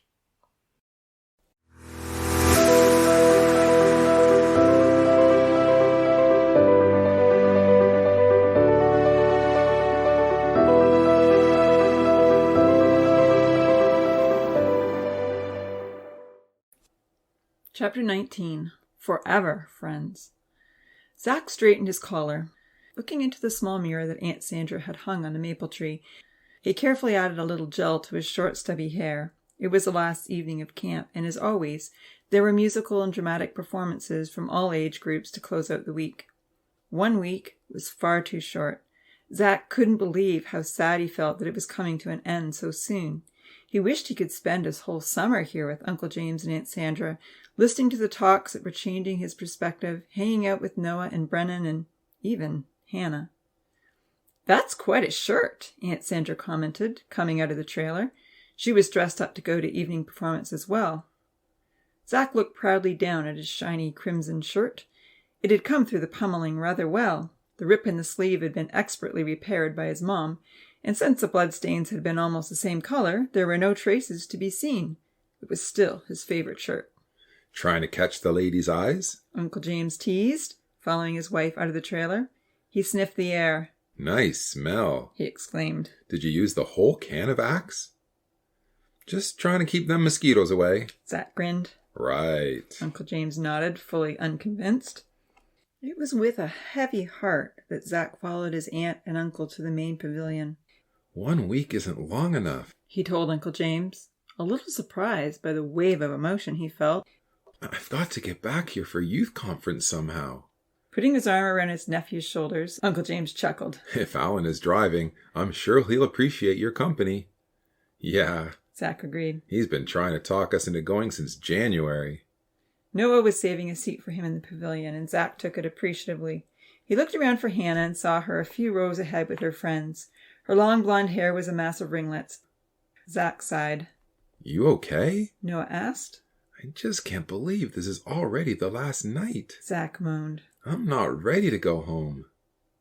Then why not stay? Noah asked, as if it was the easiest thing in the world to arrange. My parents would be happy to have you. I'd love to, Zach exclaimed. But I have to work.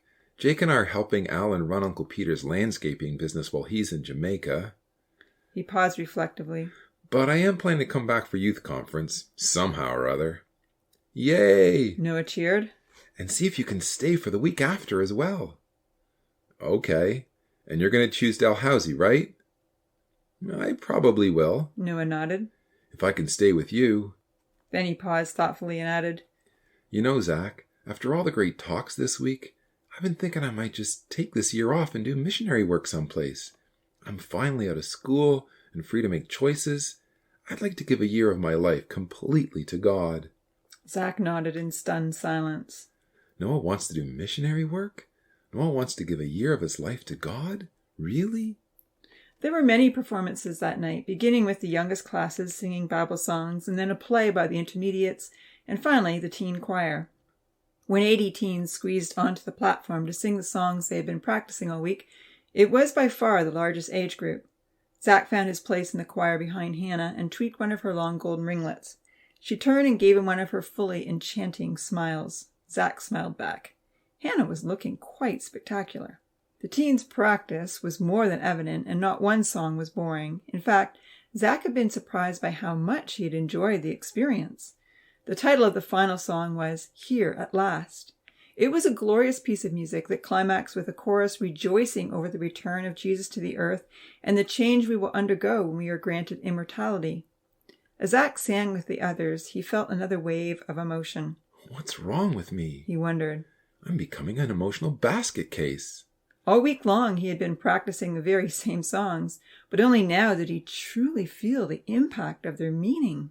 We will all be changed, in a moment grasped in time. He sang with all the others. In the twinkling of an eye, the dead shall all arise, at the trumpet's final call, when God is all in all. Zach actually felt as though the sentiments in the chorus were his own. Tears were welling up in his eyes. He really wanted to be there when Jesus returns and grants everlasting life to the believers. This meant something to him. It was in his heart. How did 1 week change me so drastically? He asked himself. The campfire was blazing up into the dark night sky as Zach followed Noah and Hannah. Since the evening program had lasted longer than usual, and there had been an ice cream social afterward, the teen devotional was late in starting. It was almost 11 o'clock. You and Noah should talk your parents into coming out to Nova Scotia this summer, Zach told Hannah. They haven't been back for years. They must miss everyone and the ocean. I'll try, she smiled sweetly. I know they miss everyone. We all do. Maybe if something big was happening, like a study weekend, or a preaching campaign, or even a baptism, they'd consider making the trip. Zach looked over. He couldn't miss her meaningful glance. There just might be a baptism, He said with a smile. Unless, of course, the candidate fails the interview. Hannah looked up excitedly. You? She asked. Oh, one of the Bryant twins. There was only one Bryant twin that wasn't baptized. Hannah was elated. We could get baptized on the same day, and then we'll be twins, she said eagerly. With a laugh, Zach tweaked another one of her springy curls. Maybe, he said. It was an interesting suggestion. He liked the way his friendship with Hannah encouraged him to live for God. Picnic tables surrounded the campfire, and Zach motioned to Hannah to sit beside him. She didn't need any convincing. All the teens crowded in, and Noah and Brennan joined them on the table. Uncle Mark, who was Hannah and Noah's father, was giving the devotion that evening, and he had brought his guitar. To begin with, they all sang their favorite campfire hymns. Zach noticed that Uncle James and Aunt Sandra were across from them, singing along in the shadows. He remembered that this was what Aunt Sandra said she loved best about camp. Looking up at the stars, he sang with the others. Blessed be the name of the Lord. Zach felt closer to God than he ever had felt in his life. I'm ready to commit my life to you, Lord. He prayed. I thought I was missing out on all this world had to offer, but now I realize that what I truly want is right here with you.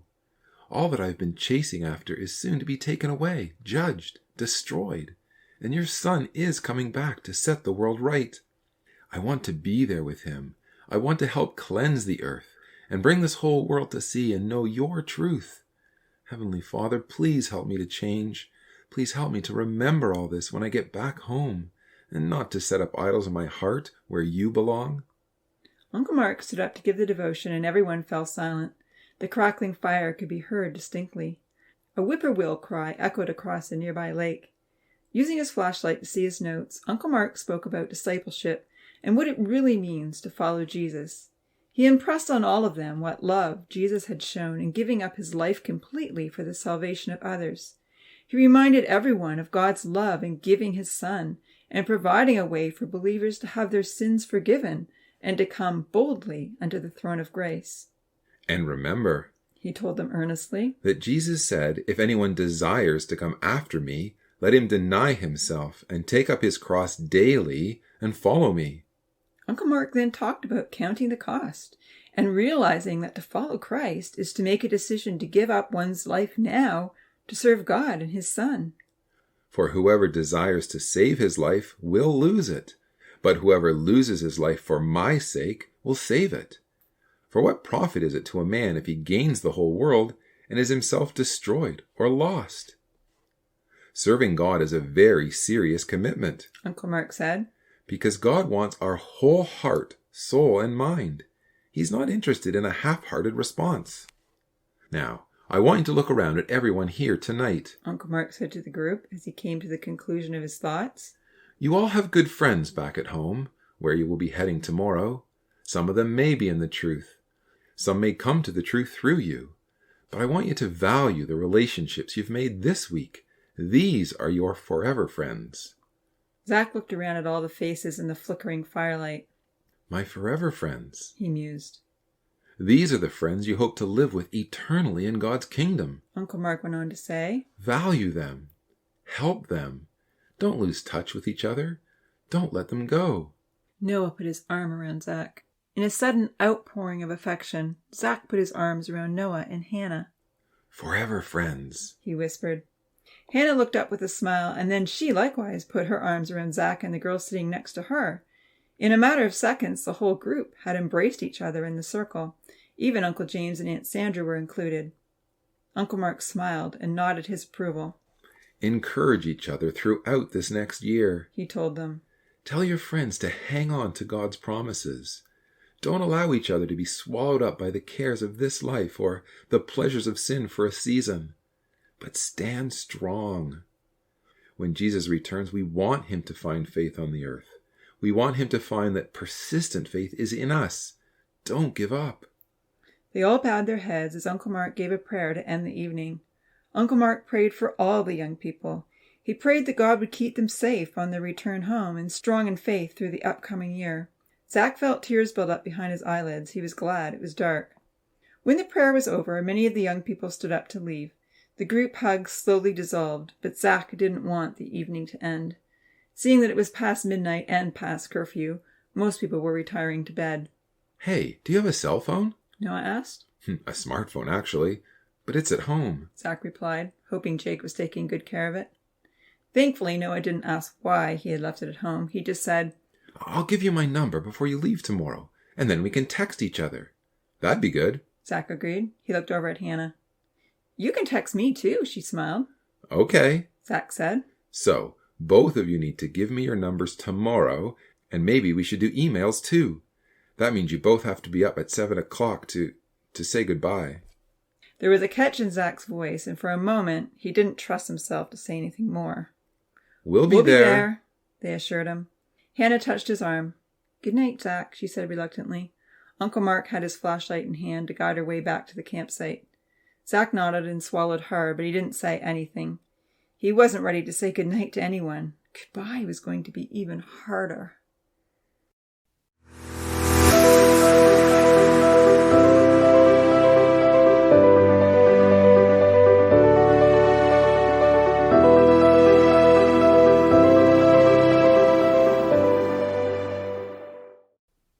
Chapter 20. The Decision. Following Uncle James and Aunt Sandra back to their campsite, Zach wished he could talk to someone. Uncle James, he said meekly, I guess we need to get our sleep tonight for the big trip tomorrow. Uncle James looked at him in a puzzled sort of way. We will need to be up early, Zach, he began to say, and then he looked more closely at his nephew's face. You okay? Zach didn't speak. He just shook his head and shrugged.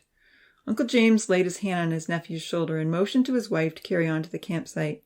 Stopping to give her husband a kiss, Aunt Sandra said good night to both of them and made her way down the road with her flashlight in hand. What's up? Uncle James asked as they walked slowly out to the large playing field.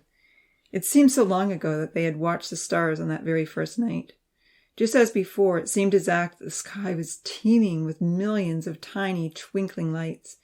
There was no one else on the field. Around them, in the shelter of the trees, a few lantern lights shone softly while families got ready for bed. Uncle James, this week has changed my life, Zach blurted out emotionally. Unwanted tears began running down his face. I don't know what's wrong with me. He tried to explain to his uncle, embarrassed. I have no idea why I'm crying. It's okay, Zach, his uncle assured him calmly, rubbing his back. Concussions can lead to a heightened emotional state, but it's just you and me here, and I understand. Waiting for his nephew to gain control, Uncle James was quiet for a while before he asked, Why has your life changed, Zach? I came up here wishing I'd gone to the basketball camp with Jake. Zach explained with a shrug. And now I don't want to go home. I don't want to go back to being the person I was, and I'm worried that I will. Up here, I can see that the return of Jesus could be very soon, maybe before the provincials, university, and all the other cares of this life that drag me down. I'd forgotten how great my friends are here, and how much I care about them. How much God's plan of salvation is so much better than anything the world offers. Oh, I forget so easily. I always lose touch with my friends here, and I need them. I need them, Uncle James. I need them to help me remember what's really important in life. Oh, what do I do? Sitting down on one of the large rocks that lined the playing field, Uncle James looked up at Zach thoughtfully. What do you want to do? Zach paced back and forth. I want to be baptized. I need to be baptized. But I'm worried that I'll get back home and be sucked right back into the way I was before. Zach! Uncle James exclaimed with surprise, standing back up to give him a hug. That's wonderful to hear. You want to be baptized? That's great. The hug was warmly appreciated. But what if... Zach pondered uneasily when his uncle sat back down. What if when I get back home I feel differently? What will make you change your mind? Uncle James asked. Rubbing his short hair with his hand, Zach contemplated the matter. Girls, basketball, being too busy. He listed. In what way? I just forget about the long-term view of it all. I get wrapped up in the here and now, and before I know it, other things have crowded God out of my life. So what's made the difference this week, Zach? How have you come to this new perspective? Zach thought long and hard. I guess getting away from everything. He replied. And all the great talks on the Bible. He paused and then added forcefully. It sure helps a lot to have good friends. Uncle James considered the matter. It's good for all of us to get away from the pull of the world. He agreed. Up here, whether we've come to listen or not, we're spoon-fed. God's word is poured into us in this calm wilderness with no worldly distractions. That spirit word can take root in our hearts. Looking around, Zach had to agree. The camp was a wilderness, rugged, natural, quiet, and isolated from many of the tempting sights and sounds that modern civilization brings. But Zach, his uncle continued earnestly, God's word isn't restricted to the wilderness or the desert. God can reach you anywhere if you give him your ear. You felt his power this week, even though you might have been initially resisting. Imagine what God will do for you if you willingly choose to open your heart to him. True. Listening to God is the first important step, Zach. Uncle James encouraged. Making a commitment to him is the next. You know then that you won't be on your own. God will be doing all he can to help you win the battle. But you may need to adjust your priorities. You know how hard you've been training to win the provincials. If you want to keep this new perspective and grow in Christ, you'll have to ensure that every day you're getting your spiritual food and your spiritual exercise. That will be vital to grow. Like prayer and reading? Praying, reading, studying, and finding ways to live for Christ. It takes time and commitment and thought. It may mean giving up other things. Giving up other things? Zach sighed. What would they be? He wasn't sure he could give up anything just yet. Here at Manitoulin, it had all been taken away from him. Giving things up willingly would be much harder. Uncle James, that's what worries me, Zach confessed. I'm not sure I'll be able to do that when I get home. Uncle James looked up at him thoughtfully. Pray about it, Zach. He encouraged. Let God show you the way. I think you're ready to make this decision. God will be on your side. The conversation went on much longer. It was late when Zach and his uncle finally headed to the campsite to sleep. Zach crawled into his sleeping bag with a new resolve that he felt confident he could sustain. He had asked Uncle James to make all the necessary arrangements for his baptism once they got home. Following his uncle's advice, he had decided he would set aside a time every day to work on the youth conference study, and aside from his job with Eden Tree, everything else would have to revolve around his new goals. If he met up with Melissa, he planned to share his hope with her, but that was it. He wasn't going to try and date a girl who was pulling him away from God. I'll invite her to my baptism, he thought sleepily. I'll invite her and Shane and Jaden. I'm going to focus on trying to share God's truth with Melissa, not winning her as my girlfriend. He groaned and rolled over. It was easy enough to set such goals, but he still wasn't sure how it would all pan out. As he lay in the dark, listening to the breeze blow wistfully through the trees, the crickets chirp quietly in the bushes, and a bloodthirsty mosquito hover outside his tent window, Zach was very thankful for his uncle. Uncle James agreed with his new perspective. He understood that dedication to God was more important than winning any basketball game or getting the best marks in math. I think Brett understands that perspective too. Zach reflected, remembering how considerate Brett had been about the basketball camp. But considerate isn't the same as encouraging, he decided. I think Brett struggles just as much as I do to keep godly priorities front and center. He's a fantastic basketball coach, but he may not be someone that will give me the best spiritual advice.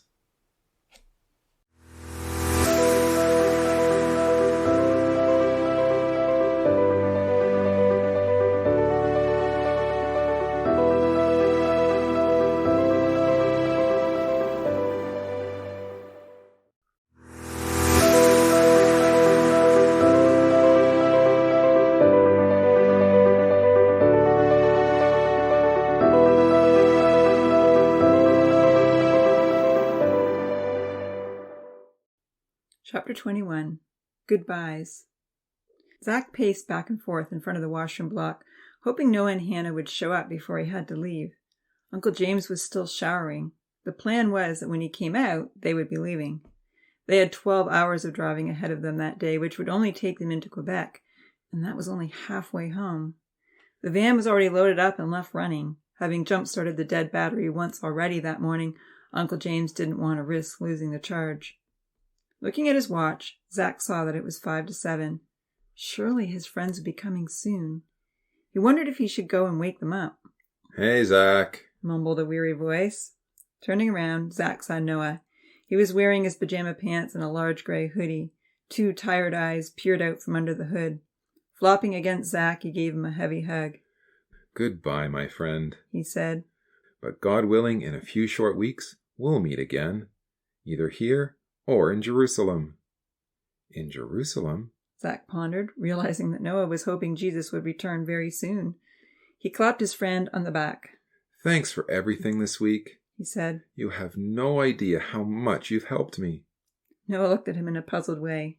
Helped? He questioned, and then he smiled. Oh yeah, I taught you how to fish and how to flip a canoe. You did. And that charbroiled chicken was amazingly charred. They both laughed. Zach! A girl's voice rang out. I'm so glad you're still here. Zach's heart skipped a beat. Only 6 weeks ago, he had thought that Melissa was the only girl in the world for him. Now he wasn't so sure. He turned in the direction of the voice as Hannah came running up to hug him. She was dressed in similar attire to Noah, except that her hoodie was purple.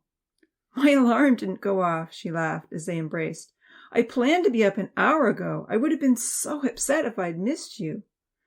At this point, Uncle James came out of the washroom looking fresh and clean. Ready to go, Zach? He called out. Zach nodded and then turned to his friends. Okay. Contact details, everyone. He passed them his information on slips of paper. Noah took the piece of paper from Zach and handed him a small piece of birch bark with his cell number and email address scrawled across it. It was barely readable. Would you like to decipher this for me? Zach teased. Noah read it out for him extra carefully. Hannah handed him a folded note. Read it later on your trip, she smiled. And this, she added, placing a white quartz rock into his hand, is treasure from the shipwreck. Laughing, Zach clenched his fingers around the rock. There were many white quartz rocks on the beach, but this one was going to be extra special. He looked into her teasing blue eyes. It was not a shipwreck. It was a full-scale shipwreck, she giggled. Uncle James opened the sliding door of the van. Aunt Sandra and Esther climbed in. Zach gave Hannah and Noah one more hug each, and with a sad goodbye, reluctantly took a seat next to his sister. Uncle James tried unsuccessfully to get the sliding door shut. After fiddling with the latch and taking directions from Zach about where to find the magic spot that required a hip check, the door clicked tight. Zach and Esther waved out the windows until everyone was out of sight. Then they looked at each other sadly. It's going to be a whole nother year till I see everyone again, Esther said despairingly. We have to talk them into coming out to see us, Zach decided, folding his arms across his chest. I'll work on that when I'm at conference. Lucky you, Esther replied. Only 14, Esther was too young to attend conference. Aunt Sandra liked Zach's idea. We should plan a special week over the Christmas holidays, James, she suggested with excitement. Then we could invite all the kids' friends to come and stay at our lodge. Oh, that would be wonderful, Esther exclaimed. We could have Bible talks at our ecclesial hall, skate on the lake, go cross-country skiing around your house. I'm sure we could fit 40 easily, Uncle James nodded as they reached the outskirts of Minnemoya. He sped up when they reached the main highway. From there, the idea gathered momentum and kept their minds off the sad fact that, with the exception of Zach, they were heading far away from their friends for a long period of time. At noon, Uncle James and Aunt Sandra turned on the radio to hear the news. On Manitoulin Island, they'd enjoyed shutting out the world for a week, but now they wanted to catch up on everything that had happened. This just in, The CBC reporter was saying in a sober, incredulous way. California has been decimated by 2 major earthquakes overnight. Shortly after midnight, the first quake took place along the San Andreas fault line, only kilometers away from the city of Los Angeles. Measuring 8.5 on the Richter scale, the earthquake decimated the city. Los Angeles has been declared a state of emergency, with hundreds of collapsed buildings and many freeways destroyed. 8 hours later, a second quake with a magnitude of 6.3 occurred 100 kilometers off the coast of San Diego. Tsunami warnings are in effect all along the coastline, and evacuations are taking place immediately. There's no word yet on how many people have been killed, but estimates are in the thousands. "James, this is unreal," Aunt Sandra exclaimed. Uncle James looked over anxiously at his wife. When is your brother getting back? "I don't know. I'm sure Laurie was going to be in San Francisco this weekend." As they cruised along the highway, Zach listened intently to the conversation in the front seats. He had met Aunt Sandra's brother only once, briefly. Lawrence Carrington was CEO of the Sterling Bank in Nova Scotia. He was an incredibly busy man, constantly traveling from place to place. From what Zach had gleaned over the years, Aunt Sandra often tried, unsuccessfully, to include her brother in her life. He remembered hearing her say that if she had a visit with Laurie once a year, she was doing well. Taking out her phone, Aunt Sandra sent her brother a text. To everyone's relief, he texted back to say his plane had been diverted to Las Vegas and he would soon be on his way home. "Oh, I'm so thankful," she told Uncle James. Nodding, Uncle James smiled and reached over to take his wife's hand. You're a good sister, Butts. I just wish you had a more loving brother. Aunt Sandra smiled appreciatively in her husband's direction. "That's okay," she replied.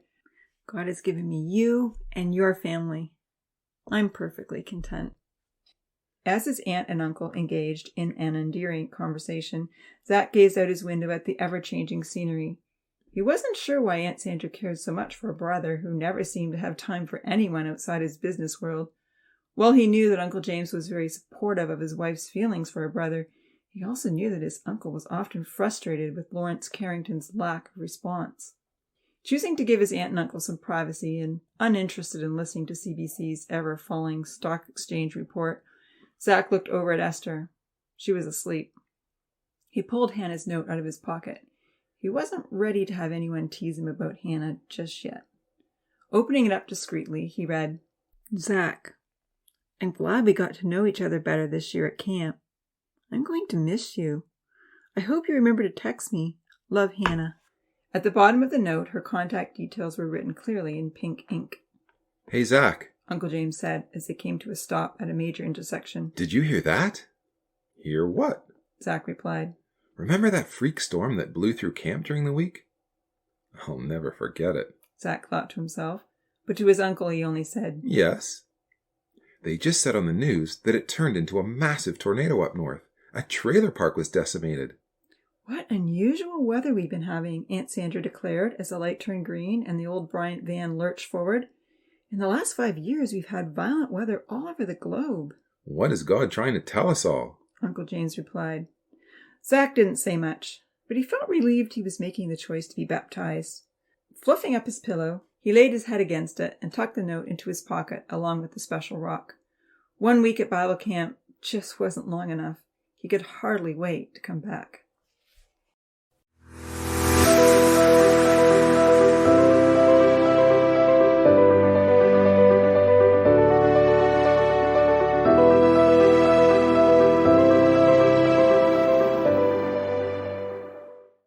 Chapter 22. Time to Chat. The next morning, when Zach opened the window blind of their small motel room in Quebec, he looked out to see a cloudy gray morning and torrential rain. I'll take the luggage out to the van, Uncle James offered as he finished his complimentary breakfast in the small hotel and turned away from the TV screen. They had been watching the special report on the earthquake in California while eating pancakes and syrup. Tsunamis had reached the coast during the night and caused massive flooding and extensive damage in San Diego and all the way along the coastline. The flooding had halted the rescue attempts in Los Angeles. Video clips of crumbled office buildings and twisted lengths of pavement half submerged in murky seawater were staggering. $1 million houseboats, cars, and massive luxury liners were scattered like mangled toys across the flooded scene of destruction. Some people were still being pulled alive from the wreckage, but the death toll had reached 2,000 and was climbing steadily. While Zach's eyes were transfixed on the screen, there was a news flash of an upcoming special report on the FIBA Basketball World Cup to take place in Boston in 2 weeks' time. That would be cool to watch, Zach thought, but Uncle James was already standing up to leave. I'll help you, Zach said, standing up. Thanks, Zach. Uncle James smiled. If you don't mind bringing the suitcases down from our rooms, I'll take them out to the van. There's no need for both of us to get wet in this deluge. In about 10 minutes, all their luggage was loaded into the van. However, when everyone dashed from the motel into the vehicle, they realized that Uncle James was sitting in the driver's seat in very wet clothes. James, you really should change, Aunt Sandra pleaded. Why don't you run in and put on some dry clothes? I'll be all right, darling, he said, reaching over to squeeze her hand.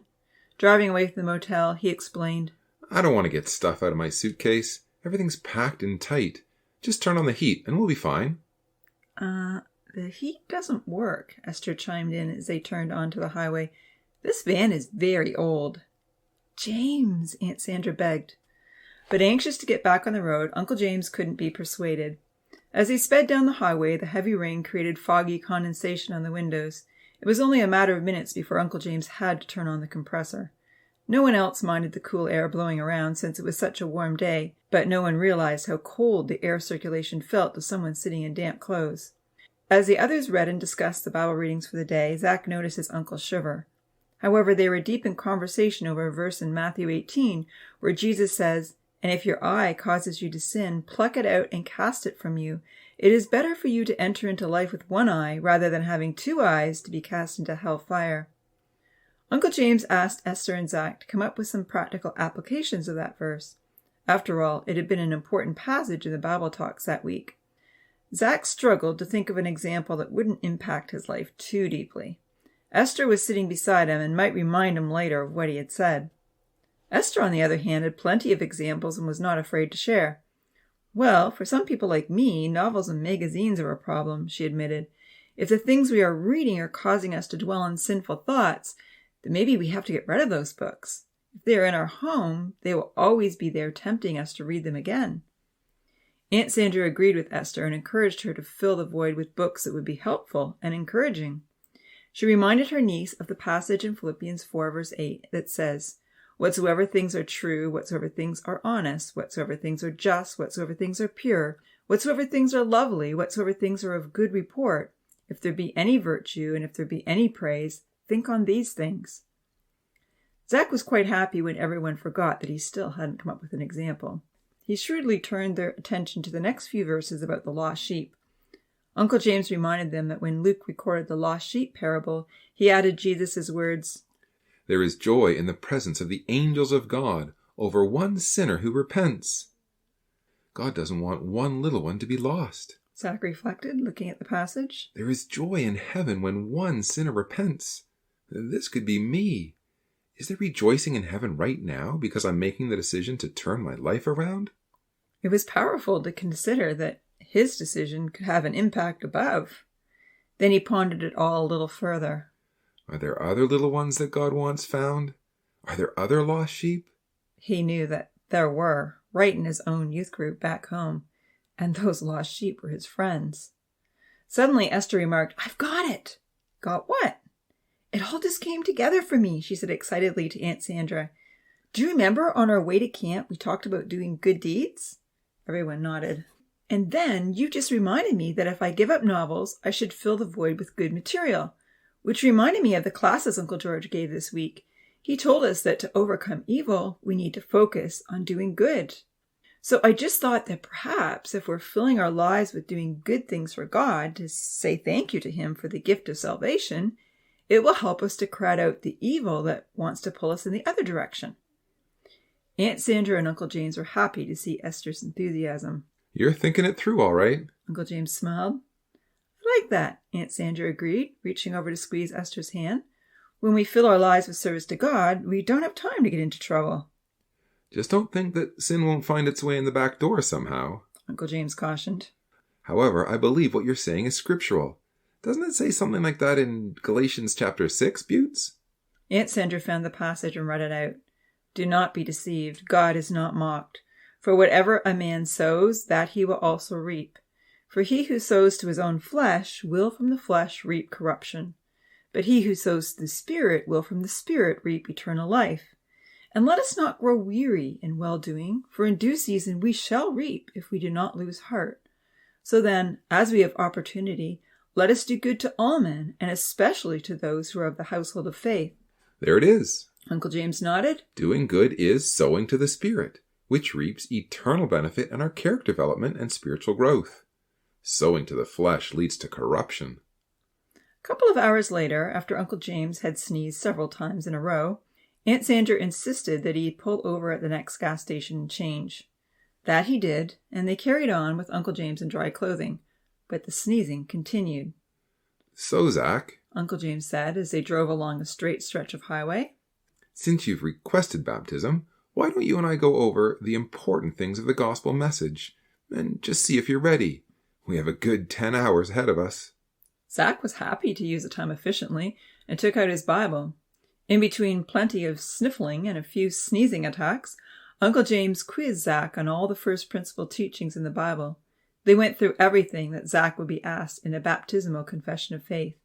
What causes us to sin? Uncle James asked. Our lusts. Zach replied. Do you a passage for that? Zach thought hard. There is one in the Epistle of James. What does it say? Looking it up, Zach found the passage in the very first chapter, verse 14. But each one is tempted when he is drawn away of his own desires and enticed. Then, when desire is conceived, it gives birth to sin, and sin, when it is full grown, brings forth death. That is a really important passage to remember. His uncle nodded, keeping his eyes on the road. That passage also shows us that temptation itself isn't sin. We sin when we give in to the temptation. Pausing first to blow his nose on a tissue that Aunt Sandra had handed him, Uncle James asked, Are there any other places where we learn that sin comes from our hearts?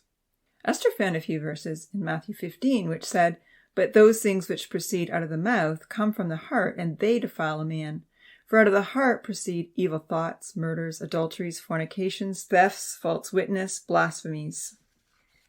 Aunt Sandra quoted Jeremiah 17, verses 9 to 10. The heart is deceitful above all things and desperately wicked. Who can know it?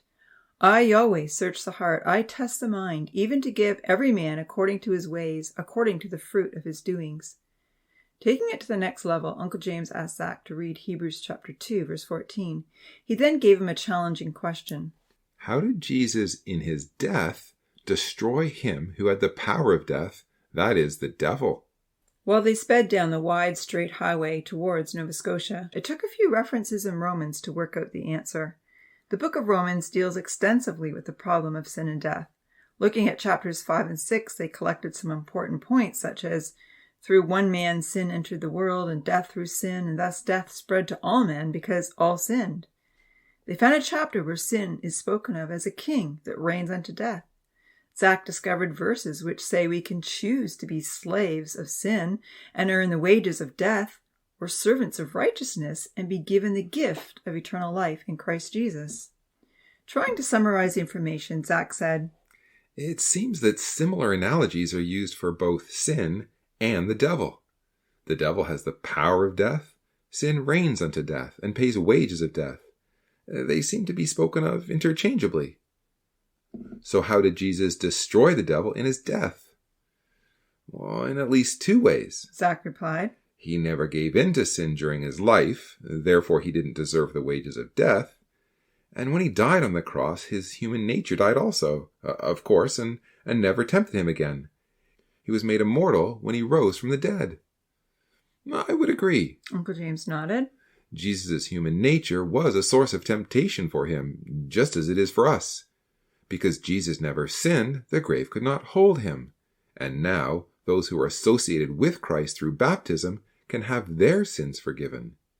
God is determined that his Son's faithful sacrifice breaks the hold that sin and death has on believers. Instead of God's creation being destroyed by sin, sin has been destroyed by Christ. The conversation carried on for hours, and Zach wrote down many passages on the back page of his Bible. He asked questions, too, clarifying certain matters that were still confusing to him.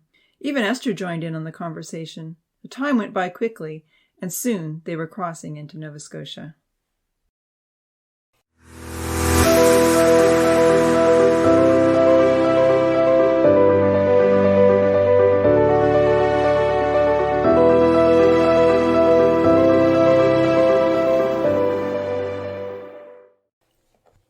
Chapter 23. Repentance. Uncle James' cold worsened as they drove home on the familiar highways. Finally, he asked Aunt Sandra to drive while he took a nap. Esther moved up to the passenger seat to talk to Aunt Sandra, and Uncle James slumped into the seat beside Zach. Propping pillows up against the window, he was soon sound asleep and snoring heavily. With a few hours driving left and his uncle in need of peace and quiet, Zach had plenty of time to think. He knew that the decision he was planning to make would require a lot of changes. His relationships with Melissa and his parents would need to change.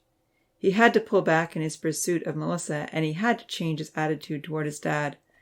Lately, he and his dad had become increasingly antagonistic, and Zach knew it was partly his fault for the downward spiral. It's going to be difficult to make changes with my dad, he felt resentfully. It's going to be really hard to admit I've been wrong. I feel like he owes me an apology for treating me like a child and never being around to do anything fun. But I know Mom and Dad are only trying to keep us safe from evil. It's not like they're spending all their time on themselves. Everyone in the ecclesia seems to need them. They help a lot of people. I don't like the way they're always suspicious of my motives and whether I'm telling the truth. But I guess I've given them plenty of reasons to doubt. Deep down, Zach knew that his rebellion had caused his dad to lose faith in his son's ability to make good decisions. Lies and deceit had often seemed a shortcut to freedom, but they had done deep damage to a true open spirit of trust. It's going to be hard to say sorry, he mused. But I know it's something I have to do. God says I need to honor my parents. However, the longer Zach imagined himself asking for forgiveness, the easier it became in his mind. I hope I can do it as soon as I get home, he pondered. I need to start off right, before things have a chance to go wrong. It was late when Aunt Sandra drove up to the twins' home in Sterling, Nova Scotia. Zach's dad was still up and came out to help sort through the luggage and exchange vehicles.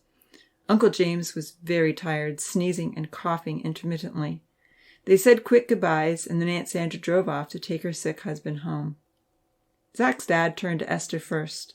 Good to see you back, honey, he said cheerfully. Giving Esther a big squeeze, he then turned to hug Zach. As it had been for the last couple of years, the hug seemed distant and forced. Zach felt resentment welling up inside him again. There was no doubt in his mind that his dad loved Esther, and that Jake was his favorite son. It made him angry that his dad didn't seem to care for him as much, even though Zach knew he had pushed his father away many times. Hi, Dad, Zach said evenly, returning the distant hug.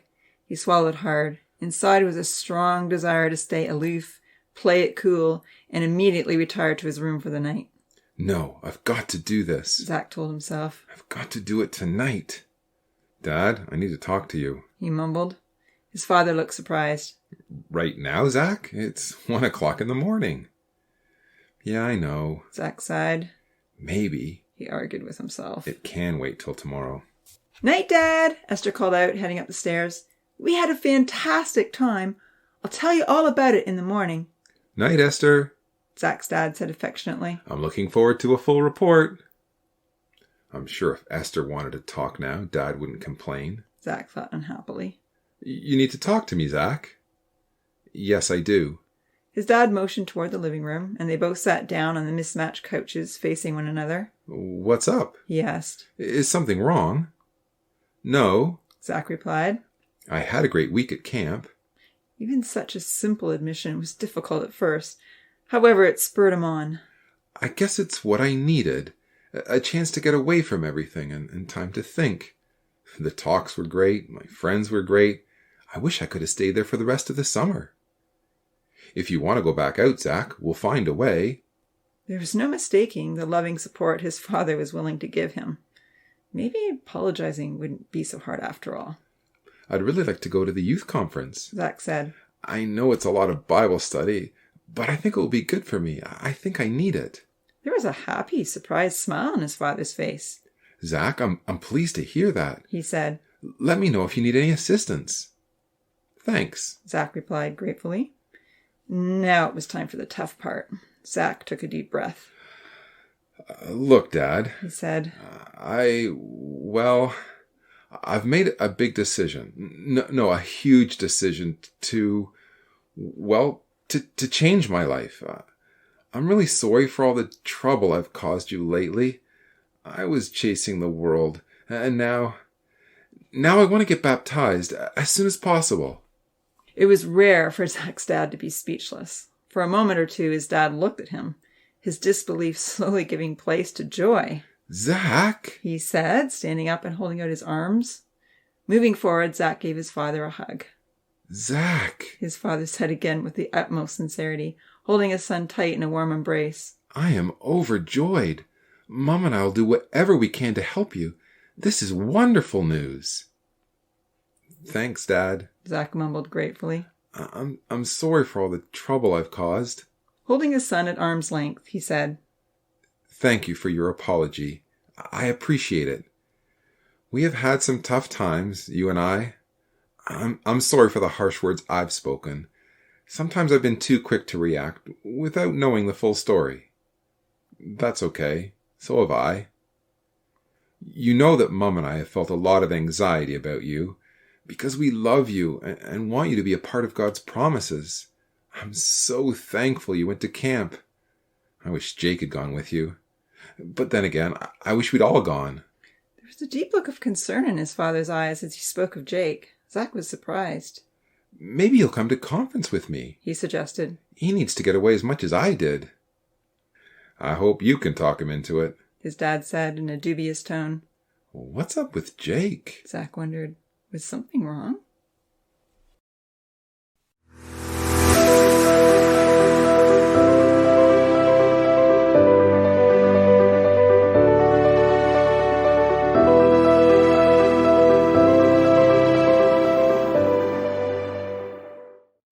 Chapter 24. Catching Up. Hey, Zach, you getting up for work? Is it that time already? Zach groaned, rolling over and pulling the pillow off his head. Sunlight was streaming into their disheveled bedroom. Suitcases and camping gear still needed to be sorted out and put away. Squinting, Zach looked up sleepily at his brother. Jake was looking down at him with impatience in his hazel brown eyes. He was already dressed in tattered jean shorts and an old red t-shirt. We're supposed to meet Alan in half an hour. We've got all the lawns to cut today. Zach skipped a shower and headed out to the car with his brother, carrying a bowl of cereal. So, was it good? Jake asked, after Zach had given thanks for his morning meal. Fantastic, he replied as Jake backed out of the garage. Really? What was so great? The talks really made me think. A lot. That was probably the best part. I've decided to get baptized. Seriously? Jake replied, turning out of the driveway and onto the main road. Whoa, I sure didn't see that coming. That's amazing. Zach nodded as Jake accelerated quickly. I know. My life is going to have to change. I told Dad about it last night. I want to get baptized as soon as I can. Cool. Jake's excitement seemed feigned. Shoveling in a spoonful of soggy cereal, Zach looked over at him with a puzzled expression. How's Brennan and Noah and all the rest? They were totally disappointed you weren't there, especially since I couldn't play sports. Noah and Brennan were counting on one of us playing in the volleyball tournament with them. Jake nodded slowly. Yeah, that would have been fun. Hannah was disappointed too. Zach added guardedly.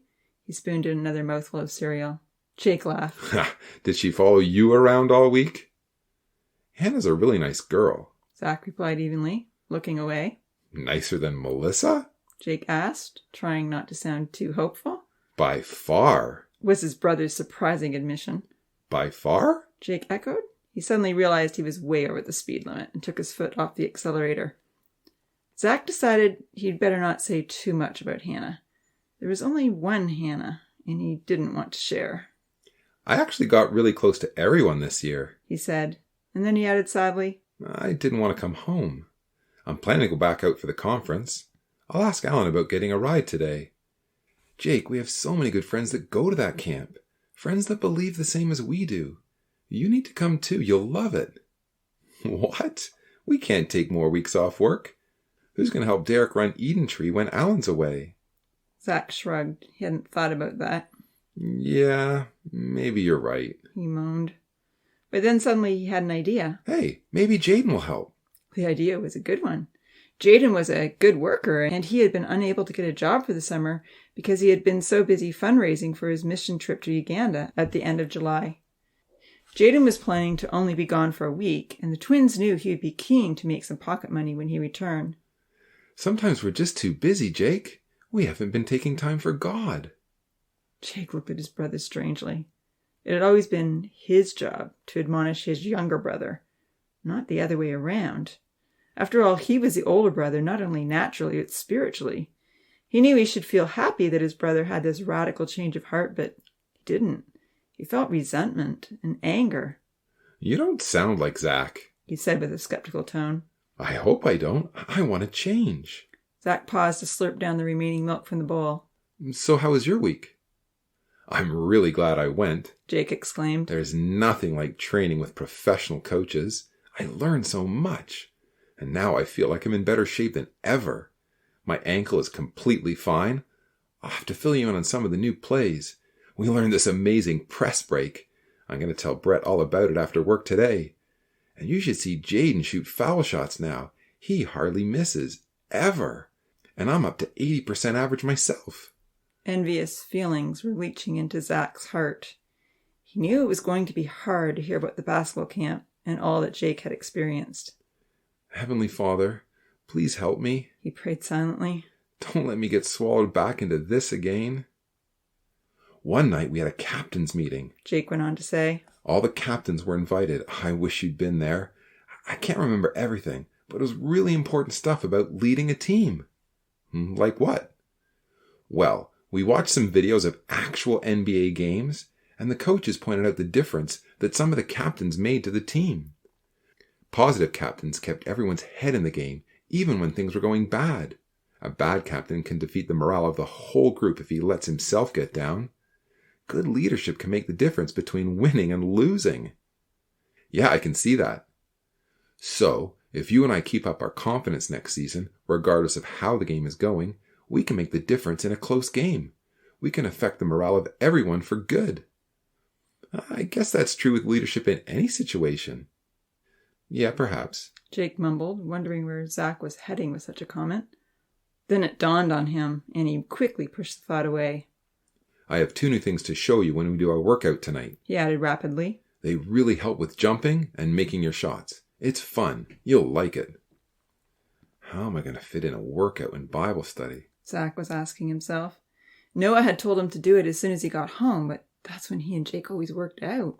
There was supper and the family Bible readings to fit in as well, and he didn't really want to be jogging around town in the dark. Oh, I can be flexible, he told himself. I'll do my workouts with Jake as usual, and my Bible studies in the evenings. Sounds good. Zach smiled. I do feel out of shape, but since I'm going to the conference, I have to get the workbook done in the next 5 weeks. So every night I'll be working on it till I go to bed. Are you serious? Jake replied. Checking his speed, he slowed the car down again. You could do it with me, Zach suggested. I'm on summer holidays, bro, Jake complained. I don't want to be sitting at a desk studying all night. I get enough of that in school. They were both quiet for a few minutes. Zach tossed his bowl and spoon on the floor in the back of the car, and Jake concentrated on making a left-hand turn at a busy intersection. You might want to leave yourself a spare evening every now and again, Jake said with a mysterious smile. Turning onto a side road, Jake proudly told his brother. I picked up a loaded laptop at the basketball camp. One of the guys forgot it in the cabin, and I found it. Shouldn't you be trying to contact him and let him know you have it? I don't know his last name yet, Jake replied in a nonchalant manner. We'll see though when basketball season starts up again. I'll give it to him then. What's it loaded with? Fantastic movies. Movies? Great movies. And make sure you keep it a secret. If I keep the laptop hidden, then you and I can watch it anytime we want in our room. No more waiting till Mom and Dad are out of the house. Amazing, was Zach's initial response, and then he began to question. Do I really want to go behind Mom and Dad's back again? Is it right for us to keep someone else's laptop? How will I ever stick to my resolve with a loaded laptop in our room? Zach felt uneasy. The thought of trying to focus on Bible study while Jake was lying in bed watching a cool movie seemed incredibly daunting. Anyway, Zach added as they reached the first place on the lawn mowing schedule, I'm going to invite Melissa and Shane and Jaden to my baptism. Think they'll come? Maybe, Jake replied, parking the car. Melissa has been texting me a lot since you've been gone. Half the time she's wondering what you're up to. She told me to tell you she's breaking up with Shane, and she misses you a lot. Really? Zach said slowly in a rather stunned way. It wasn't the excited reaction Jake expected. He hoped it meant Zach wasn't interested in Melissa anymore. Jake wanted to put his brother's feelings to the test. Maybe his brother was willing to switch girls. Melissa wants us to see Colorado with her. It's this new movie that just came out. She's heard it's really good. Looking sideways at his brother, he added, But I guess you're going to be too busy doing Bible study. Zach swallowed hard as he got out of the car. It was his first day back from camp, and already he was facing intense pressure to forget changing and revert back to living for the pleasures of the moment. Melissa was breaking up with Shane? She was missing him? This was going to be harder than he thought. Could he handle sitting alone at home while Jake took Melissa to the movies? He lashed out. What's up with you, man? You should be happy that I've changed and try to help me stick to it, not do everything you can to knock me back down. Jake was surprised by his brother's outburst. I'm totally happy for you, he exclaimed angrily, just as Derek and Alan pulled into the driveway with the garden trailer in tow. Why would you think I'm not? But you don't have to become a fanatic just because you're getting baptized. Alan and Derek stepped out of the truck, greeting the twins with a hearty hello. They ambled over to help them take the lawnmowers off the trailer. I heard you're looking for a ride to conference, Alan said to Zach. I got 3 spare seats. I'm happy to take you. Jake too if he wants. I hope you don't mind, though, if we stay for the week after conference as well. That would be amazing. Zach grinned, feeling encouraged. I'd love to stay on. Noah invited me to stay at his place. Who's going to run Eden Tree? Jake retorted. Derek has a friend who's been doing landscaping this summer, Alan told him. I said we'd give him a couple of weeks off in September if he'll do our customers while we're away. But we're back at school in September. Jake protested. It might be tricky, Alan agreed. But I figure for 2 weeks we can all cram in working 3 hours every night and all day Saturday. And I have a couple of university friends who will gladly do some extra work if we need them. I'm sure Jaden would love some work. Zach added. Yeah, Jaden's a good guy. Alan considered. Don't worry about it. We'll manage somehow. Jake thought through the options. 1 week sure made a big difference for Zach. I'm probably in need of a spiritual boost myself. Maybe this is my second chance. But then he shook his head. I'd consider it, he told Alan. If there wasn't so much Bible study to do first, I'd never get through it in only 5 weeks. Sure you could. Alan encouraged him. It took me about 50 hours. If you do about 2 hours a day from here on in, you'll get through it easily. And you can always finish it off on the 24-hour car ride to camp. Filling his mower with gas, Jake shook his head again. I'd have no life for the rest of summer. What you'd have, Alan persisted, is a lot of help from God in transforming your mind. I've learned so much from that study. If we did it together, it would be fun, Zach suggested. As Jake pushed the mower up and down the sloping hills of the estate, he thought about what Alan had said. Maybe this is what I need, he thought. Maybe I'm not feeling anything because I'm not making any effort to seek God. But I've got to stay in shape, he argued. That week at camp was great, and I want to keep up my training till the season begins. Plus, Melissa is showing some interest. I don't want to bury my head at home for 5 weeks like Zach is planning to do. Plus, I wouldn't have time to watch movies. It was one last thought, however, that clinched his decision. If Zach and Alan are going to be away for 2 whole weeks, they'll be missing out on making almost $1,000. That's a lot of money. Alan weed-whipped around the trees, Derek looked after the gardens, and Zach mowed the lawn. Zach was thinking hard about his brother's comments.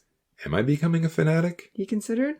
Yeah, probably announcing that I'm going to be doing Bible study every night sounds that way.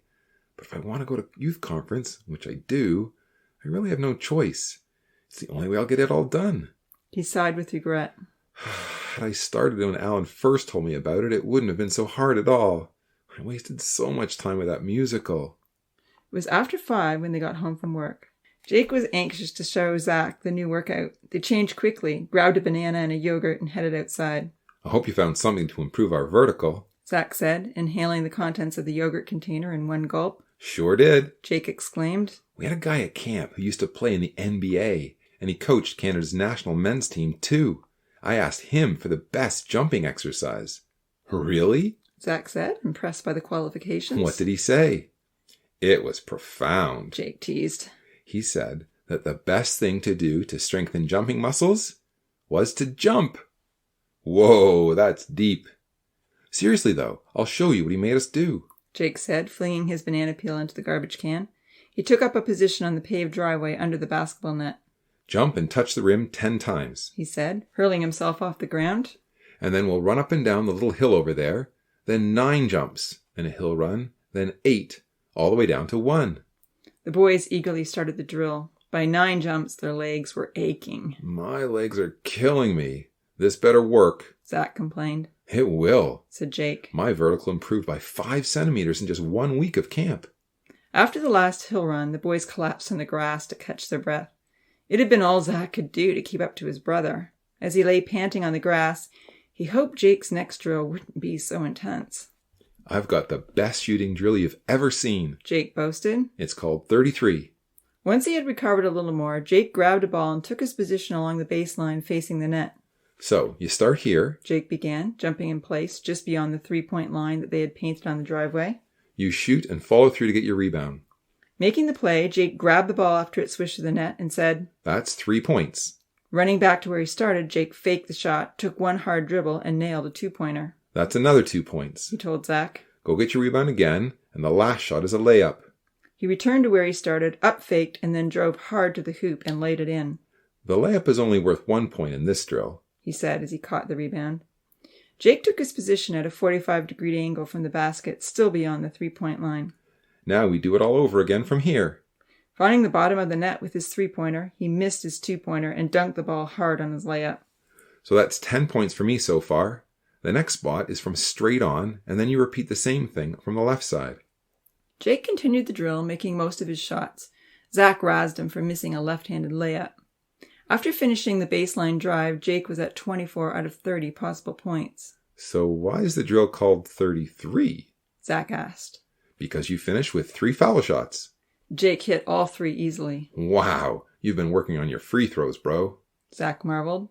So I got 27 points. Jake said. That's 3 off my best score at camp. Now it's your turn. Zach had difficulties on his first turn, trying to remember when to shoot, when to fake and drive, and where the position for each shot was supposed to be. He only scored 18 points. That was awful, he moaned. Don't worry. Once you get it, you can just shoot away without thinking. That's the key. The camp coaches were always preaching. Don't think too much. Just let it flow. The boys played 33 until their mom gave them a 10-minute warning. It was almost time for dinner. Although they never beat Jake's high score from camp, they enjoyed themselves immensely. Zach felt the drill had good potential. Next time we should bring a stopwatch and time ourselves as well as keep score, Zach suggested, as they took positions on the grass for 10 minutes of strength training. Great idea, Jake exclaimed between push-ups. The time can be the tiebreaker in case we get the same number of points. Yeah, and let's keep track of how we do each day, Zach puffed, trying to keep up with his brother. I'm going to make 33 one day, he thought to himself. This is really good.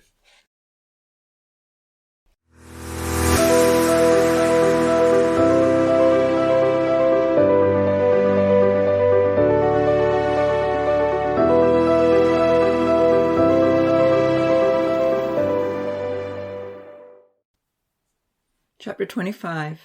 Taken Down. Alan had to make a trip to the plant nursery the next morning to pick up some new trees for a customer. He told the twins to sleep in and meet him for work at noon. The boys enjoyed the late start and the time to eat a larger breakfast. As they stood around the stove waiting for the bacon to crisp up, Zach asked Jake to send 2 very important messages to Hannah and Noah.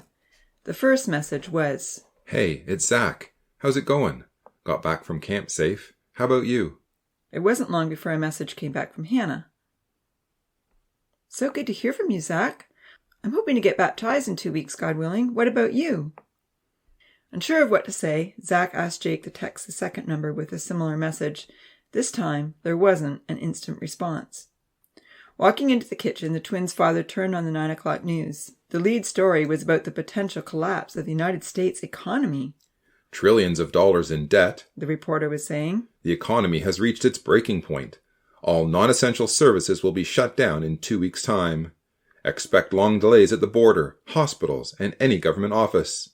Consider alternative methods of shipping. Postal backlogs will get out of hand. For the foreseeable future, military spending has been slashed. The U.S. will defend its own borders only." "That fits nicely with Ezekiel 38, their father commented. "The young lions watch the northern invasion and are powerless to respond. Perhaps a financial crisis is the way that God intends to tie their hands." Zach and Jake looked at one another. A financial crisis in the English-speaking world sounded unpleasant. They hoped their father was wrong. Sitting down at the table with a cup of coffee in his hand, their dad said, "I was talking to your Uncle James last night, Zach. He says he had long talks with you on the way home, going over all the important teachings of the Bible. He feels that you're ready for baptism. Can I be baptized this Sunday?" "It's good to see your enthusiasm," his dad chuckled. "But why don't you give it a month or two, and just make sure this isn't a rash decision. Making a commitment like this to God is something you want to be very sure about." "Dad, I'm absolutely sure," Zach replied firmly, flipping the bacon. "I've done a lot of thinking about it, and I know I'm ready." "You're ready to give your life, your heart, and your mind to God? You're ready to be a new man in Christ?" "I am, Dad." Zach nodded. I know what this commitment means. That's why I've taken so long to make it. Following Christ isn't the path of least resistance, you know, but it's the path of least regrets," Zach finished with a smile. Not having seen the gradual change in Zach during the week he had been at Bible camp, Andrew was a little skeptical. However, after questioning him concerning the new way of life for a disciple in Christ, Zach's unwavering responses persuaded his father that his son's change of heart was sincere. They both agreed to aim toward a baptism in 2 weeks' time. Hannah's hoping to be baptized then as well." His dad looked puzzled. "Hannah Vandenberg?" "Yes." Zach smiled, taking the bacon out of the pan. "Hannah Vandenberg, Noah's sister, Esther's good friend." "Is that right?" his dad said with amazement. "Wonderful. Hannah is a really nice girl. And, by the way, Dad," Zach added, suddenly remembering, "Noah might be going to Dalhousie in September. If he doesn't choose to do missionary work instead, could he board with us?" "Of course. That would be really nice for you and Jake." "Great," Zach exclaimed with a smile. "Can you let him know?" he asked his brother. Jake sent another text to the non-responsive friend as Zach cracked eggs into the frying pan. "My dad says you can stay here if you go to Dalhousie." Noah might be coming here? Jake thought to himself. That will change things. After his father had made a few phone calls to arrange for Zach's interview and probable baptism, the boys sat down to eat breakfast. Zach was munching on a perfectly crisp piece of bacon when his mom entered the kitchen. "How's James?" she questioned her husband quietly. "No better," his dad remarked with a serious tone. "He couldn't talk long on the phone. It was aggravating his cough. Sandra says he'll be off work again today. She's going to take him to see the doctor this afternoon." "Oh, good. He probably needs a dose of antibiotics." Zach could tell his parents were rather concerned that Uncle James had a cold, and he wondered why. Who worried about a cold in the middle of summer? It would soon be over and gone. With Jake's help, he sent a text to Hannah. "Hey, sounds like I might be baptized the same day as you." "We'll be twins," she texted back. Jake looked up to see the smile on Zach's face. "He really likes this girl," he thought. "What did I miss out at camp? Is Hannah really better than Melissa? By far?" With a laugh, Zach told Jake to type. Sweet. It was sweet. It was moral support. The only drawback was that now there was no chance that Hannah and Noah would be coming out to Nova Scotia to see his baptism. "Oh well," he shrugged. "Alan and I will soon be back in Ontario." The next 3 days passed quickly as Zach diligently followed his new routine. Get out of bed in the morning, pray, work for Eden Tree till 5, come home, do the new workout with Jake, eat dinner, do the Bible readings with his family, and then sit down to do the youth conference book for 2 to 3 hours. It was a very busy schedule, and Zach's legs ached from the drills Jake was putting him through. But the study on Job was more interesting than he had anticipated. He had always wondered about the Satan in the book of Job, and now he was finally taking the time to investigate. It's so strange, he thought, because after the first 2 chapters, Satan disappears from the record. In fact, in the rest of the book, all the calamities that come upon Job are attributed as coming from God. Who is this Satan? Did he have any powers of his own? It seems he has to get God's permission to do anything to Job, and God takes responsibilities for all the affliction Job suffers.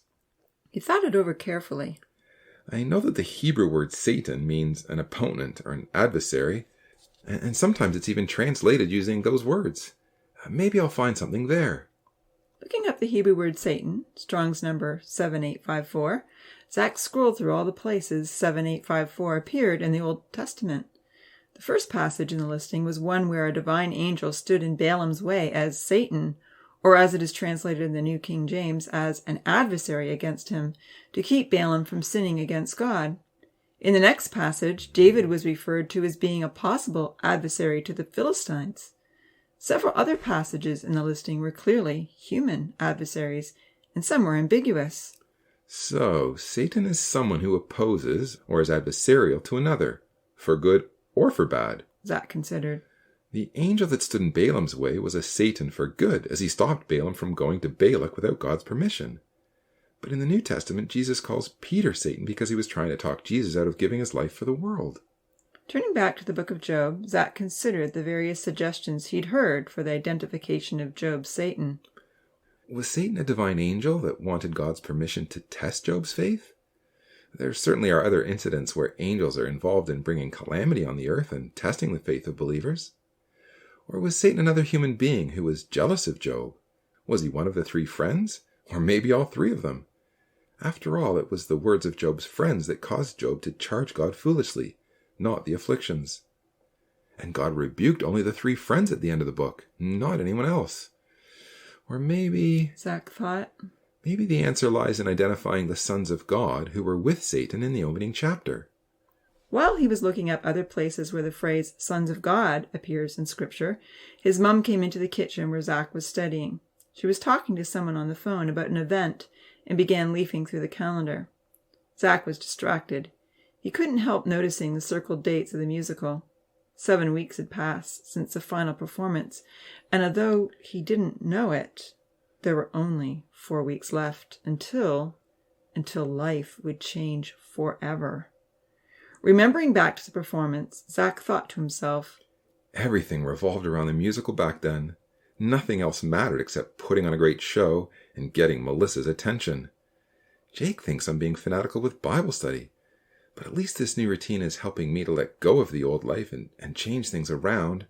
If I had as much free time as Jake, I might be fanatical about something else, like I was before with Melissa and the musical. Where did that get me?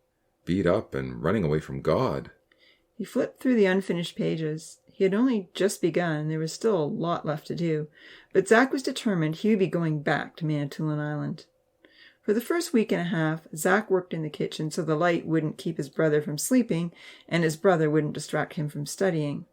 However, on Wednesday night, the night just before his baptismal interview, Esther decided to make up for 2 weeks of missed piano practice all at once. So Zach picked up his books and went to his room. Jake was lying on his bed reading a scary-looking novel. A pair of evil eyes looked through a keyhole dripping with blood. How can you study for so long? Jake asked his brother after a while. It's like you're back at school. Zach looked up reproachfully. Jake was certainly not supportive, and Zach found his brother's hostile reaction strange. Where's the brother who used to encourage me to try harder? Jake has always been the good son, the one making the right decisions. Sure, he has a few areas of weakness, but for the most part he's always led in a good direction. Is he taking a summer break from God? This is way more interesting than schoolwork, Zach told him. I'm finding all these cool links to the life of Job.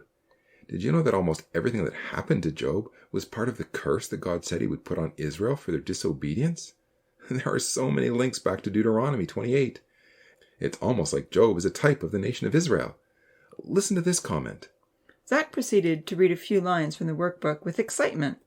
The book of Job was likely written near the end of Israel's wandering in the wilderness, perhaps around the same time that Moses proclaimed the words of Deuteronomy 28 to the nation.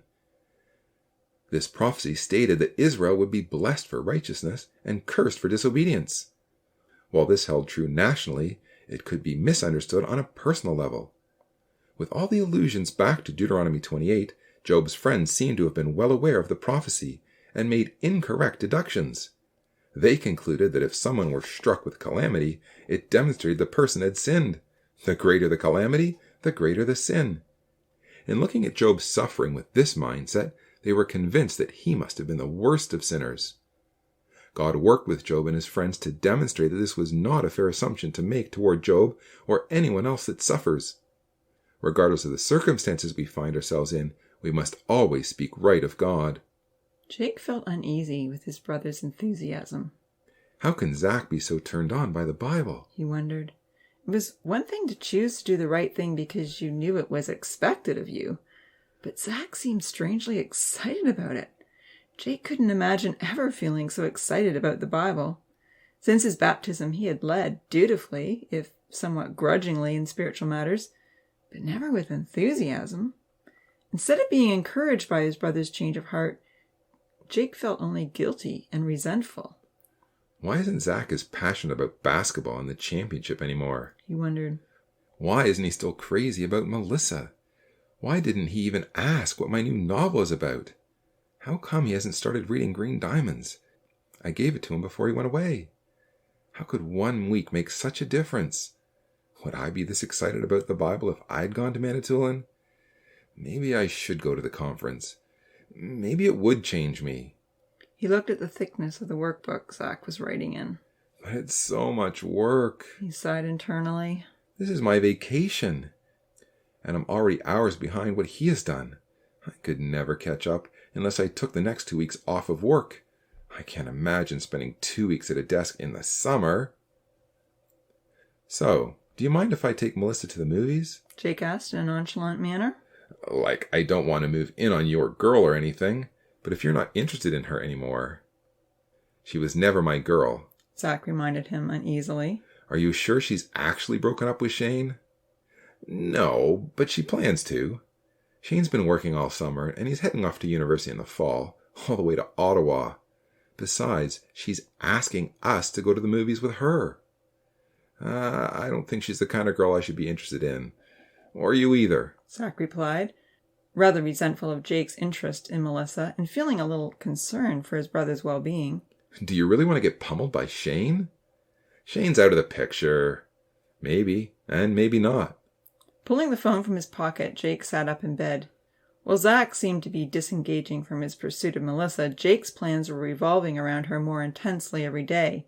He couldn't stop thinking about her. Had he been at Bible camp that summer, he might have realized he was setting up an idol in his heart. He might have considered positively pursuing the opposite. Hey, Melissa, what's up? He texted.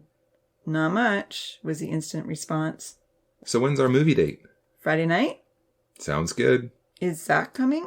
No, he'll be doing his Bible study instead. What? Zach has changed in a major way. Can you give him a message from me? Sure. Jake shared the message that came in for his brother. Zach, what's with you? I hardly hear from you anymore. Colorado is a fabulous movie. You can't miss it. Please be there tomorrow night. Love, Melissa. Zach tried to read the previous messages, but Jake snatched it away. What did you tell her? Zach wanted to know. I just made a movie date for Friday night. She wants to know if you're coming. And what are you going to tell Dad? Zach questioned, knowing just as well as Jake did that their parents would not be impressed with such a date. I don't know. Jake fumbled irritably. Maybe I'll say I'm going to see Jaden for a few hours. So you'll lie. Jake looked perplexed. I'll come up with something, man. It might not be an outright lie. But why are you worried about lies? You lied about prom and about...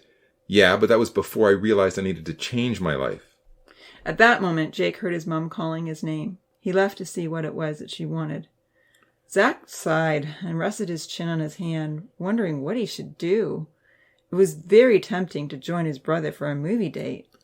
But I'm trying to change my life, he thought. A date with Melissa could set me back in a major way. What if she gets all cuddly? And I'd have to lie to Mom and Dad, which I don't want to do anymore. His eyes focused in on the white rock that sat on his desk, his treasure from the shipwreck. He picked it up and examined it carefully. Jake returned in a few minutes with a laundry basket of clean clothes. Tell Melissa that I'm sorry, but I have other plans for Friday, Zach said. I really don't think you should be going either, he told his brother earnestly. Melissa's beautiful, she's charming, and she's wild. For guys who want to do what's right, she's not going to be helpful at all. Jake was amazed his brother was finally admitting what they both knew well. I can't believe Zach isn't interested in a date with Melissa, he thought with astonishment.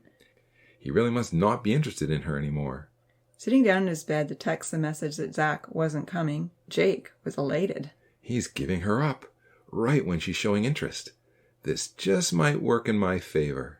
With a smile, Jake lay on his bed, imagining his movie date with Melissa, while Zach quietly filled in a study chart comparing Job's 3 friends. Hearing their parents call out goodnight as they headed to bed, Jake pulled out the laptop that he kept carefully hidden away. Zach's been working for quite a while, he considered. I wonder if he'd watch a movie with me now. In the past, they'd done everything together. Zach had always been a willing partner in crime. This turnabout was driving Jake crazy. Think you'd have time to watch a movie with me? Jake asked. Zach hesitated. I was hoping to do another hour on Job, he replied. And then we need to get some sleep so we can get up for work in the morning. Jake noticed the hesitation. The monster wanted company. Okay, well, I'm going to watch one. I'll keep the earplugs in so I don't disturb your study. Picking up the laptop, Jake settled himself comfortably against his pillows and turned it on. He looked through the selection of movies, wondering what might interest his brother. He remembered his first introduction to R-rated movies. If I could get Zach to watch just one with me, maybe he'll find them just as addictive. Then maybe he'll be normal again. I feel bad watching the stuff when Zach's sitting there studying his Bible. He looked at the list carefully. Perhaps I should show him Hellrider. Hey, Zach, he called out. Have you ever heard of Hellrider? Turning around, Zach asked. Oh, what's it about? Jake told him selected parts of the storyline. It has the best cop chase ever. You gotta see it sometime. The stunts this guy does on his motorbike are unreal. You'll love it. Curious, and feeling badly for turning his brother down so many times that evening, Zach got out of his chair and came over to steal a peek.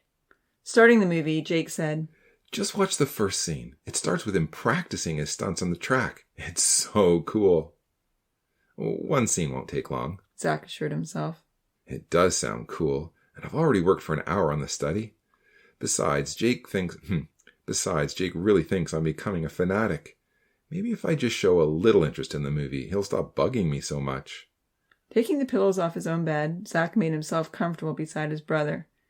He was awestruck by the stunts and mystified by the cop's intense pursuit of Lance, the motorcycle rider. Why do they want to catch him so badly? He wondered.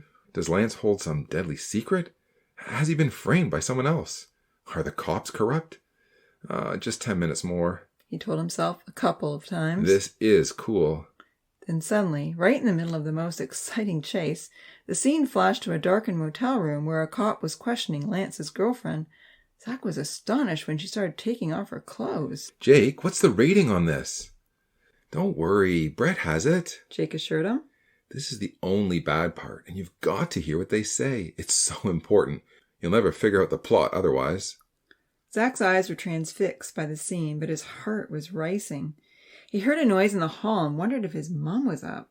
What if Mom comes into our room right now and sees what we're watching? She'll be so upset. Dad would never allow stuff like this in the house. They'd be so disappointed, especially after I've told them I've changed. But it was so hard to tear his eyes away. Jake, we shouldn't be watching this, he complained weakly. You should skip it. You missed it, Jake said reproachfully, backing up the movie so the whole heart-racing scene began from the start. You've got to listen to what they say. Inside, Zach's conscience was telling him that this was bad, that he shouldn't be watching such scandalous scenes. But another part of him was totally enthralled. He'd never seen anything like this before. The new possibilities being suggested made his heart race. If Brett owns this DVD, he told himself, then obviously Brett thinks it's okay. And I'm not baptized yet. He assured himself. I haven't really made a commitment to God. Zach missed the crucial words for the second time and didn't complain when his brother skipped back to watch the whole heart-racing scene again. From that point on, Zach lost all willpower to tear himself away from the movie. I have to find out what happens. I'll do extra study tomorrow night. Jake smiled inwardly. This is more like it. Zach's enjoying this with me. He was introducing his brother to a new brand of excitement, and he was sure his brother would become just as quickly addicted as he had been. Jake had told Zach that there was only one bad scene, but he hadn't been entirely truthful. There were others, and Jake kept repeating, Oops, I forgot about this. As Zach allowed himself to watch, he told himself, I'll never, ever do anything like this again. This is a one-time indulgence. I've just got to see how it ends. But Dad always says that the best defense is never to give in for the first time. Oh, just this once. Dad says once you've broken down your first line of defense, you'll more easily overcome the next time. Oh, the first defense is already broken. I might as well finish this off. When the movie ended, somewhere near midnight, Zach was just as awake and wired as if it had been the middle of the day. He tossed and turned for some time in bed, feeling ashamed for the direction his thoughts were going. His lusts were ignited by the images now burned into his mind. One part of him yearned to dwell on the scenes, while the other was disgusted to have them in his head. It was such a paradox. I should have asked Jake what the rating was, he thought regretfully. But I never thought he would suggest watching stuff like this. What's with Jake? I'm surprised Brett owns this movie. I should have walked out after that first bad scene. Then I wouldn't have so much of this in my head. He thought about praying to God for forgiveness, but he felt too ashamed to even begin to approach God when so many impure thoughts were swirling around inside. Only 3 days ago he'd asked to be baptized, promising his dad that he was ready to stop serving sin and give his life to God. Now he had just invited sin into his heart through the lust of the eyes, and it didn't want to leave. Unable to sleep, Zach finally left his room and went outside for a walk. Jake was sound asleep. A muggy night, it was peaceful and quiet down near the bay. The moon was a bright half-crescent, and the sky was filled with stars. He looked up at the heavens and remembered the beautiful evenings at Manitoulin. With all the light pollution in Stirling, he could only see a small fraction of the heavenly host. I wish I were back at camp, he thought, where there weren't so many distractions and strong pulls in the opposite direction. Zach wandered down to the harbor front. He didn't feel one bit weary physically, but mentally he was exhausted. Walking along the boardwalk, he tried to determine what he should do. He longed to talk to someone about the way he was feeling, but didn't know if anyone would understand. Dad won't have any sympathy, he decided. I hate to think what the consequences will be if Dad ever discovers that laptop. Who can I talk to about this? I wonder if Uncle James ever watched such movies. He wasn't always a believer. But Uncle James is still really sick. I can't talk to him. Standing beside the ocean, listening to the waves surging against the tall wooden piers, Zach thought about the talks he'd heard at Manitoulin. He remembered Uncle George talking about idols of the heart and how they refused to go away. But there is a more aggressive method to overcome idols in the heart, Uncle George had assured them. Be not overcome by evil, but overcome evil with good. Positively pursue the opposite. Zach looked around. There was no one else in sight. Kneeling on the wooden planks, he bowed his head and prayed.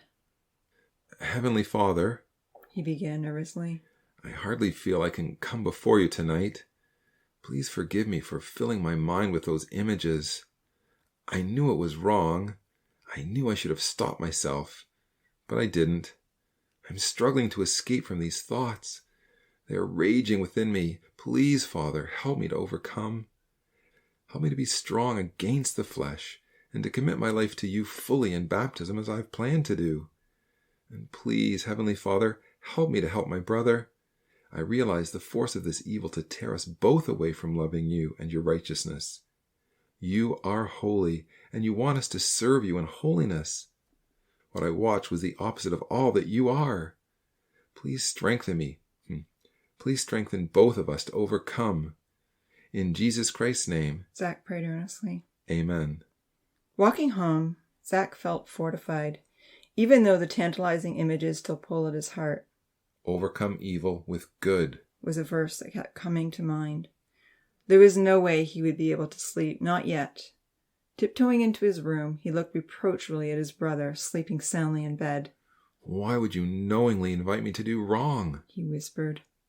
Picking up his workbook, he was reminded of the way Job's 3 friends had been even more effective at bringing Job low than all the afflictions heaped upon him from God.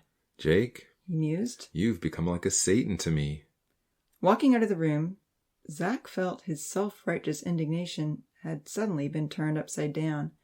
A panicky feeling washed over him. I used to give Jake such a hard time about every spiritual choice he made. I used to go on and on about all the fun I was having away from God. Was I a Satan to him? Were my actions responsible for where he's at now? I need to help my brother.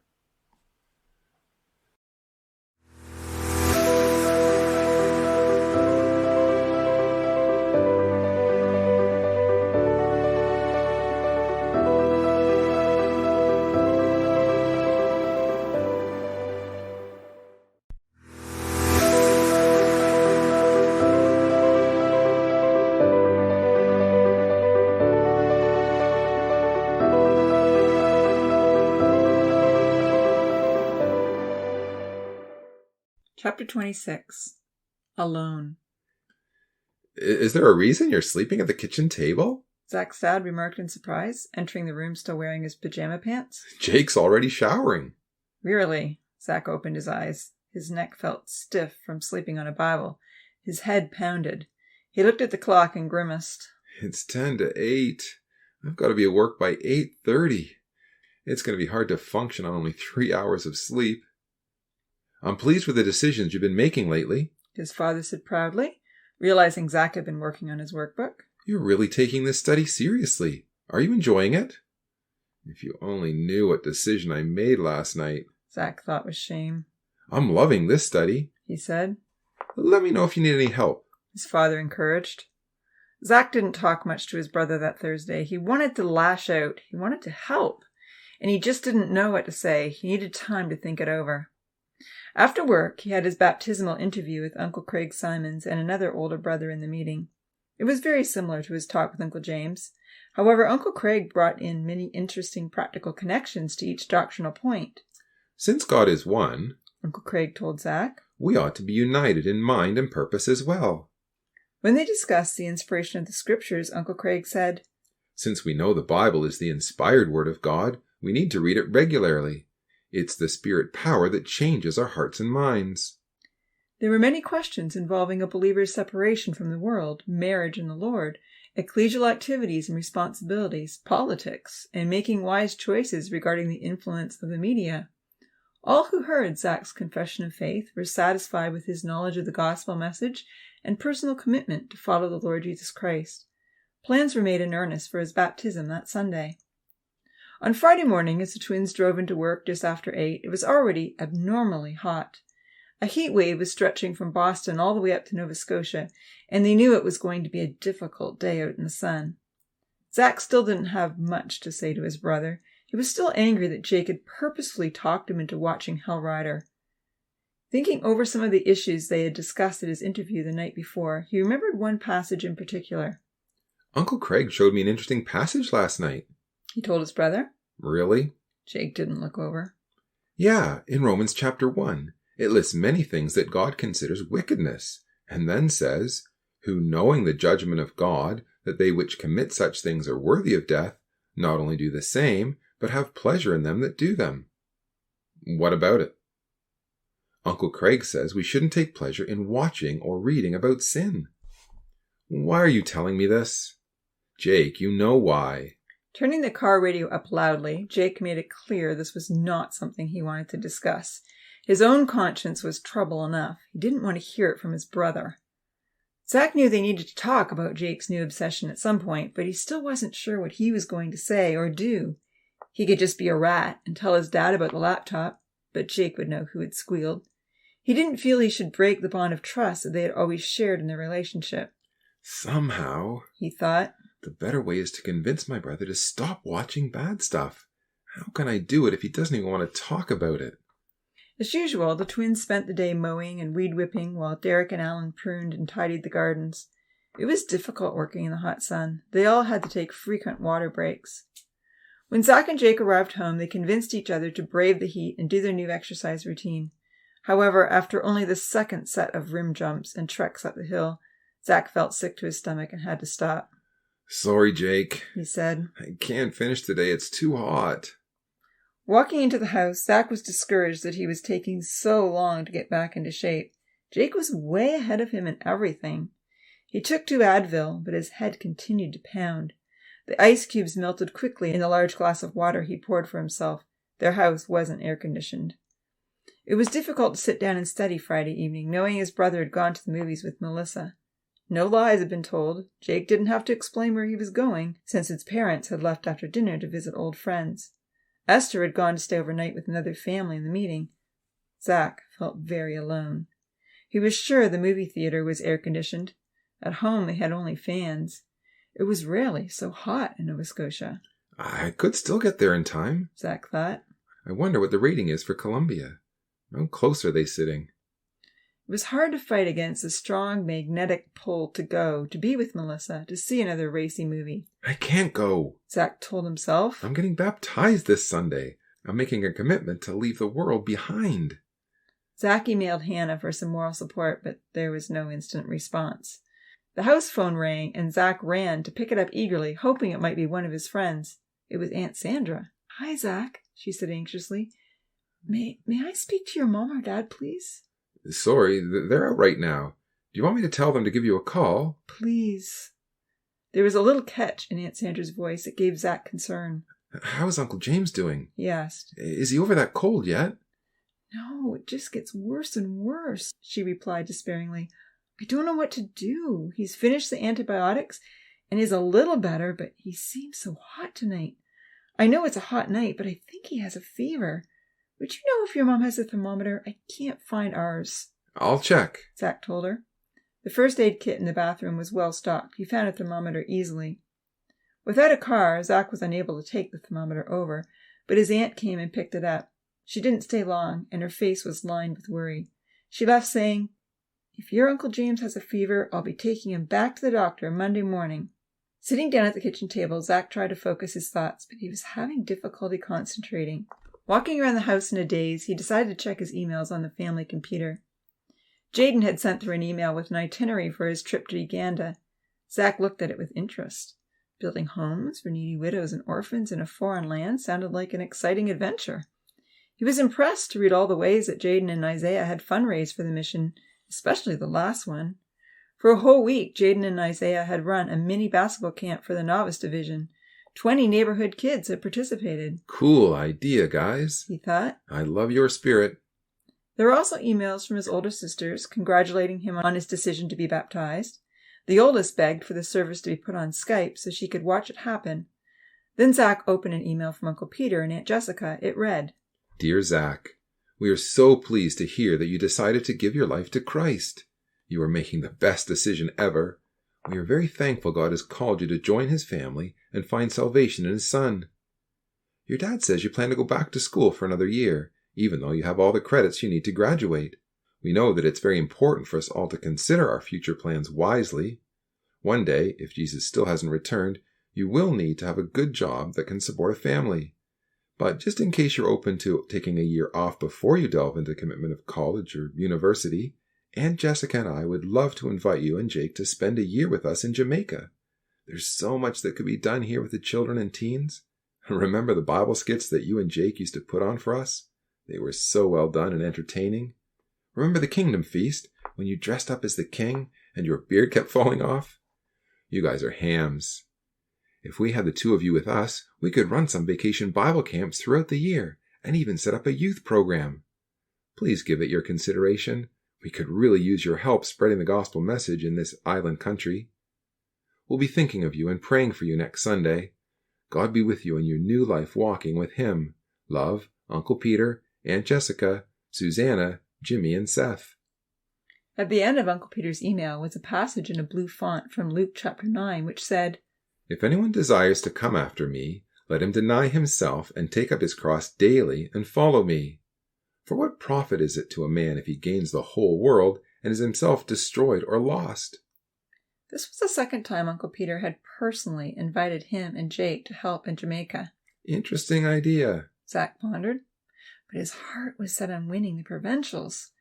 To leave school and go to Jamaica for a year would require giving up basketball, his friends, and the opportunity to improve his chemistry mark and get his top university choice.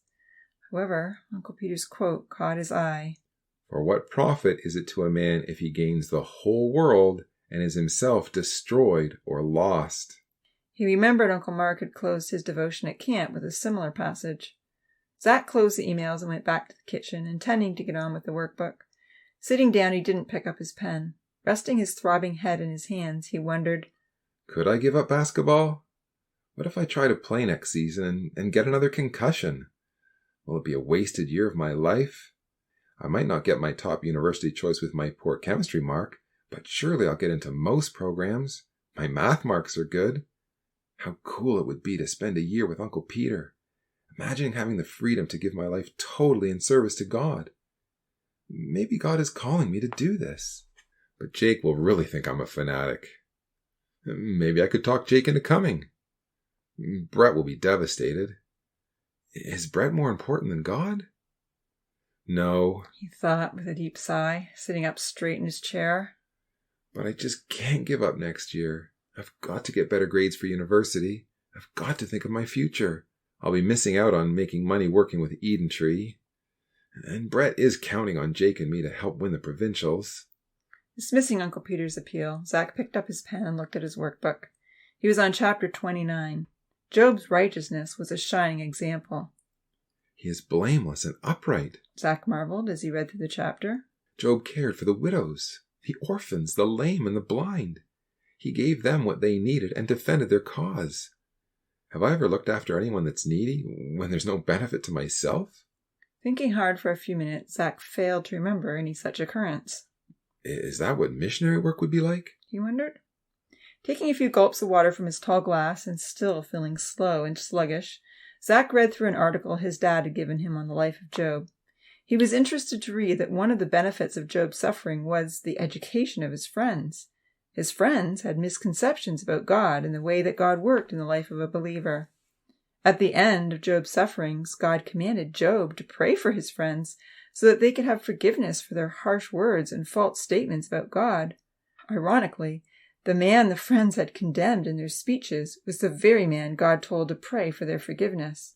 Job was a type of Christ, Zach marveled. He was condemned by the very people he came to save. In the agony of crucifixion, Jesus brought salvation to the world. Zach sat back, deep in thought. What's my responsibility to the world?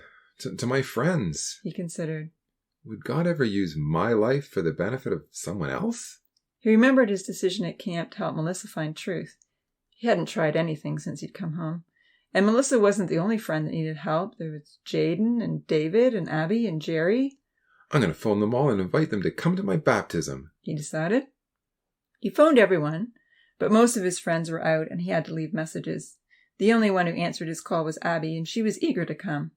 I'll be there as long as my parents give me a ride, she told him. Abby was with her parents at their cottage on the peninsula near Sydney, a 3-hour drive from Stirling. Generally, she and her family stayed at their cottage all summer long. Zach hoped her parents would choose to make the trip. Turning back to his study, he investigated the references to wisdom in Job chapter 28. Job had asked, But where can wisdom be found? And where is the place of understanding? Job went on to say that wisdom is not found in the land of the living or in the depths of the sea. It can't be bought with even the finest gold. The chapter concludes by stating that only God knows where wisdom is found. Behold, the fear of the Lord, that is wisdom, and to depart from evil is understanding.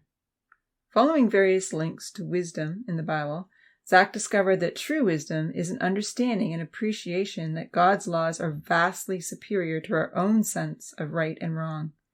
When he came to Proverbs 4, he read the whole chapter. Hear, my children, the instruction of a father, and give attention to know understanding. Let your heart retain my words. Keep my commandments and live. Wisdom is the principal thing. Therefore get wisdom, and in all your getting, get understanding. Exalt her, that she may promote thee. She will place on your head an ornament of grace. Just like Job before he was afflicted. Zach marveled. Because Job loved God's ways, he became renowned as a man of wisdom. When he spoke, people listened, because he spoke and lived the words of God. He read on.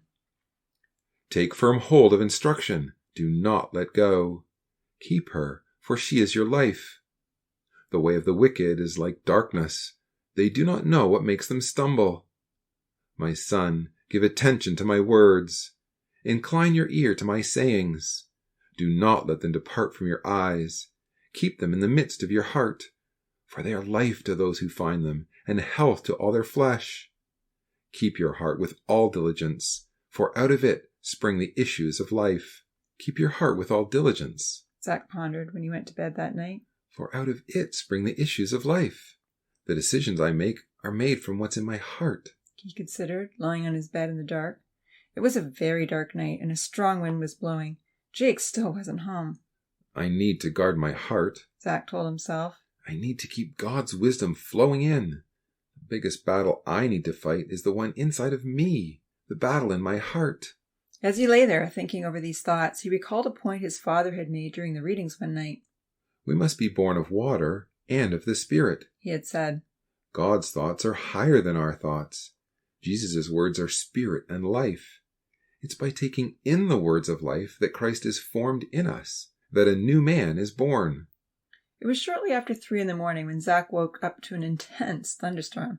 He was startled to hear someone fiddling with his bedroom window. Slowly, it slid open. Someone was coming through the ground floor window. Shh, Jake whispered with a grin as he landed on the carpet, dripping wet. I don't want Mom and Dad to know I'm home this late. Wearily, Zach looked up at his alarm clock. It's after 3, Jake. He whispered back. How many movies did you watch? Only one. Jake smiled with a shrug, pulling off his wet clothes. Melissa wanted to go for a walk. It was great until the rain started. She broke up with Shane, so she's feeling rather lonely. With a quiet chuckle, he added. She asked about you. With a groan, Zach put his pillow over his head. I don't want to hear any more. Wrapping himself in a blanket, Jake sat down on his brother's bed. He pulled the pillow off his brother. Zach, he said. You've got to be honest with me. Zach rolled over. About what? About Melissa. I won't move in on your girl if you still care about her. Seriously. She's not my girl, but of course I care about her. Zach replied passionately. He sat up in bed. Jake, I'm choosing this Sunday to commit my life to God. I'm not going to date someone who doesn't share that commitment, and you shouldn't either. Melissa needs help to find God's truth, but she will drag you down in a dating situation. Come on, Jake. Zach pleaded. You know you would have been telling me the same thing a month ago. Melissa doesn't know that morality matters. Probably not. Jake agreed. But you've had your fun while I've been trying to do everything right all these years. I just want to break free for a bit. Not in any crazy way. I just want to experience life a little. That doesn't sound good, Jake. You had your fun, and I covered for you, right? But Jake, I'm choosing to leave it all behind. And you're already baptized. I can tell you the fun wasn't worth it. It didn't do me any good. It almost took me completely away from God. I'll probably make the same choice as you, eventually. Jake replied evenly, leaving Zach's bed and climbing into his own. Just cut me some slack. Let me find my own way like you found yours. Perplexed and unsure how he should respond, Zach didn't say anything more. However, he felt very torn up inside as he wondered, what does Jake feel he's missing out on? And what's he planning to do? Something's happening to my brother, and it's probably Melissa. Will she go out with him? Zach thought it all over carefully as Jake drifted off to sleep. He groaned. He knew that compared to Shane and the other guys Melissa had dated, Jake would seem like the perfect gentleman. If Melissa fell for me, I guess I shouldn't be surprised if she falls for my twin brother. But what's this going to do to him? It can't be good. Maybe I should involve Dad. Or should I just let Jake figure this out on his own?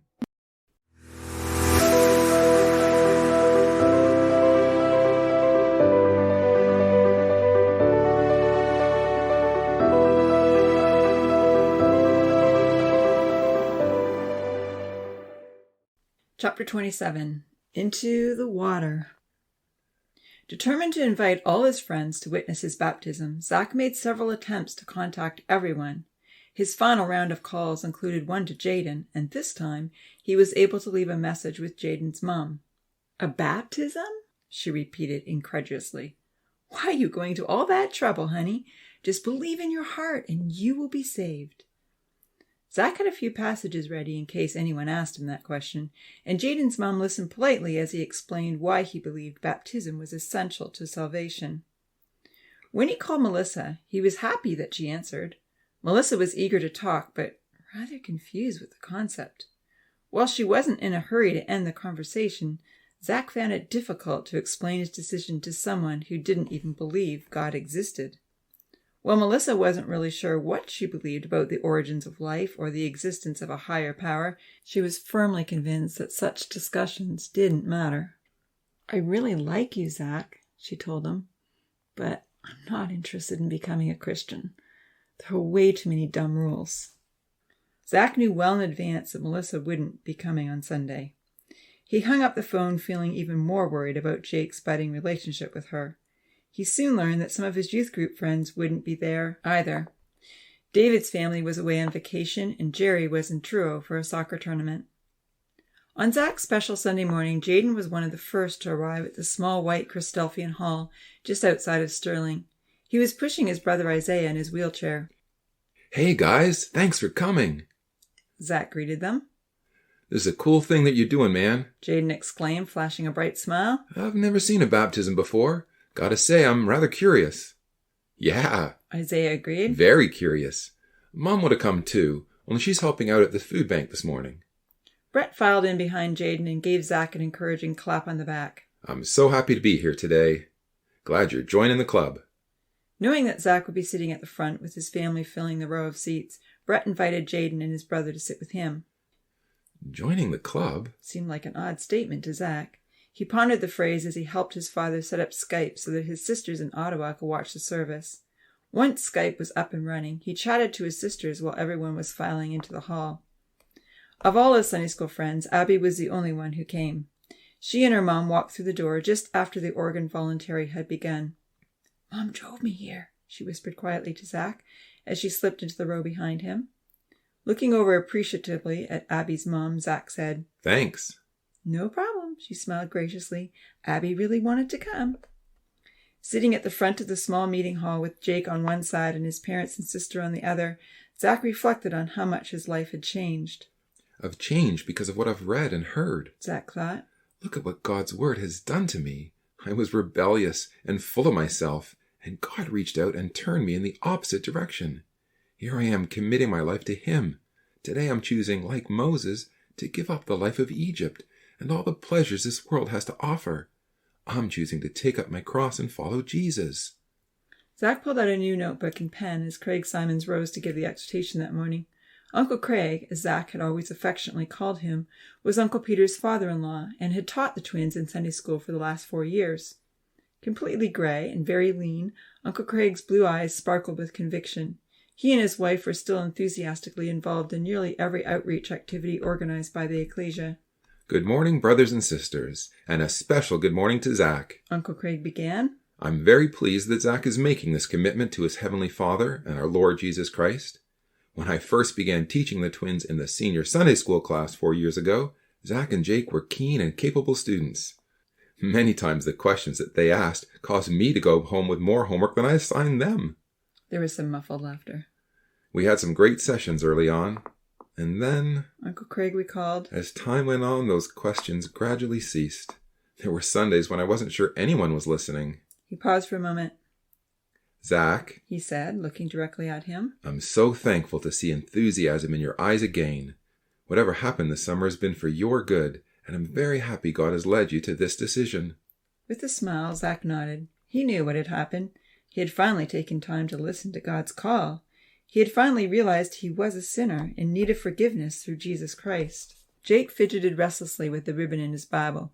He was finding it harder and harder to concentrate on Sunday mornings. With all the movies he was watching and the creepy novels he was reading and the Snapchat photo Melissa had sent him that morning, never mind the intense texting conversations, There were too many enticing fantasies pulling him in other directions. He had started sowing to the flesh, and inevitably and sadly he was reaping corruption. Master Sin was adding shackles to his willing slave, one by one. I'd like to talk this morning about repentance, Uncle Craig said, because that's what baptism is all about.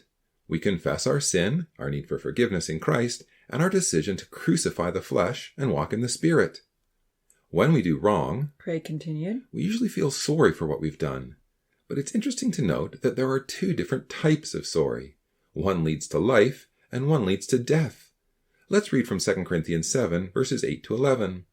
Uncle Craig asked everyone to turn to the passage. He explained that the Apostle Paul had been upset with the Corinthians in his first letter because they were allowing one of their members to continue in a sinful situation without rebuke. But when his second letter to the Corinthians was written, the Apostle Paul was able to praise them because they had listened to his warning, were sorry for their wrongdoing, and had changed the situation. Reading from chapter 7, verse 10 from the NIV, Uncle Craig read, Godly sorrow brings repentance that leads to salvation and leaves no regret. But worldly sorrow brings death. It's possible to be sorry for what we've done, but not to change anything in our hearts. Uncle Craig continued. We see it easily in our children. Little Freddie takes a lollipop from the candy jar without asking. If no one discovers his theft, little Freddie quite happily enjoys the treat. When he is caught and punished, there may be plenty of tears, but are those tears because Freddie is truly ashamed and sorry that he stole? Or is he crying because he got caught and can't have any treats for the rest of the week? Uncle Craig smiled. The test is whether little Freddie steals again the next time he has a chance, or chooses to avoid the temptation. Think of Judas Iscariot. Uncle Craig elaborated. He was very sorry that he had betrayed Jesus. So sorry was Judas for his actions that he cast down the money he'd been paid in the temple, proclaimed that he had betrayed an innocent man, and took his own life. Judas's sorrow is not the kind that will lead us to God's salvation. Godly sorrow leads us to change our heart and behavior. Godly sorrow leads us to confess our sins, ask for forgiveness, and to find help to overcome our weakness. Judas's sorrow was of the worldly sort, which only leads to despair and death. The disciple Peter also betrayed Jesus that same night through his fearful denials. Yet Peter's sorrows led to his humbling and a complete change of heart. He became a stronger man, prepared to proclaim Jesus Christ regardless of persecution. Zach looked over at Jake to share his enthusiasm for the things that were being said, but Jake was staring out the window with a smile on his face. He seemed far away in thought.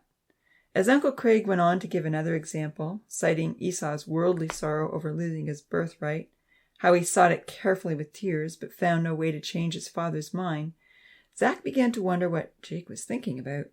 As he did this, he quickly found his own thoughts in places that he didn't want them to be. How can I be thinking these thoughts? Zach chided himself. Here I am, about to give my life to God, and my mind is in the gutter. Taking notes and harnessing his thoughts to concentrate on the words being spoken made a difference. It helped.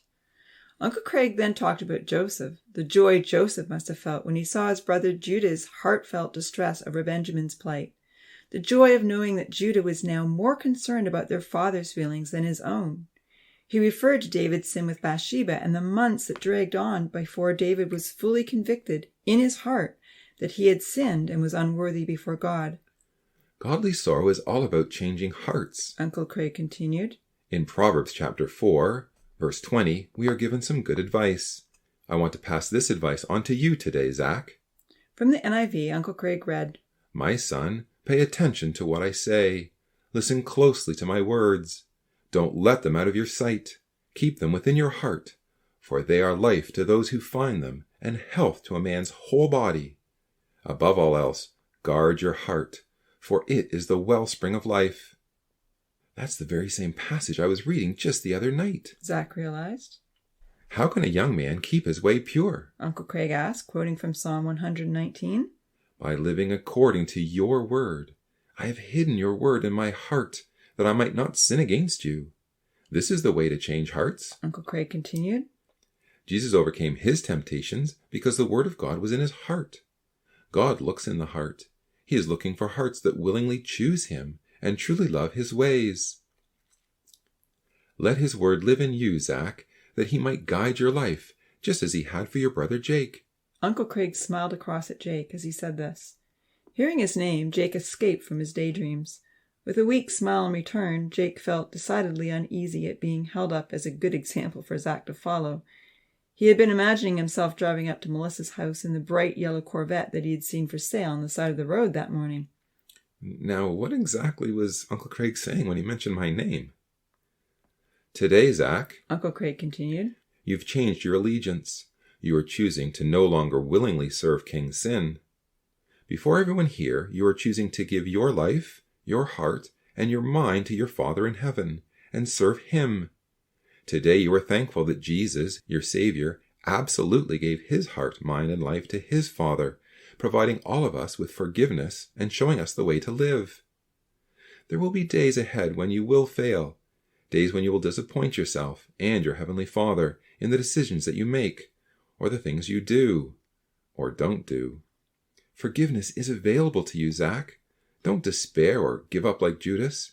Don't deny your sin, as David did for months in utter misery. Don't serve insincerely, like Esau, completely despising the great birthright. And don't neglect a dying love in your heart. Nurture it with the word and prayer. Take away the thorns. Confess your sins, repent, and go forward, forsaking the evil way. Zach nodded as he scribbled down the message. He was encouraged. His heart was open to the words. The words might have had an impact on Jake as well if his thoughts had not drifted off again, estimating how much money he was going to make with Edentree that summer. After the exhortation, hymns were sung while Zach changed clothes and headed over with his family to the small lake that was within walking distance of the hall. The others followed soon afterwards, setting the laptop carefully on a nearby stump so that his sisters could watch. His father baptized him, taking him down into the water, put off the old man of the flesh, and bringing him up a new man, dedicated to God. It was a high calling, but Zach knew it was the only decision with an eternal promise of life. His family and several others gave him big hugs when he came up out of the water, and on Skype his sisters were cheering. At the end of the service there was, as usual, a prayer for the brethren, when special requests were made for any brother or sister in need. Zach's dad gave this prayer, and his most earnest request was that God would be with his sick brother James. He asked that he would soon find health and strength to recover, and that Aunt Sandra would be strong in faith. The only sadness for Zach on his day of rejoicing was the absence of two of the most important people in his life. Texts are pouring in for you, Jake told him after the service was over. He showed his brother the phone. All their old friends in Ontario were sending messages to congratulate Zach on his baptism. All his absent aunts and uncles had sent texts as well. Jake was reading the messages with his brother. He pointed out the one from Hannah. It said, "Zach, I'm so happy I've made this decision and that you have too. I now know where I'm going in life. We belong to Christ now and for always. Happy new birthday, twin. Love, Hannah." You've got a new twin, Jake remarked. We've been born again on the same day. True. "I have something for you," Abby said on her way out of the meeting hall. She smiled and passed Zach a small packet. Zach looked at her with surprise. Several of the older members of the ecclesia had given him helpful books to commemorate his baptism, but it was a total surprise to get something from Abby. He took the package appreciatively. "I hope you'll wear it," she said with a bright smile. "If I ever decide to get baptized, I think I'd wear something like this. Then I could tell everyone about it." Peeling back the layers, Zach uncovered a braided leather bracelet. Something was engraved on the rectangular metal plate in the middle. Zach held it up close to see the words, "A new man in Christ," it said. Abby, this is amazing. Zach marveled. Yeah, I'll definitely wear it. Thanks so much. "You're welcome," she smiled. Seeing Zach fumble to tie it on, Abby offered to help. It was much easier to fasten with two hands. "So when are you going to be baptized?" he asked her tentatively as she tied the cords. The question came out awkwardly. Zach wasn't used to encouraging his friends in a spiritual way. Looking down, Abby shrugged her shoulders. "I have to clean up my act first," she mumbled. "I can relate to that." Zach nodded. He paused, but as much as he was unaccustomed to encouraging his friends in spiritual ways, he suddenly felt compelled to try harder. "Abby is a good friend," he reasoned. "She's been there for me when I needed her. The bracelet was such a kind gift. What have I ever done for her? Nothing, except view her as competition." He gave her a hug. Don't wait too long, Abby, he said earnestly as they parted. Remember, Uncle Craig said it's not about being perfect, you know. It's about being sorry. Come on, Abby, her mom called out from a distance. It's a 3-hour trip back. Why don't you come with Alan and me to youth conference? Zach said on the spur of the moment. I had such a great time at Manitoulin. It was so good to see everyone again. I learned so much. It helped me to make this change. Abby sighed. Oh, I don't know. I have a lot planned already. I'm supposed to be going to Brian's cottage with his family that week. In Zach's mind, there could hardly have been a worse excuse. A week at Brian's cottage would pull Abby in the opposite direction. Look, I'll send you the workbook if you send me your email address. I'll help you with it, over the phone or however we can. You'll love it, Abby. I know you will. I'll send you my email, she said half-heartedly. Turning away to head out with her mom, Abby gave Zach a parting glance. Her eyes were troubled, and Zach felt at a loss to help. He was surprised by how much he had already said. Since when did he pressure people like that? But he knew that deep down Abby wanted to change. She just couldn't see her way out of the situation she had chosen to enter. Little did Zach know that he would never see Abby's face again. Neither one of them realized how quickly time was running out. No one did. The door would soon be shut. The opportunity to repent and find forgiveness was coming to an end. Jaden and Isaiah came over and marveled at the pile of books Zach had been given. While their church was very actively involved in the community and helping out all over the world, Bible study was not emphasized. They're expecting you to do lots of reading, Jaden said, picking up a book that caught his attention. With a laugh, Zach told them, If you see anything you like, feel free to borrow it. Until youth conference is over, I'll be flat out studying Job every night. So if it's not about Job, I'll probably won't get to it until the fall. Really? Isaiah looked at the books eagerly. He had a longing to learn more. Jaden examined the book he had picked up. It was called Stormy Wind, Fulfilling His Word. This one looks interesting. It's about historical battles, which I love to read. Sure you don't mind? No, take more if you like. You've got another month of holidays. I'll be off to Uganda tomorrow, Jaden reminded him quietly. But I could use some reading material on the flight. Right, all the best with that, Zach exclaimed. How much did you guys raise for house building?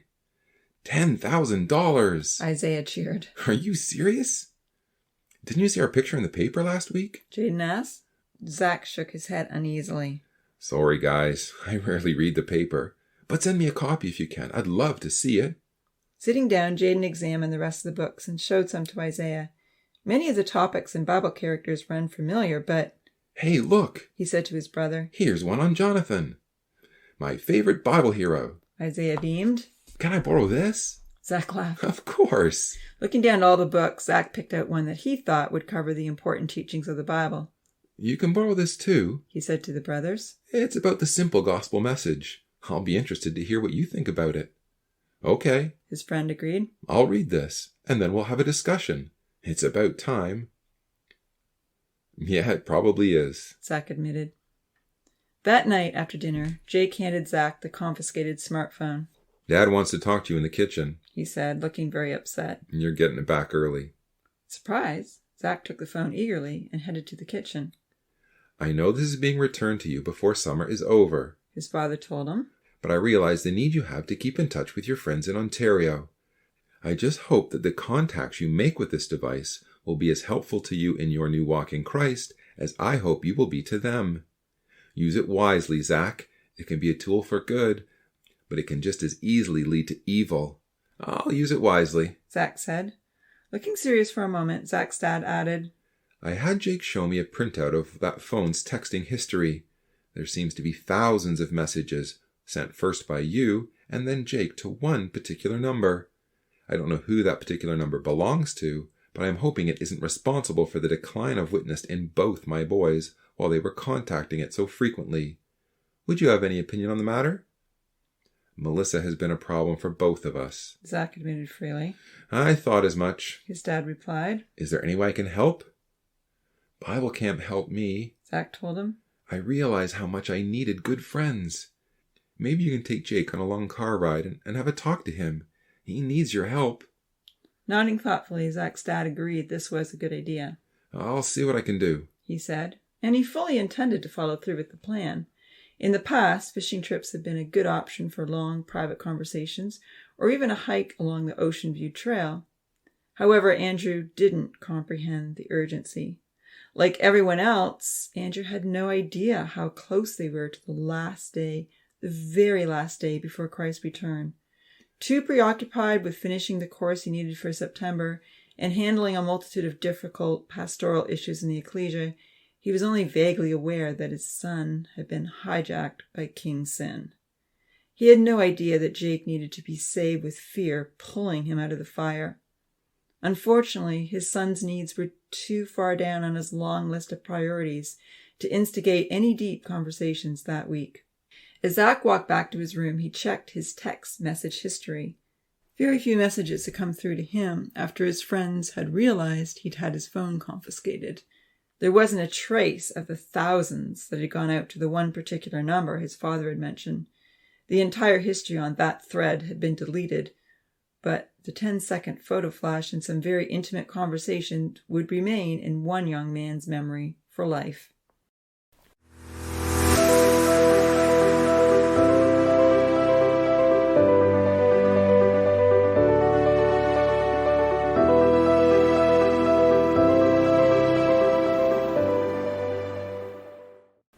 Chapter 28. Bad News. All week long, there were predictions that a major hurricane was heading toward the East Coast. Hurricane Kennedy was to reach Nova Scotia sometime by Tuesday. It was classified as a Category 4 storm. Many people, including the Bryants, boarded up their windows. Some tried to be prepared by cutting down dead trees and limbs to prevent them from falling on their houses and cars. Scores of people left the coastal regions and headed further inland. Tuesday night, the hurricane hit. Kennedy was downgraded to a Category 3 when it hit land, but even so, the wind and rain were thunderous. Zach and his family barely slept. Garbage cans rattled down the street, trees groaned and scraped against the house. Every so often, loud cracks and booms were heard as branches broke off and fell to the ground. Huddled around their clock radio, the boys listened to the coastal storm surge warnings and incoming damage reports until suddenly electricity cut out. Zach's phone alarm woke them up the next morning.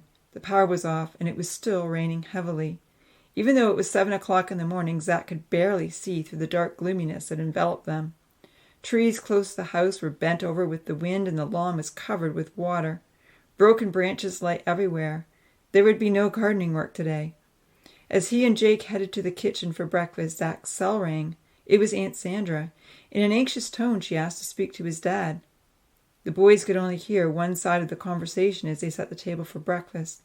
From their father's alarmed responses, they gathered that someone was seriously hurt or sick. Uncle James is in the hospital, their father said after ending the phone call. Aunt Sandra took him in last night before the storm hit. She says he's contracted pneumonia, of all things. His oxygen levels have dropped dangerously below normal, so they've admitted him, and he's on a powerful antibiotic drip. How serious is that? Zach asked with concern. Uncle James is very special to him. Will he be in for a day or a week or what? I wouldn't think there'd be more than a couple of days, his father assured him. They have pretty strong meds to clear up stuff like that. The rain finally stopped late Wednesday night. Thursday morning, the Bryants joined an army of volunteers to clear the main roads. There was a lot of damage all over Sterling. By Friday, the main highways reopened, but many side streets were still a mess of fallen tree branches and flooding. When they contacted Aunt Sandra to check on Uncle James' well-being, they found out that while she had finally made it home that Friday morning, so many branches had fallen at Ocean View Lodge she was unable to get up her driveway. I'll see if I can head over there today and clean it up, Zach's dad told his mom. Maybe Esther can help me, and you can spend some time with Sandra and my mum. It sounds like they would appreciate your company. Zach's mom agreed. After they had helped the neighbors cut up and remove a few large limbs that had fallen on their street, the twins' parents and Esther headed to Ocean View Lodge, while the boys headed to work. Almost every Eden Tree customer had trees down. The heavy rain had eroded gardens and lawns. Along the coastline, rogue waves had wreaked havoc inland.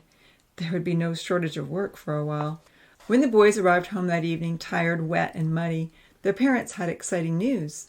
Uncle Peter and Aunt Jessica were flying home from their missionary work in Jamaica to see Uncle James and spend time with their family.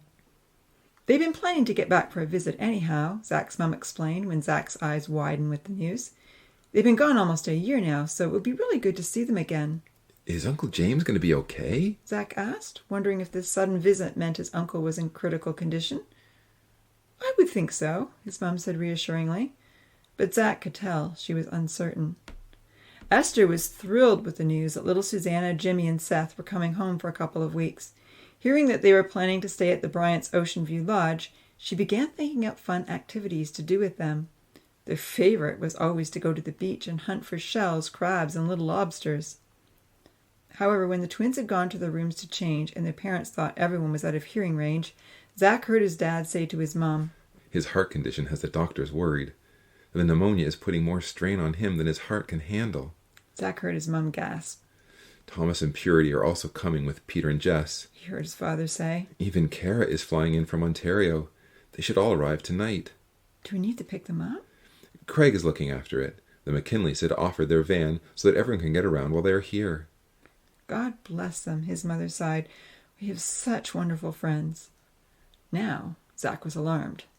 As fit and healthy as Uncle James looked, he knew his uncle's heart would always be weak after the attack he had suffered years before. It alarmed him that so many friends and family members were coming. Please, Heavenly Father, Zach pleaded earnestly. Don't let Uncle James die. We need him here. Esther overheard her parents' conversation as well. When the twins headed outside to do their exercise routine, she followed. As they did their warm-up stretches, she asked, Who is Kara? Mom says she's coming in from Ontario. How does she know Uncle James? Knowing that his sister knew Uncle Thomas and Aunt Purity, Zach explained that Kara Lavelle was Uncle Thomas's mother. Likely she's coming here especially to see Uncle Thomas and Aunt Purity, Jake surmised, stretching from side to side. Since they've been in Jamaica for a year with Uncle Peter and Aunt Jessica. She has some connections to us too. Zach added proudly. Because her daughter Verity used to be really good friends with Uncle Peter. Until she died, that is. Really? Esther prodded. Someone died? I don't think I've heard this story. Who? When? What's this all about? Pulling on one hamstring muscle, Jake began to tell the story. When Uncle Peter lived in Ontario, he went to high school with Uncle Thomas, Aunt Purity, and Verity. He first became friends with Verity, and I've heard he was really in love with her. But then she died of cancer. When she was only 16. Zach added emphatically, following his brother's lead in the warm-up routine. But she had already found the truth and was baptized, and that led to Uncle Thomas becoming a believer, and his mom, Aunt Carol Lovell. And then Uncle Peter became a believer. Jake said with a smile as he jogged on the spot, pulling his knees up extra high. Uncle Peter told our family all about the true gospel message. So really, all of us should be thankful for Verity. Just think, she was younger than we are while she was searching for truth. Zach exclaimed. Esther sat down on the curb. The grass was still too wet from the storm. She was curious. Okay, so then how did Uncle Peter end up with Aunt Jessica? Isn't she a lot younger than him? Passing a basketball to his brother, Jake replied, Uncle Peter and Verity used to visit the Simons when they were reading and discussing the Bible. So when Uncle Peter first met Aunt Jess, she was just a little girl in their house. After Verity died, Uncle Peter took off to Australia. Zach continued, as he and Jake began passing the basketball back and forth. They were eager to start on their rim-jumping, hill-run routine. When Uncle Peter came back to Canada 10 years later, Uncle James had just had a heart attack. He was living here in Nova Scotia. Uncle Peter wanted to stay out here and be with his brother. Since the Simons had moved here by then, he lived with them. And that's when he really got to know Aunt Jess. Jake smiled, driving a bounce pass hard at his brother. Zach caught it, faked him out, and gave him a surprise pass behind the back. Esther was thinking it all through carefully. So, how long has Verity been dead then? Zach wasn't exactly sure. As he and Jake gave each other increasingly difficult passes, he made a rough estimate. Probably around 20 years. That's a long time, she considered sadly. I really like Uncle Thomas. I wish I'd had the chance to meet his sister. Maybe you will at the resurrection, Zach called out, missing his brother's pass and running to catch the ball before it went on the road. Jake began his rim jumps, and Zach tossed the ball to Esther and joined him. Esther sat and watched the boys for a while as she thought about all the connections she hadn't realized existed. Uncle Peter loved someone else before Aunt Jess, she pondered. And that girl died young. How sad. She was Uncle Thomas's sister. Because of her, our family became believers. When the boys began their third hill run, she went inside to help make dinner.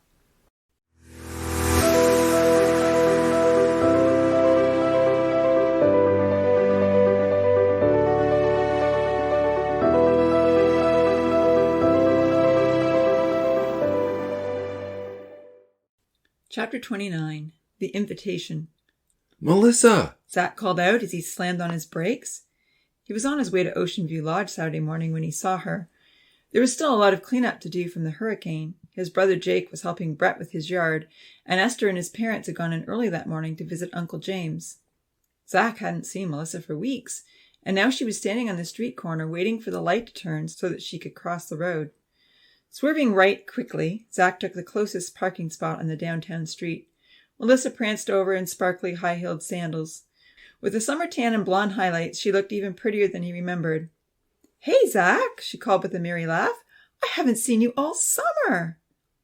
Never a modest dresser, Melissa was at her skimpiest in the heat. Leaning into his open window, she rested her arms on the ledge. He could smell her sweet, enticing scent. A wisp of her silky hair blew across his face. Giggling, she tucked the stray piece behind her ears. Alluring images flashed across Zach's mind.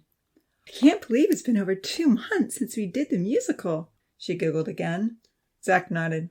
Has it been over 2 months? He exclaimed. Mentally, he calculated that almost 10 weeks had passed. "Think you'd remember how to do the whirlybird catch?" Zach laughed.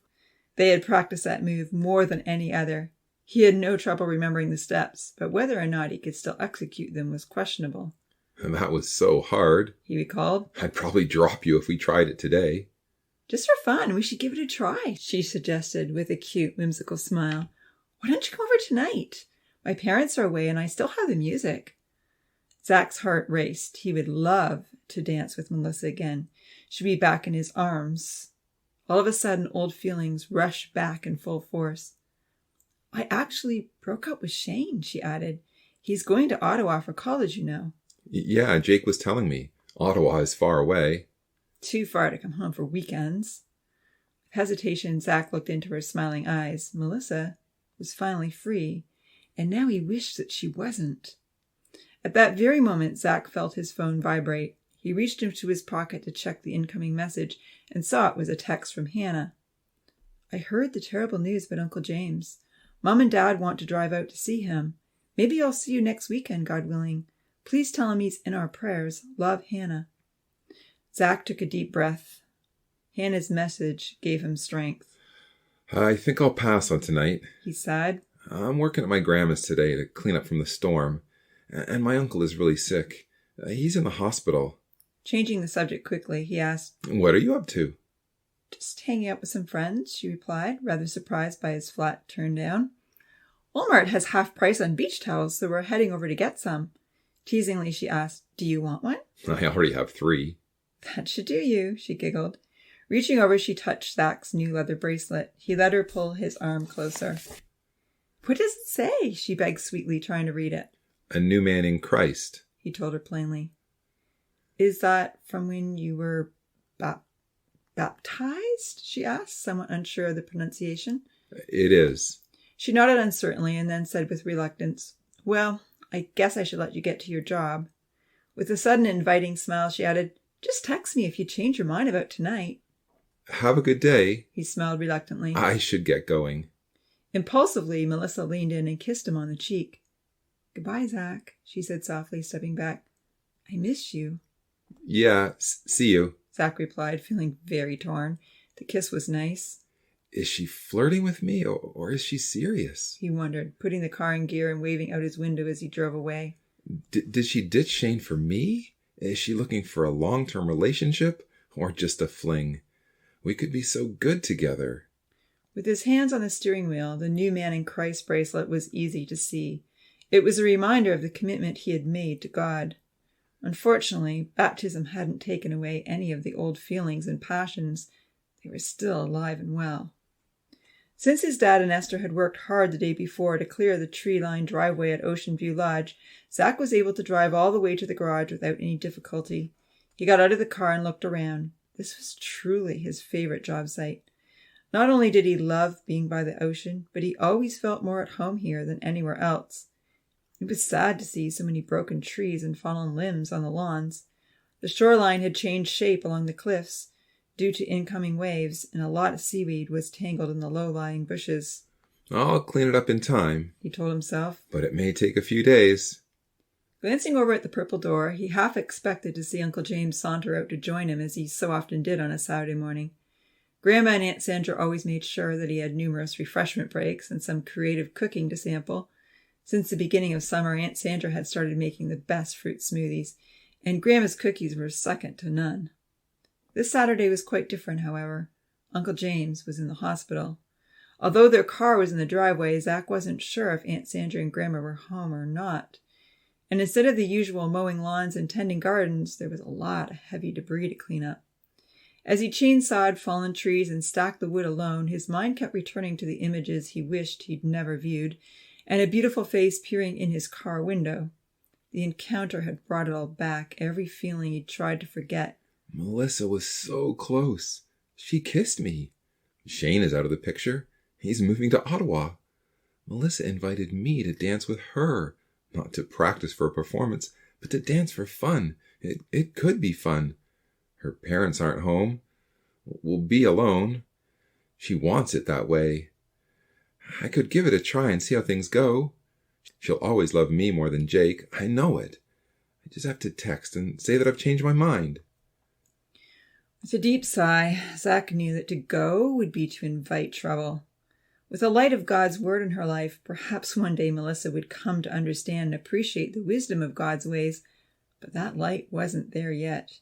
If he was to have any interactions with Melissa, he knew it needed to be fully accountable, in a public place with other people around.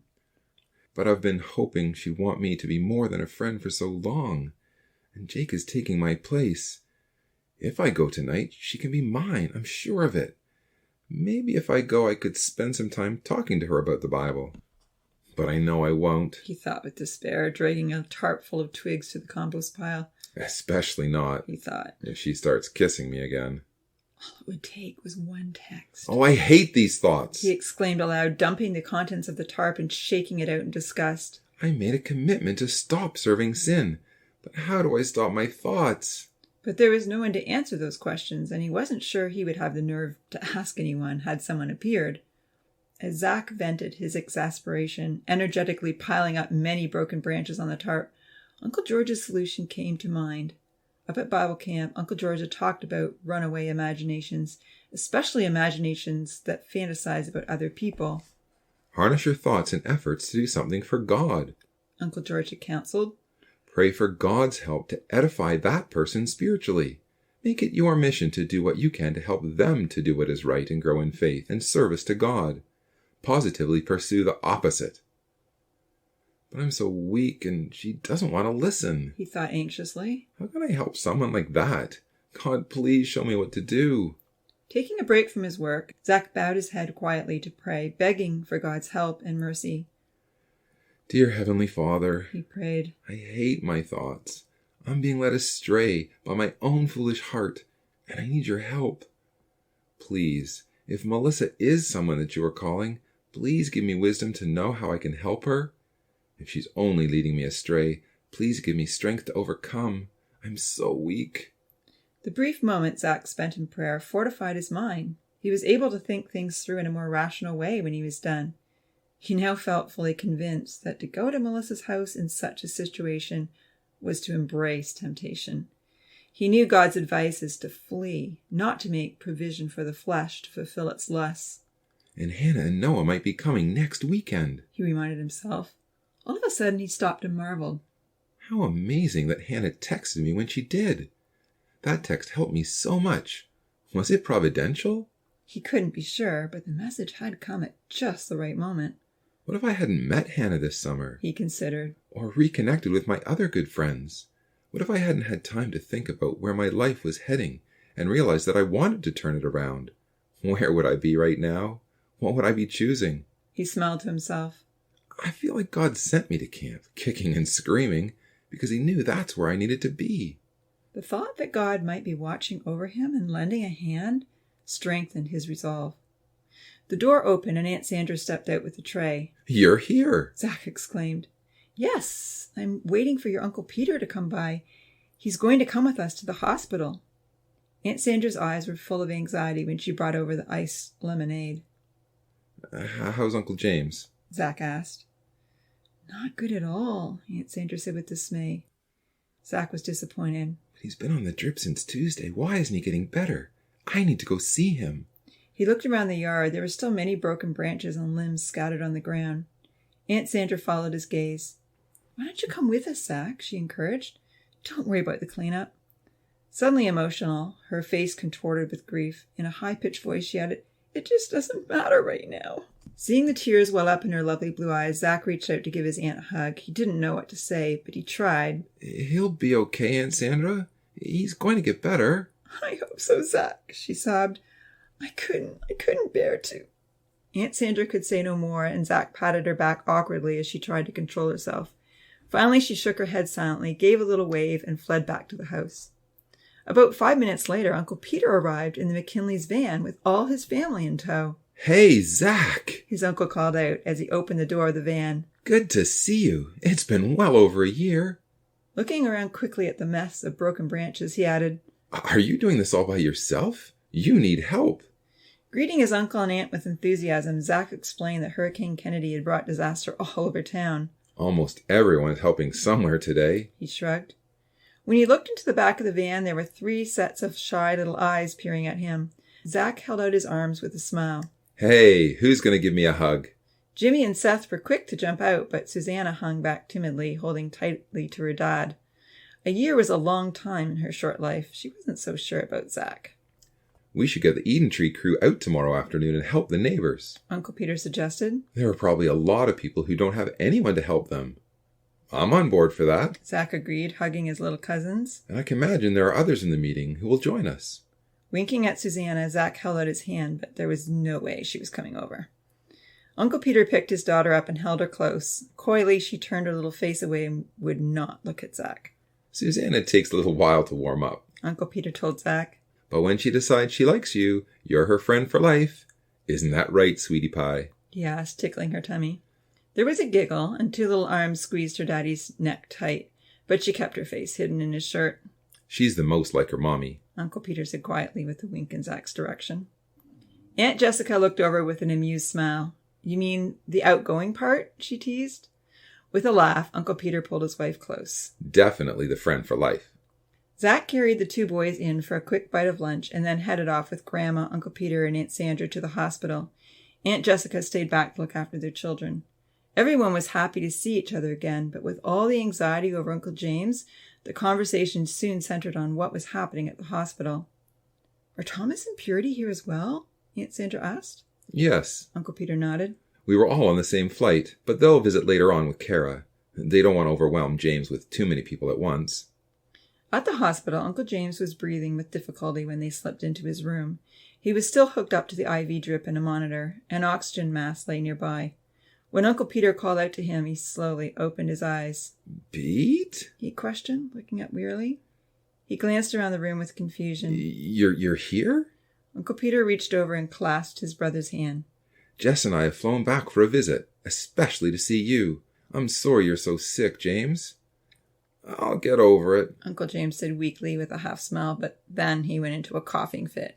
Aunt Sandra was instantly by his side, trying to help him sit up and get rid of the phlegm.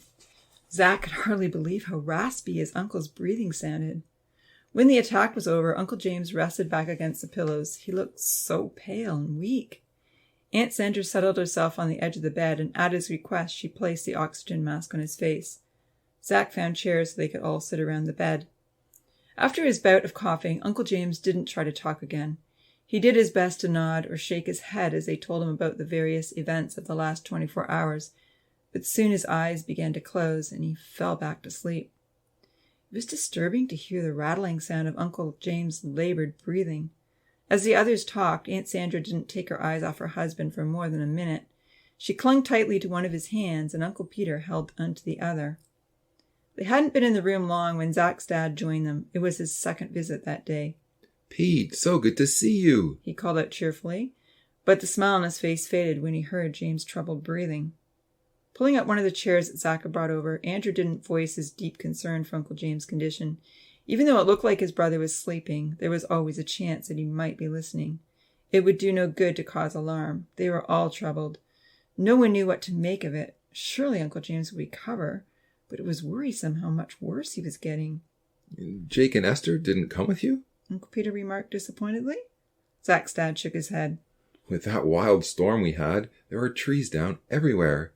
Jake's helping Brett with his yard today, and Esther and Lisa are helping the McKinleys. Everyone will be at Mum's tonight for dinner, though. Uncle Peter nodded. Mum says Jake's spending a lot of time with Brett. Yeah, I thought it was a good thing at the start. You know, it's better to be playing sports and stay active than hanging out with kids in town that have nothing much to do. But now... Zach's dad shook his head anxiously. Well, everything just seems to be getting out of balance. In what way? Uncle Peter asked.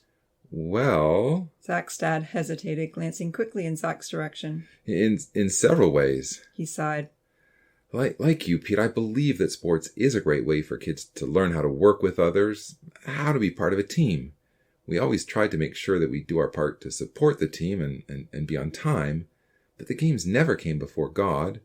Turning to Zach, his dad asked, Do you remember the year that you and Jake couldn't play because the practice conflicted with Friday night youth group activities? Zach nodded.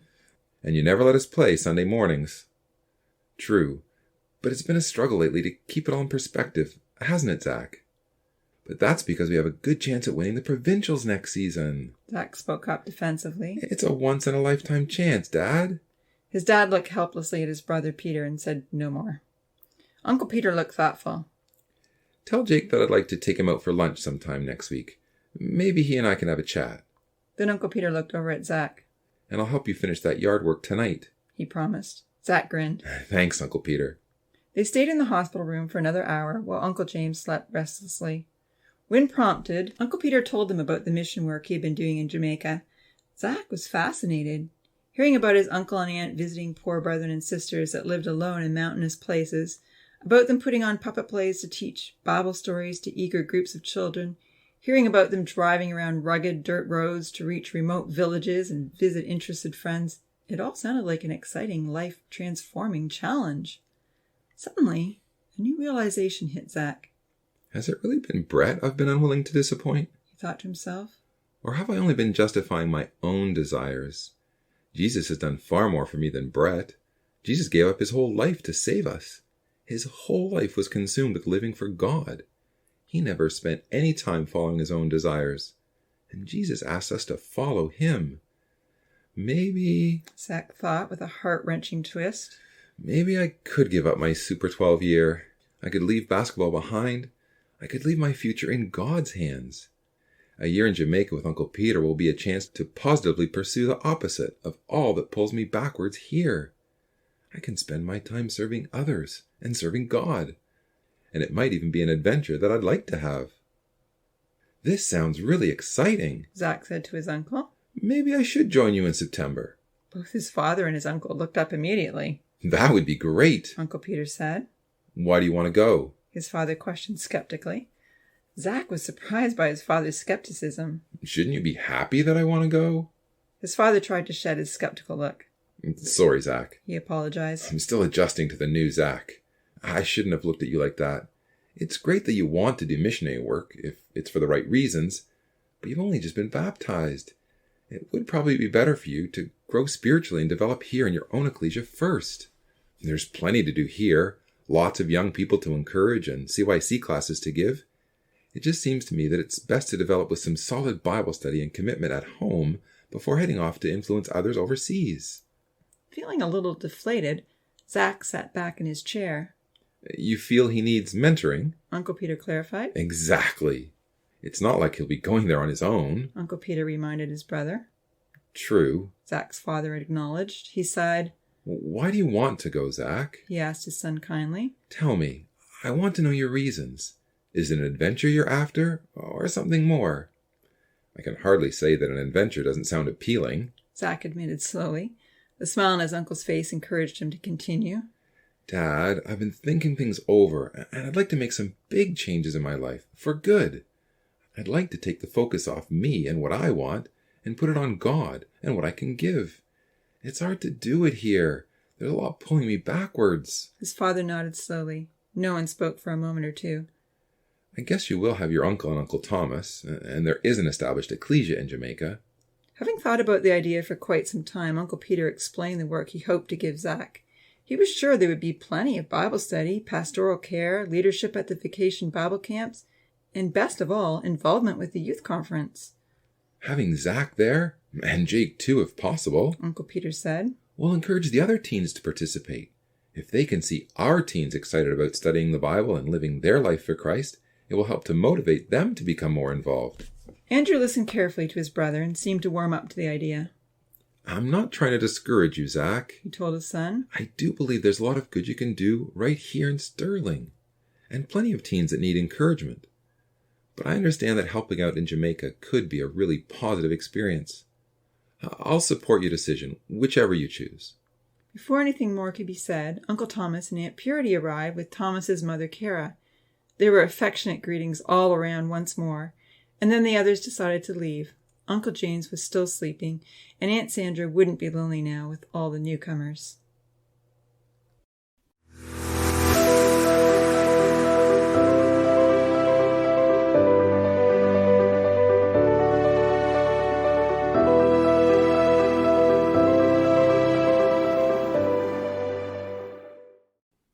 Chapter 30. A Talk with Uncle Peter. The sun was just beginning to set when Zach and Uncle Peter headed outside that evening to finish the cleanup. Aunt Jessica had made a fabulous meal, and all the family members that were able to come enjoyed it. Uncle Thomas and Aunt Purity had come to dinner as well, along with Uncle Thomas's mother, Kara. Now Aunt Jessica was reading her children a story before they went to bed, and Zach's dad was driving off with a plate full of food to take to Aunt Sandra. Everyone understood that Aunt Sandra wouldn't be leaving her husband again until he was well on the road to recovery.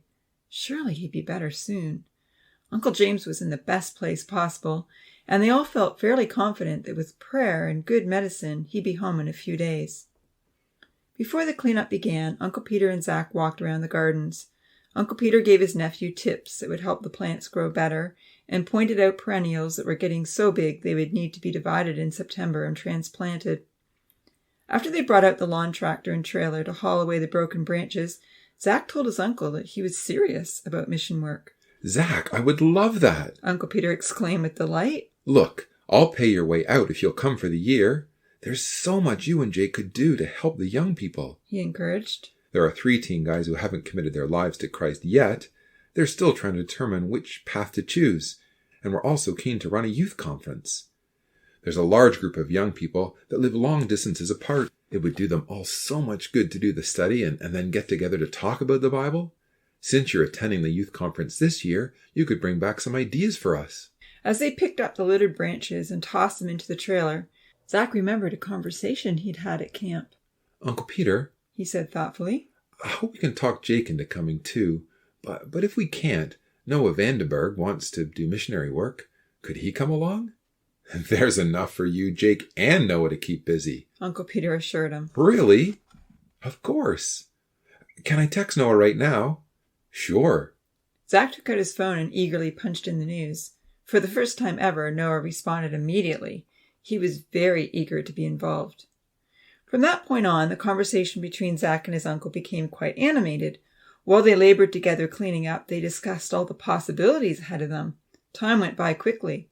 Uncle Peter was so enthusiastic about Zach's abilities that Zach dreaded to tell him about the struggles he was having. However, he knew he wanted to talk to someone that he looked up to, and Uncle Peter was right there, ready and available. After the 4th load of branches was dumped near the garden shed, Zach mustered his courage to talk to his uncle. Filling the trailer with what they hoped would be the last load of broken limbs, Zach asked, Uncle Peter, did you watch many movies before you were baptized? Too many. Bad ones? Unfortunately, yes. I spent 10 years of my life running away from God. I have a lot of regrets. Zach wasn't sure what to say next, so he didn't say anything. He just kept piling wood. Why do you ask, Zach? Well, because I saw one the other week, and I can't get it out of my mind. Heaving a large branch into the back of the trailer, Uncle Peter turned to face his nephew. It's not easy, I know, he replied compassionately. We can so quickly forget the good exhortation we hear on a Sunday or the Bible readings we did the night before. Yet worldly images keep blasting into our minds, even when we come to detest them and would love to find a way to delete them permanently. You still struggle with them? Nodding solemnly, Uncle Peter admitted. Yes, although not nearly as much as I used to. The last movie I watched like that was while I was still living in Australia and running away from God. But even today, on a Sunday morning, I can be sitting happily next to my beautiful wife, fully absorbed in the exhortation I'm listening to, and one of those images will just strike me out of the blue. Before I know it, my mind has been taken someplace that I didn't want to go. Zach sighed. It was reassuring to know that Uncle Peter, a man he highly respected, and a good example in many ways, understood the problem he was having. So, what do you do about it? He asked earnestly. Don't feed it. Uncle Peter told him firmly. That's step number 1. This world is corrupt. Try as we might, we can't completely stop ourselves from seeing things that excite our base nature. But when you have a choice, Zach, never choose to feed the flesh. The more you feed the flesh, whether through lustful movies, games, addictive novels, abusing alcohol or drugs, or the vast array of trash found on the internet, the stronger the pull becomes for more. Eventually, you want to start doing the things you've been seeing and hearing and reading about. Even if you do those things, you still won't be satisfied. The flesh never is. You'll have to keep increasing your level of indulgence to reach the same level of gratification, all the while searing your conscience and making it so much harder to maintain fellowship with God. It's a vicious downward cycle. Is there any way to reverse it at all? Uncle Peter smiled and stretched out his shoulders. They hadn't finished the cleanup, and it was getting dark, but the conversation was a higher priority. It's very difficult while we're in this mortal body, he replied. Even if we were to go and escape to some remote island with no electrical outlets or billboards or any other people, we'd still find our nature capable of inventing wickedness all on its own. Sawing a few large branches so they would fit more easily into the trailer, Uncle Peter told him, Another thing that helps me when my mind is repeatedly going down a path I don't want it to is to instantly stop and pray for forgiveness and God's help. We can, to a certain extent, change the path our minds take by putting up mental stop signs and asking God to be involved. Mental stop signs. Zach considered with a smile. I'll have to try that, he told his uncle. As Uncle Peter walked to the far edge of the lawn to get one last branch, a message came through on Zach's cell. Zach stopped to take a look. It was from Melissa. Just wondering if you're coming over tonight. I found our music. I'm so glad I'm here with Uncle Peter, Zach thought. This is more temptation than I can handle. I need to overcome evil with good. Somehow I've got to let her know I have a new allegiance. Zach texted back. Sorry, Melissa. I'm helping my uncle tonight. I've made a decision to be a new man in Christ. If you ever want to know why this has changed me, I'd be happy to tell you. Zach paused and took a deep breath before pressing send. He was fairly certain Melissa would understand the implications of the message. It could well be the end of her flirtatious advances, which he would miss, but found very difficult to handle. Mustering his resolve, he pressed the arrow, the message sent. I'll tell you what helps me even more, Uncle Peter added as he returned, dragging the large branch behind him. What's that? Learning to love God. Okay, but I do love God. I'm sure you do. Uncle Peter nodded as Zach helped him wrestle the last branch into the trailer. But does God feel loved by you? Zach looked over at his uncle with a quizzical expression. Over and over, he had heard how much God loves his creation, but no one had ever asked him if God felt loved by him in return. Well, I thank God for all the love he has shown to us. Zach stuttered. I'm sure he knows I'm sincere. Wiping the sweat off his forehead, Uncle Peter took a seat on the garden tractor. I hope you never experienced this, Zach, he said with a grin. But sometimes people fall in love with being loved. They may enjoy getting all the attention, the gifts, and the letters, but never really love the giver of that love. In his mind, Zach imagined himself lavishing gifts and flowers on Melissa. He could see her reveling in the beautiful things she was receiving. But what if she only loved all the flattering attention, but never really cared about him as a person? That would stink. It would. And we can do the same with God and Jesus. We can be thankful and happy for all the love they have shown to us, but never fall in love with who they are. How can you tell the difference? Well, if we really love someone, we will want to find out all about them. We will want to know what pleases them. We will go to great extents to discover what is most important to them and do our best to bring happiness to their lives, right? Right? So, we know we are falling in love with God when we want to make the effort to get to know Him, when we get excited about His plan and purpose for us and this earth, and are in awe of His morality and His commands. And what if we don't feel that excitement? Cocking his head to one side, Uncle Peter replied, Force yourself to find out more about them, and you will fall in love. When you understand who Jesus was, His selfless character, His motivation to give His life for the world, you will want to be like Him and His Father. Zach nodded. He understood. Even the study he was doing every evening on Job's interaction with God was pulling him in the right direction. The more we learn to love God and His Son and desire to bring them pleasure, Uncle Peter added, the more we will stop longing for things that bring them grief. It made sense to Zach, but he knew how close he had been to causing grief only moments before. He moaned, I'm just not sure if I'll ever get there. My thoughts are sometimes totally corrupt. It was getting dark. Zach knew his uncle needed to get the last load to the shed so they could unload the wood. He picked up the saws and rakes and put them in the trailer. Pulling the tractor keys out of his pocket, Uncle Peter held them in his hands, but he didn't start the engine. Brett has been a great coach for you and Jake through the years, right? He's fair and considerate. Zach agreed. So, Brett's not going to kick you off the team for missing 10 shots if he sees you're putting in your best effort. No, but he might sub in another player. True, he might feel that you need some time out, but that would be for your benefit, right? Zach nodded. But if you or Jake were to rest on your laurels as the team captains or feel that you could get by with minimum effort, you might be benched for the game. Of course. With a smile, Uncle Peter expanded his analogy. God knows we're going to make mistakes and that we can't be perfect, but He's reading our hearts and minds. He simply asks us to give all that we can. He knows better than any coach if we are really trying or just coasting.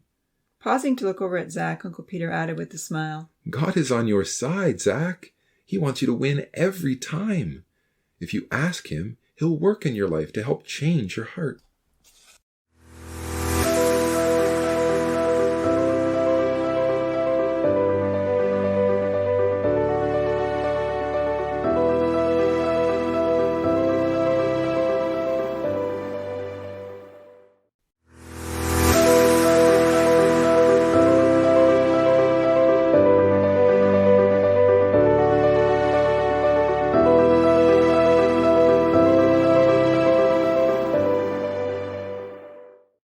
Chapter 31, Job's Covenant. When Zach sat down to do his workbook Sunday evening, he felt tired. His whole body ached from the continuous heavy work he'd been doing since the hurricane. He hadn't heard another word from Melissa since he'd reminded her that he was a new man in Christ. That Sunday morning, he and his whole extended family had gathered to remember the sacrifice of Christ, as they faithfully did on the first day of every week. After the service was over, they had a quick lunch, and then Uncle Peter organized a large crew of willing volunteers to help clean up their neighborhood. They went throughout the town, offering to help wherever there seemed to be a need.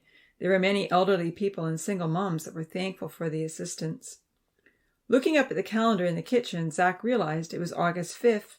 Jaden would be coming back from his mission trip to Uganda the next day. I wonder how it went. Zach pondered. I'll have to give him a call. Little did he know that there was less than a week before the return of Jesus Christ to the earth. A text came through from Noah. They had been texting frequently since Zach had told him about the need for missionaries in Jamaica. Both of them were very excited about heading over with Uncle Peter in September. The text read, Hannah wants to help me make some David and Goliath puppets to bring to Jamaica. Maybe you and I can put together a little theater when we get there. I found a good plan on the internet. Have you convinced Jake yet? He's not answering my emails. Zach texted back, Still haven't convinced Jake. I'll see if Esther will help me make some puppets too. That would be great. How's your uncle going? The same, or worse. He's just not getting any better. Aunt Sandra is there all the time now. Mom and Dad want to drive out and see him next weekend. We're planning to stay with the Simons for the week. We'll drive back in convoy with you guys to conference, God willing. See you then. Sounds fantastic. Turning his attention to his workbook, Zach was happy to be on Job chapter 31. He was 3/4 of the way through. To his surprise, the very first verse began with, "I have made a covenant with my eyes. Why then should I look upon a young woman?" Thought Zach. This may be interesting. There is a link back to Job chapter 1, where Job is described as a man who fears God and shuns evil. Do I shun evil? Zach asked himself. Or do I embrace it longingly? It took only a second for Hell Rider images to flash across his mind. The pull was always there to view more. What does God see when he looks at my heart? Does he feel loved by me? A text came in from Jaden. Just landed in New York. Sitting here at the airport waiting for my next flight home. Our trip was great. Have to tell you all about it. How are things going there? Zach spent another 15 minutes texting with Jaden. When he was done, it was difficult to refocus on his study. As happy as he was to have his phone back, he now realized how distracting the continual stream of messages could be. Persevering, he found that the workbook went into great detail about Job's righteous decision to guard his eyes. There were several questions and references to look up, all of which dealt with this insidious issue, so prevalent in today's modern society, with its twisted tentacles reaching into every avenue of the media, of pornography and immorality.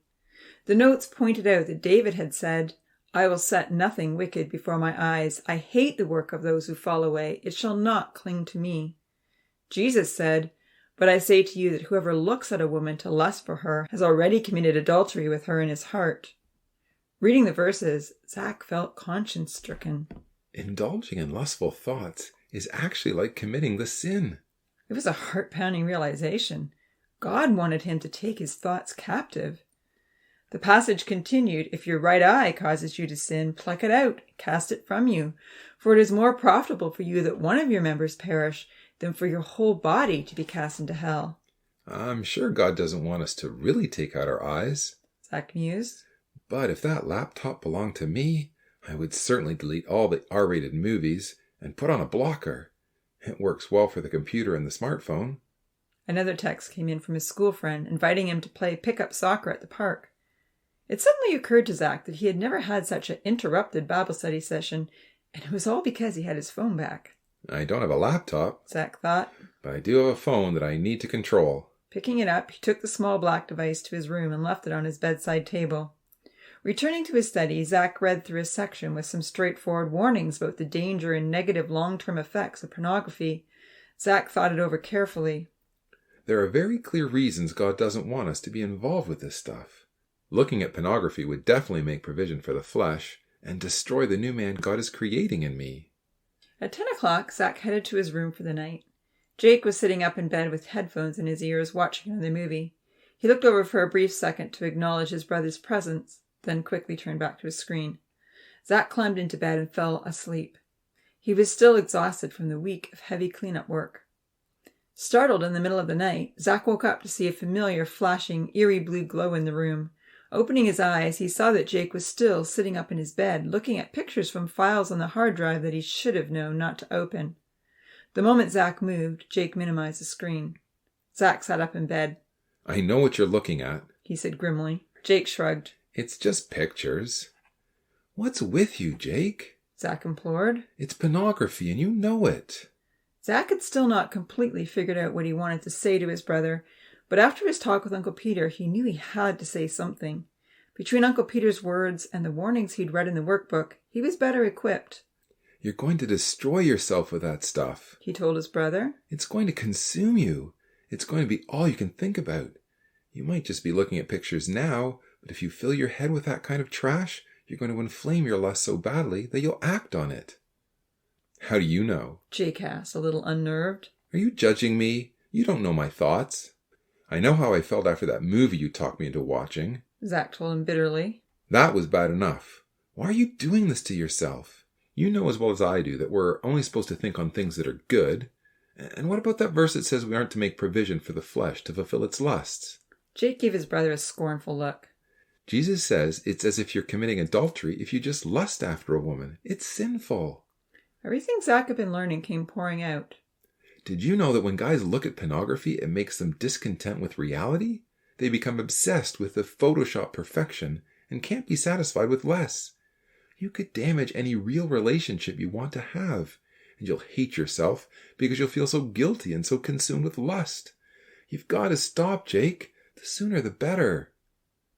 Man, you sound just like Dad, Jake said, shaking his head in disgust. Where did you get all this stuff from? There was a whole section on it in the workbook.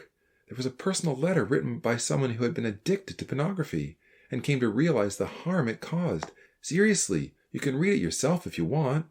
There was a sullen expression on Jake's face, but he remained silent. Although he had been baptized for 3 years now, his new man in Christ was not growing any stronger. It was withering away. But every now and then, when godly sustenance was forced down his throat, the new man revived and stabbed hard with the sword of the Spirit. This was one of those moments. Jake suddenly realized the predicament he had gotten into. Maybe I should read that letter, he said. I'll get it right now. But Jake wasn't sure he could handle so much so soon. I'll read it in the morning, he said, shutting the computer down and tucking it under his bed. They were both quiet for some time, each thinking that the other had gone to sleep, and then Jake whispered, Zach, are you asleep? No, Zach replied. Why? I can't stop myself, Jake replied almost desperately. I know it's wrong. I know I shouldn't be watching stuff like that, but I'll tell myself I'll stop, and then before I know it, I'm doing it again. I wish I'd never started looking at it at camp.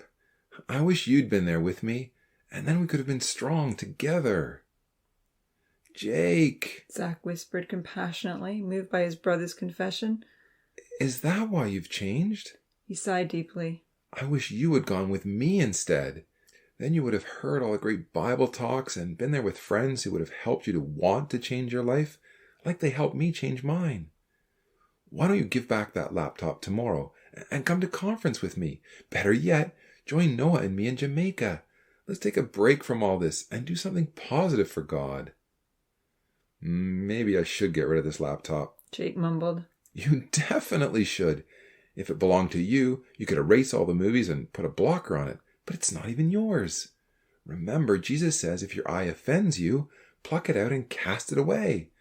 Anyway, it'll be easy enough to find Trevor's last name and get his address. Brett will know it for sure. Yeah, you're right, Jake agreed. I'll give it back. This stuff is killing me. And if you want to come to conference, I'll help you through the workbook. We still have time. Okay. Jake agreed. Thanks, Zach. Good night. Good night, Jake. Will he finally give it up? Zach wondered as he lay in bed trying to get back to sleep. He hoped his brother was truly serious about changing.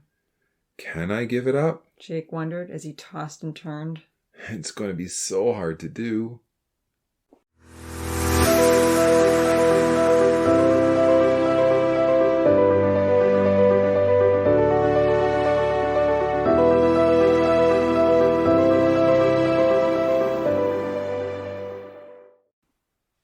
Chapter 32. The Battle.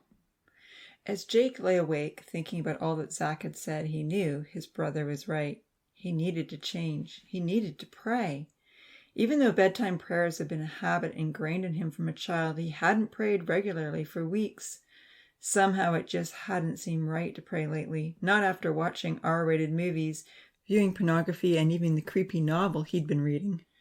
For so long, he'd been telling himself that one day he'd turn things around and ask for forgiveness, and everything would be all right again. It's time, he told himself. I've gone far enough. I'm already consumed by this. I don't want to destroy myself. I want to follow Jesus, not my flesh. Jake prayed earnestly for God's forgiveness. He confessed everything that he'd been doing wrong and asked for God's help to overcome. A wonderful sense of relief flooded over him when he said, Amen. I'm forgiven, he thought happily. I can start all over. I'll go to youth conference, Zach, and change just like he did. I know it's what I need to do. I'm going to stop pursuing a friendship with Melissa. I'll give the laptop to Brett after work tomorrow and ask him to contact Trevor. I'm sure he won't mind. I'm going to make a fresh start.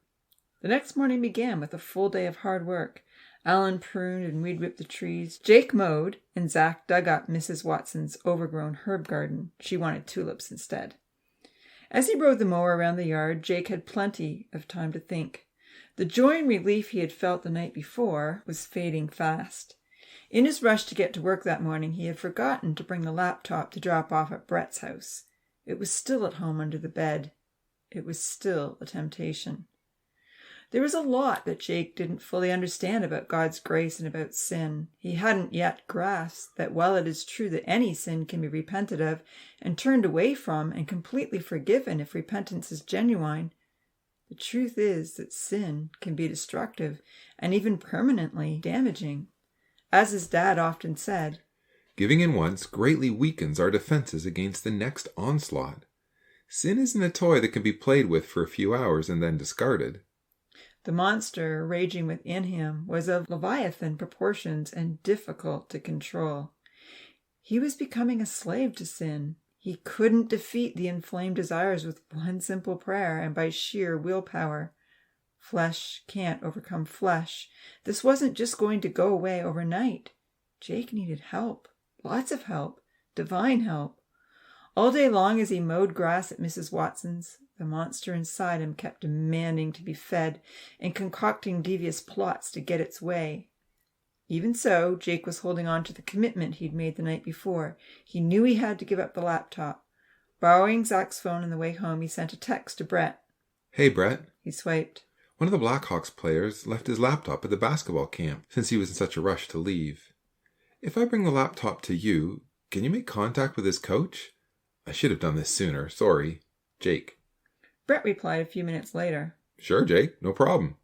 Handing the phone back to Zach, Jake breathed a sigh of relief. "So, are you going to do the workbook with me tonight?" Zach asked. "And I'll get you that letter to read." "Yeah, sounds good."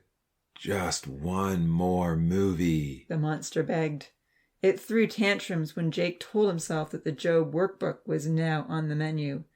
His flesh raged against such a substitute. How dare he offer a nutritionally sound meal when Leviathan demanded soda, chips, and ice cream sundaes? The more Jake tried to block out the demands, the worse the demands became. He needed help. "I've already been sitting and just looking at stuff," Jake pondered. "but I'm sure that God has taken me back now that I've prayed and asked him to. Will it hurt to look at stuff just a bit more tonight? I have to give the laptop back tomorrow. This is my last night ever. I'll ask for forgiveness again tomorrow night." During the workout before dinner, Zach tried to encourage his brother to stay committed to going to conference and to begin doing the workbook with him. "I've thought it over. I think I'll plan to go next year," Jake told him as they ran up the hill. "It's too last-minute-ish to try and make it happen now. But I told Brett I'd bring the laptop to him tomorrow." "Jake," Zach pleaded. "it's not too late. I'll help you. You can do it. Youth conference begins in less than 2 weeks. I doubt I can get in at this late date. There's probably a waiting list." Zach was lagging behind, but he called out, "Why don't you phone tonight and see if you can register? See if there's any room." At the top of the hill, Jake stopped to let his brother catch up. "Are you feeling okay?" he asked when Zach reached him. "Yeah, I'm not dizzy today, just a lot slower than you are." "You'll be in shape by November. You've got time. My training is over in September," Zach replied as they turned around at the top of the hill and headed back down. "What? You can't leave, Zach." "I'm committed. I told Uncle Peter I would help him in Jamaica." "But what about Brett? Don't you feel committed to him? Think of everything you're giving up. How will we win the provincials without you?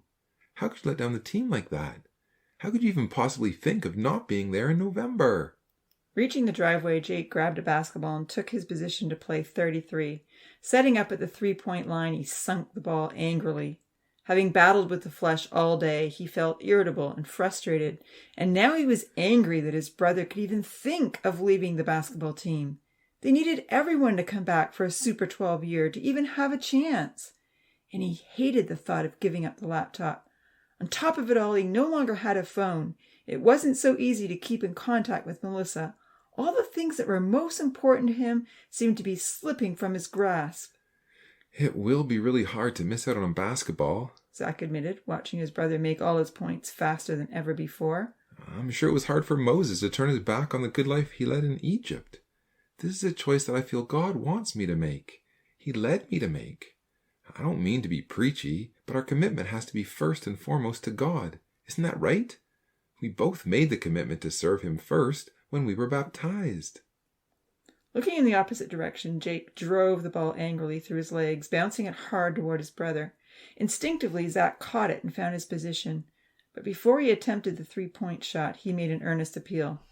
Jake, I'm really excited about going to Jamaica now that I've made the decision. Helping Uncle Peter with mission work is something I want to do. Having Noah come along makes it even better. If you come too, it'd be perfect. Please just think about it.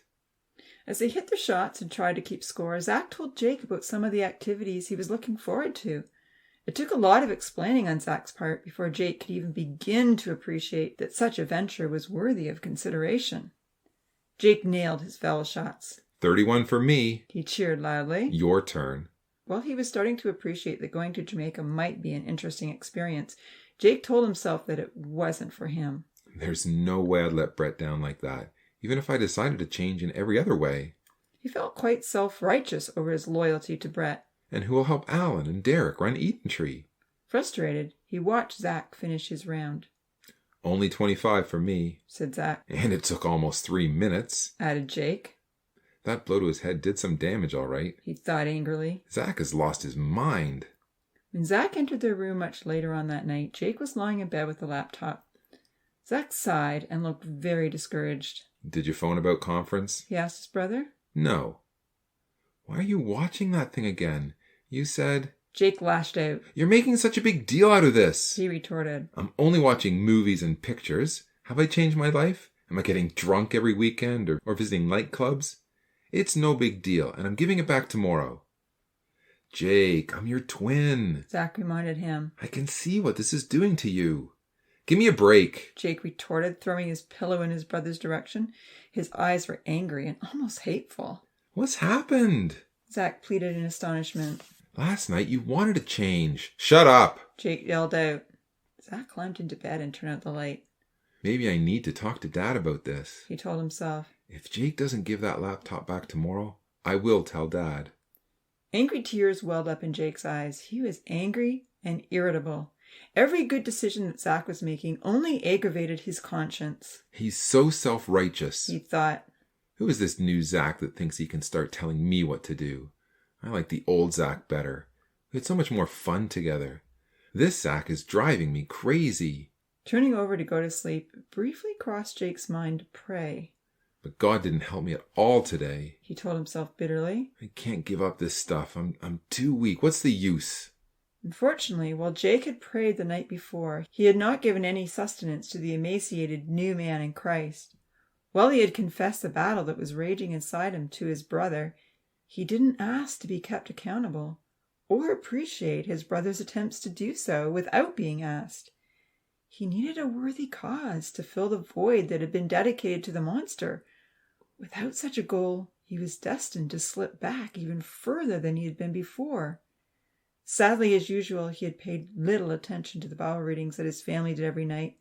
He had also passed on the opportunity to study with Zach and read the insightful letter. Weakly, half-heartedly, the pathetic soldier of Christ was struggling in vain to find the sword of the Spirit, the only weapon that could begin to win back the strongholds of faith. Had Jake known the countdown to Christ's coming was no longer years or months or even weeks, but only a matter of days, perhaps he would have had a stronger desire to overcome the flesh. But he didn't know, and in his obsession to follow his own wayward desires, he was missing all the clues that God was sending his way. Zach's smartphone vibrated on the table between them. Looking up, Jake could tell that his brother was asleep. Picking up the phone curiously, he saw that it was a message from Melissa. He read it. "Can you please tell Jake that I need to talk to him? If I can text him, that would be even better. Melissa."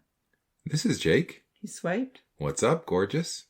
"I just had the biggest fight with my mom. I really need to talk to you, please." Do you want me to call? "Please come over. I need someone to hold me." Jake read the words over a second time. Melissa needs someone to hold her? And she's asking me? I'm the one she wants? He didn't think twice. Where? "My house. I'll be outside." On my way. Very pleased to be the first friend Melissa would call when she was upset, Jake quietly pulled his clothes back on and tiptoed over to the window. Zach didn't stir. The window slid open easily, and Jake hoisted himself up and swung his leg over the ledge. What are you doing? Zach asked suddenly, stirring sleepily in bed. Just heading out for a bit. Jake told him, wishing his brother had stayed asleep. I'll be back soon. Are you going to see Melissa? She's had a big fight with her mom. Jake explained impatiently. She needs to talk. Go back to sleep and don't worry about it, okay? Did she ask you to come over? Zach questioned. She did. We're good friends. She just needs to talk. It had only been 2 days since Melissa had invited Zach to dance, and he had turned her down. Is she using Jake or me? Zach wondered. Since the night before, when Jake had confessed his desire to change, Zach felt much more compassion toward his brother. He empathized with the powerful struggle his brother was having. He felt his own foolishness earlier was somewhat responsible in causing his brother to stumble. He wanted Jake to overcome. Hold on, Zach pleaded. I know you want to change and get your life right with God. Melissa isn't the kind of friend you need. Don't go. But Melissa needs me, Jake said proudly. Undeterred, he swung out the window and dropped to the ground. I'm only going to cover for you this one more time, Zach told his twin firmly. If you keep doing this, I will have to tell Dad about everything for your own good. Looking back in the window with a grin, Jake reminded his brother quietly, Think of all the times I covered for you. You owe me at least 20 more. Sliding the screen shut, he headed for Melissa's. As he hurried along the dark road, taking a shortcut through the park, the pathetic soldier suddenly found his sword, or maybe was given a great deal of divine assistance. Jake vividly recalled the words of Proverbs 7. He and Zach had once acted out these verses as a Sunday school skit. For at the window of my house I looked through my lattice and saw among the simple, I perceived among the youths a young man devoid of understanding, passing along the street near her corner. And he took the path to her house in the twilight, in the evening, in the black and dark night. And there a woman met him with the attire of a harlot and a crafty heart. Jake knew well that the proverb ended with the words, Her house is the way to hell, descending to the chambers of death. He and Zach had made very graphic signs for the harlot's house and the chambers of death. They had played the parts with full-fledged dramatic flair. Come on, Jake argued with himself. That isn't talking about Melissa. She's my friend. She's upset. I'm only going to her house to comfort her like a good friend. But regardless of every justification he gave, the new man in Christ, who had been silent so often lately, refused to withdraw the sword that pricked his heart. While Jake would not acknowledge the promptings of the growling monster within, he was surprised at how clearly he could remember Proverbs chapter 7. Numerous times he had read it with his family, and many times they had discussed such matters in youth group, but it had never impacted him before like it was now. Turning the corner onto Melissa's street, Jake suddenly stopped. The sword of the Spirit was still jabbing away, and he was feeling the pricks. What am I doing? He asked himself nervously. I should be fleeing temptation, not making provision for the flesh. Maybe I should text Melissa and tell her my parents won't let me come, or something like that. I'm being a fool. I'll tell her I can only talk on the phone. He looked over at Melissa's house, and then he saw her sitting at the end of her driveway. She was wearing a cute little dress, and her head was buried in her arms. Under the streetlight, her copper-colored curls shone. Jake could see that she was sobbing quietly. Compassionate by nature, Jake couldn't bear to see someone he loved so upset. He had to at least hear her out. He longed to provide some comfort. Hey, baby, what's wrong? He asked, coming closer. Melissa stood up and reached out her arms. Jake pulled her close. It felt good, really good, to be so close to Melissa. Thank you for coming, she whispered earnestly, wiping her eyes with her hand. I need to talk to you so badly. Let's go to the trailer. My mom might hear me. She thinks I'm locked in my room.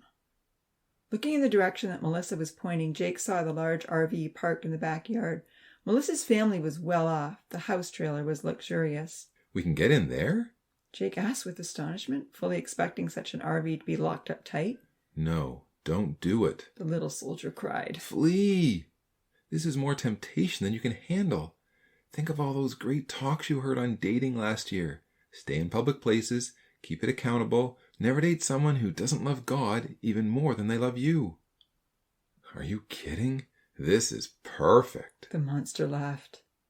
I have the keys, she smiled wistfully, pulling him toward the RV. It's my hangout place. Come on. Ignoring the Bible passages that were now racing through his mind, Jake followed.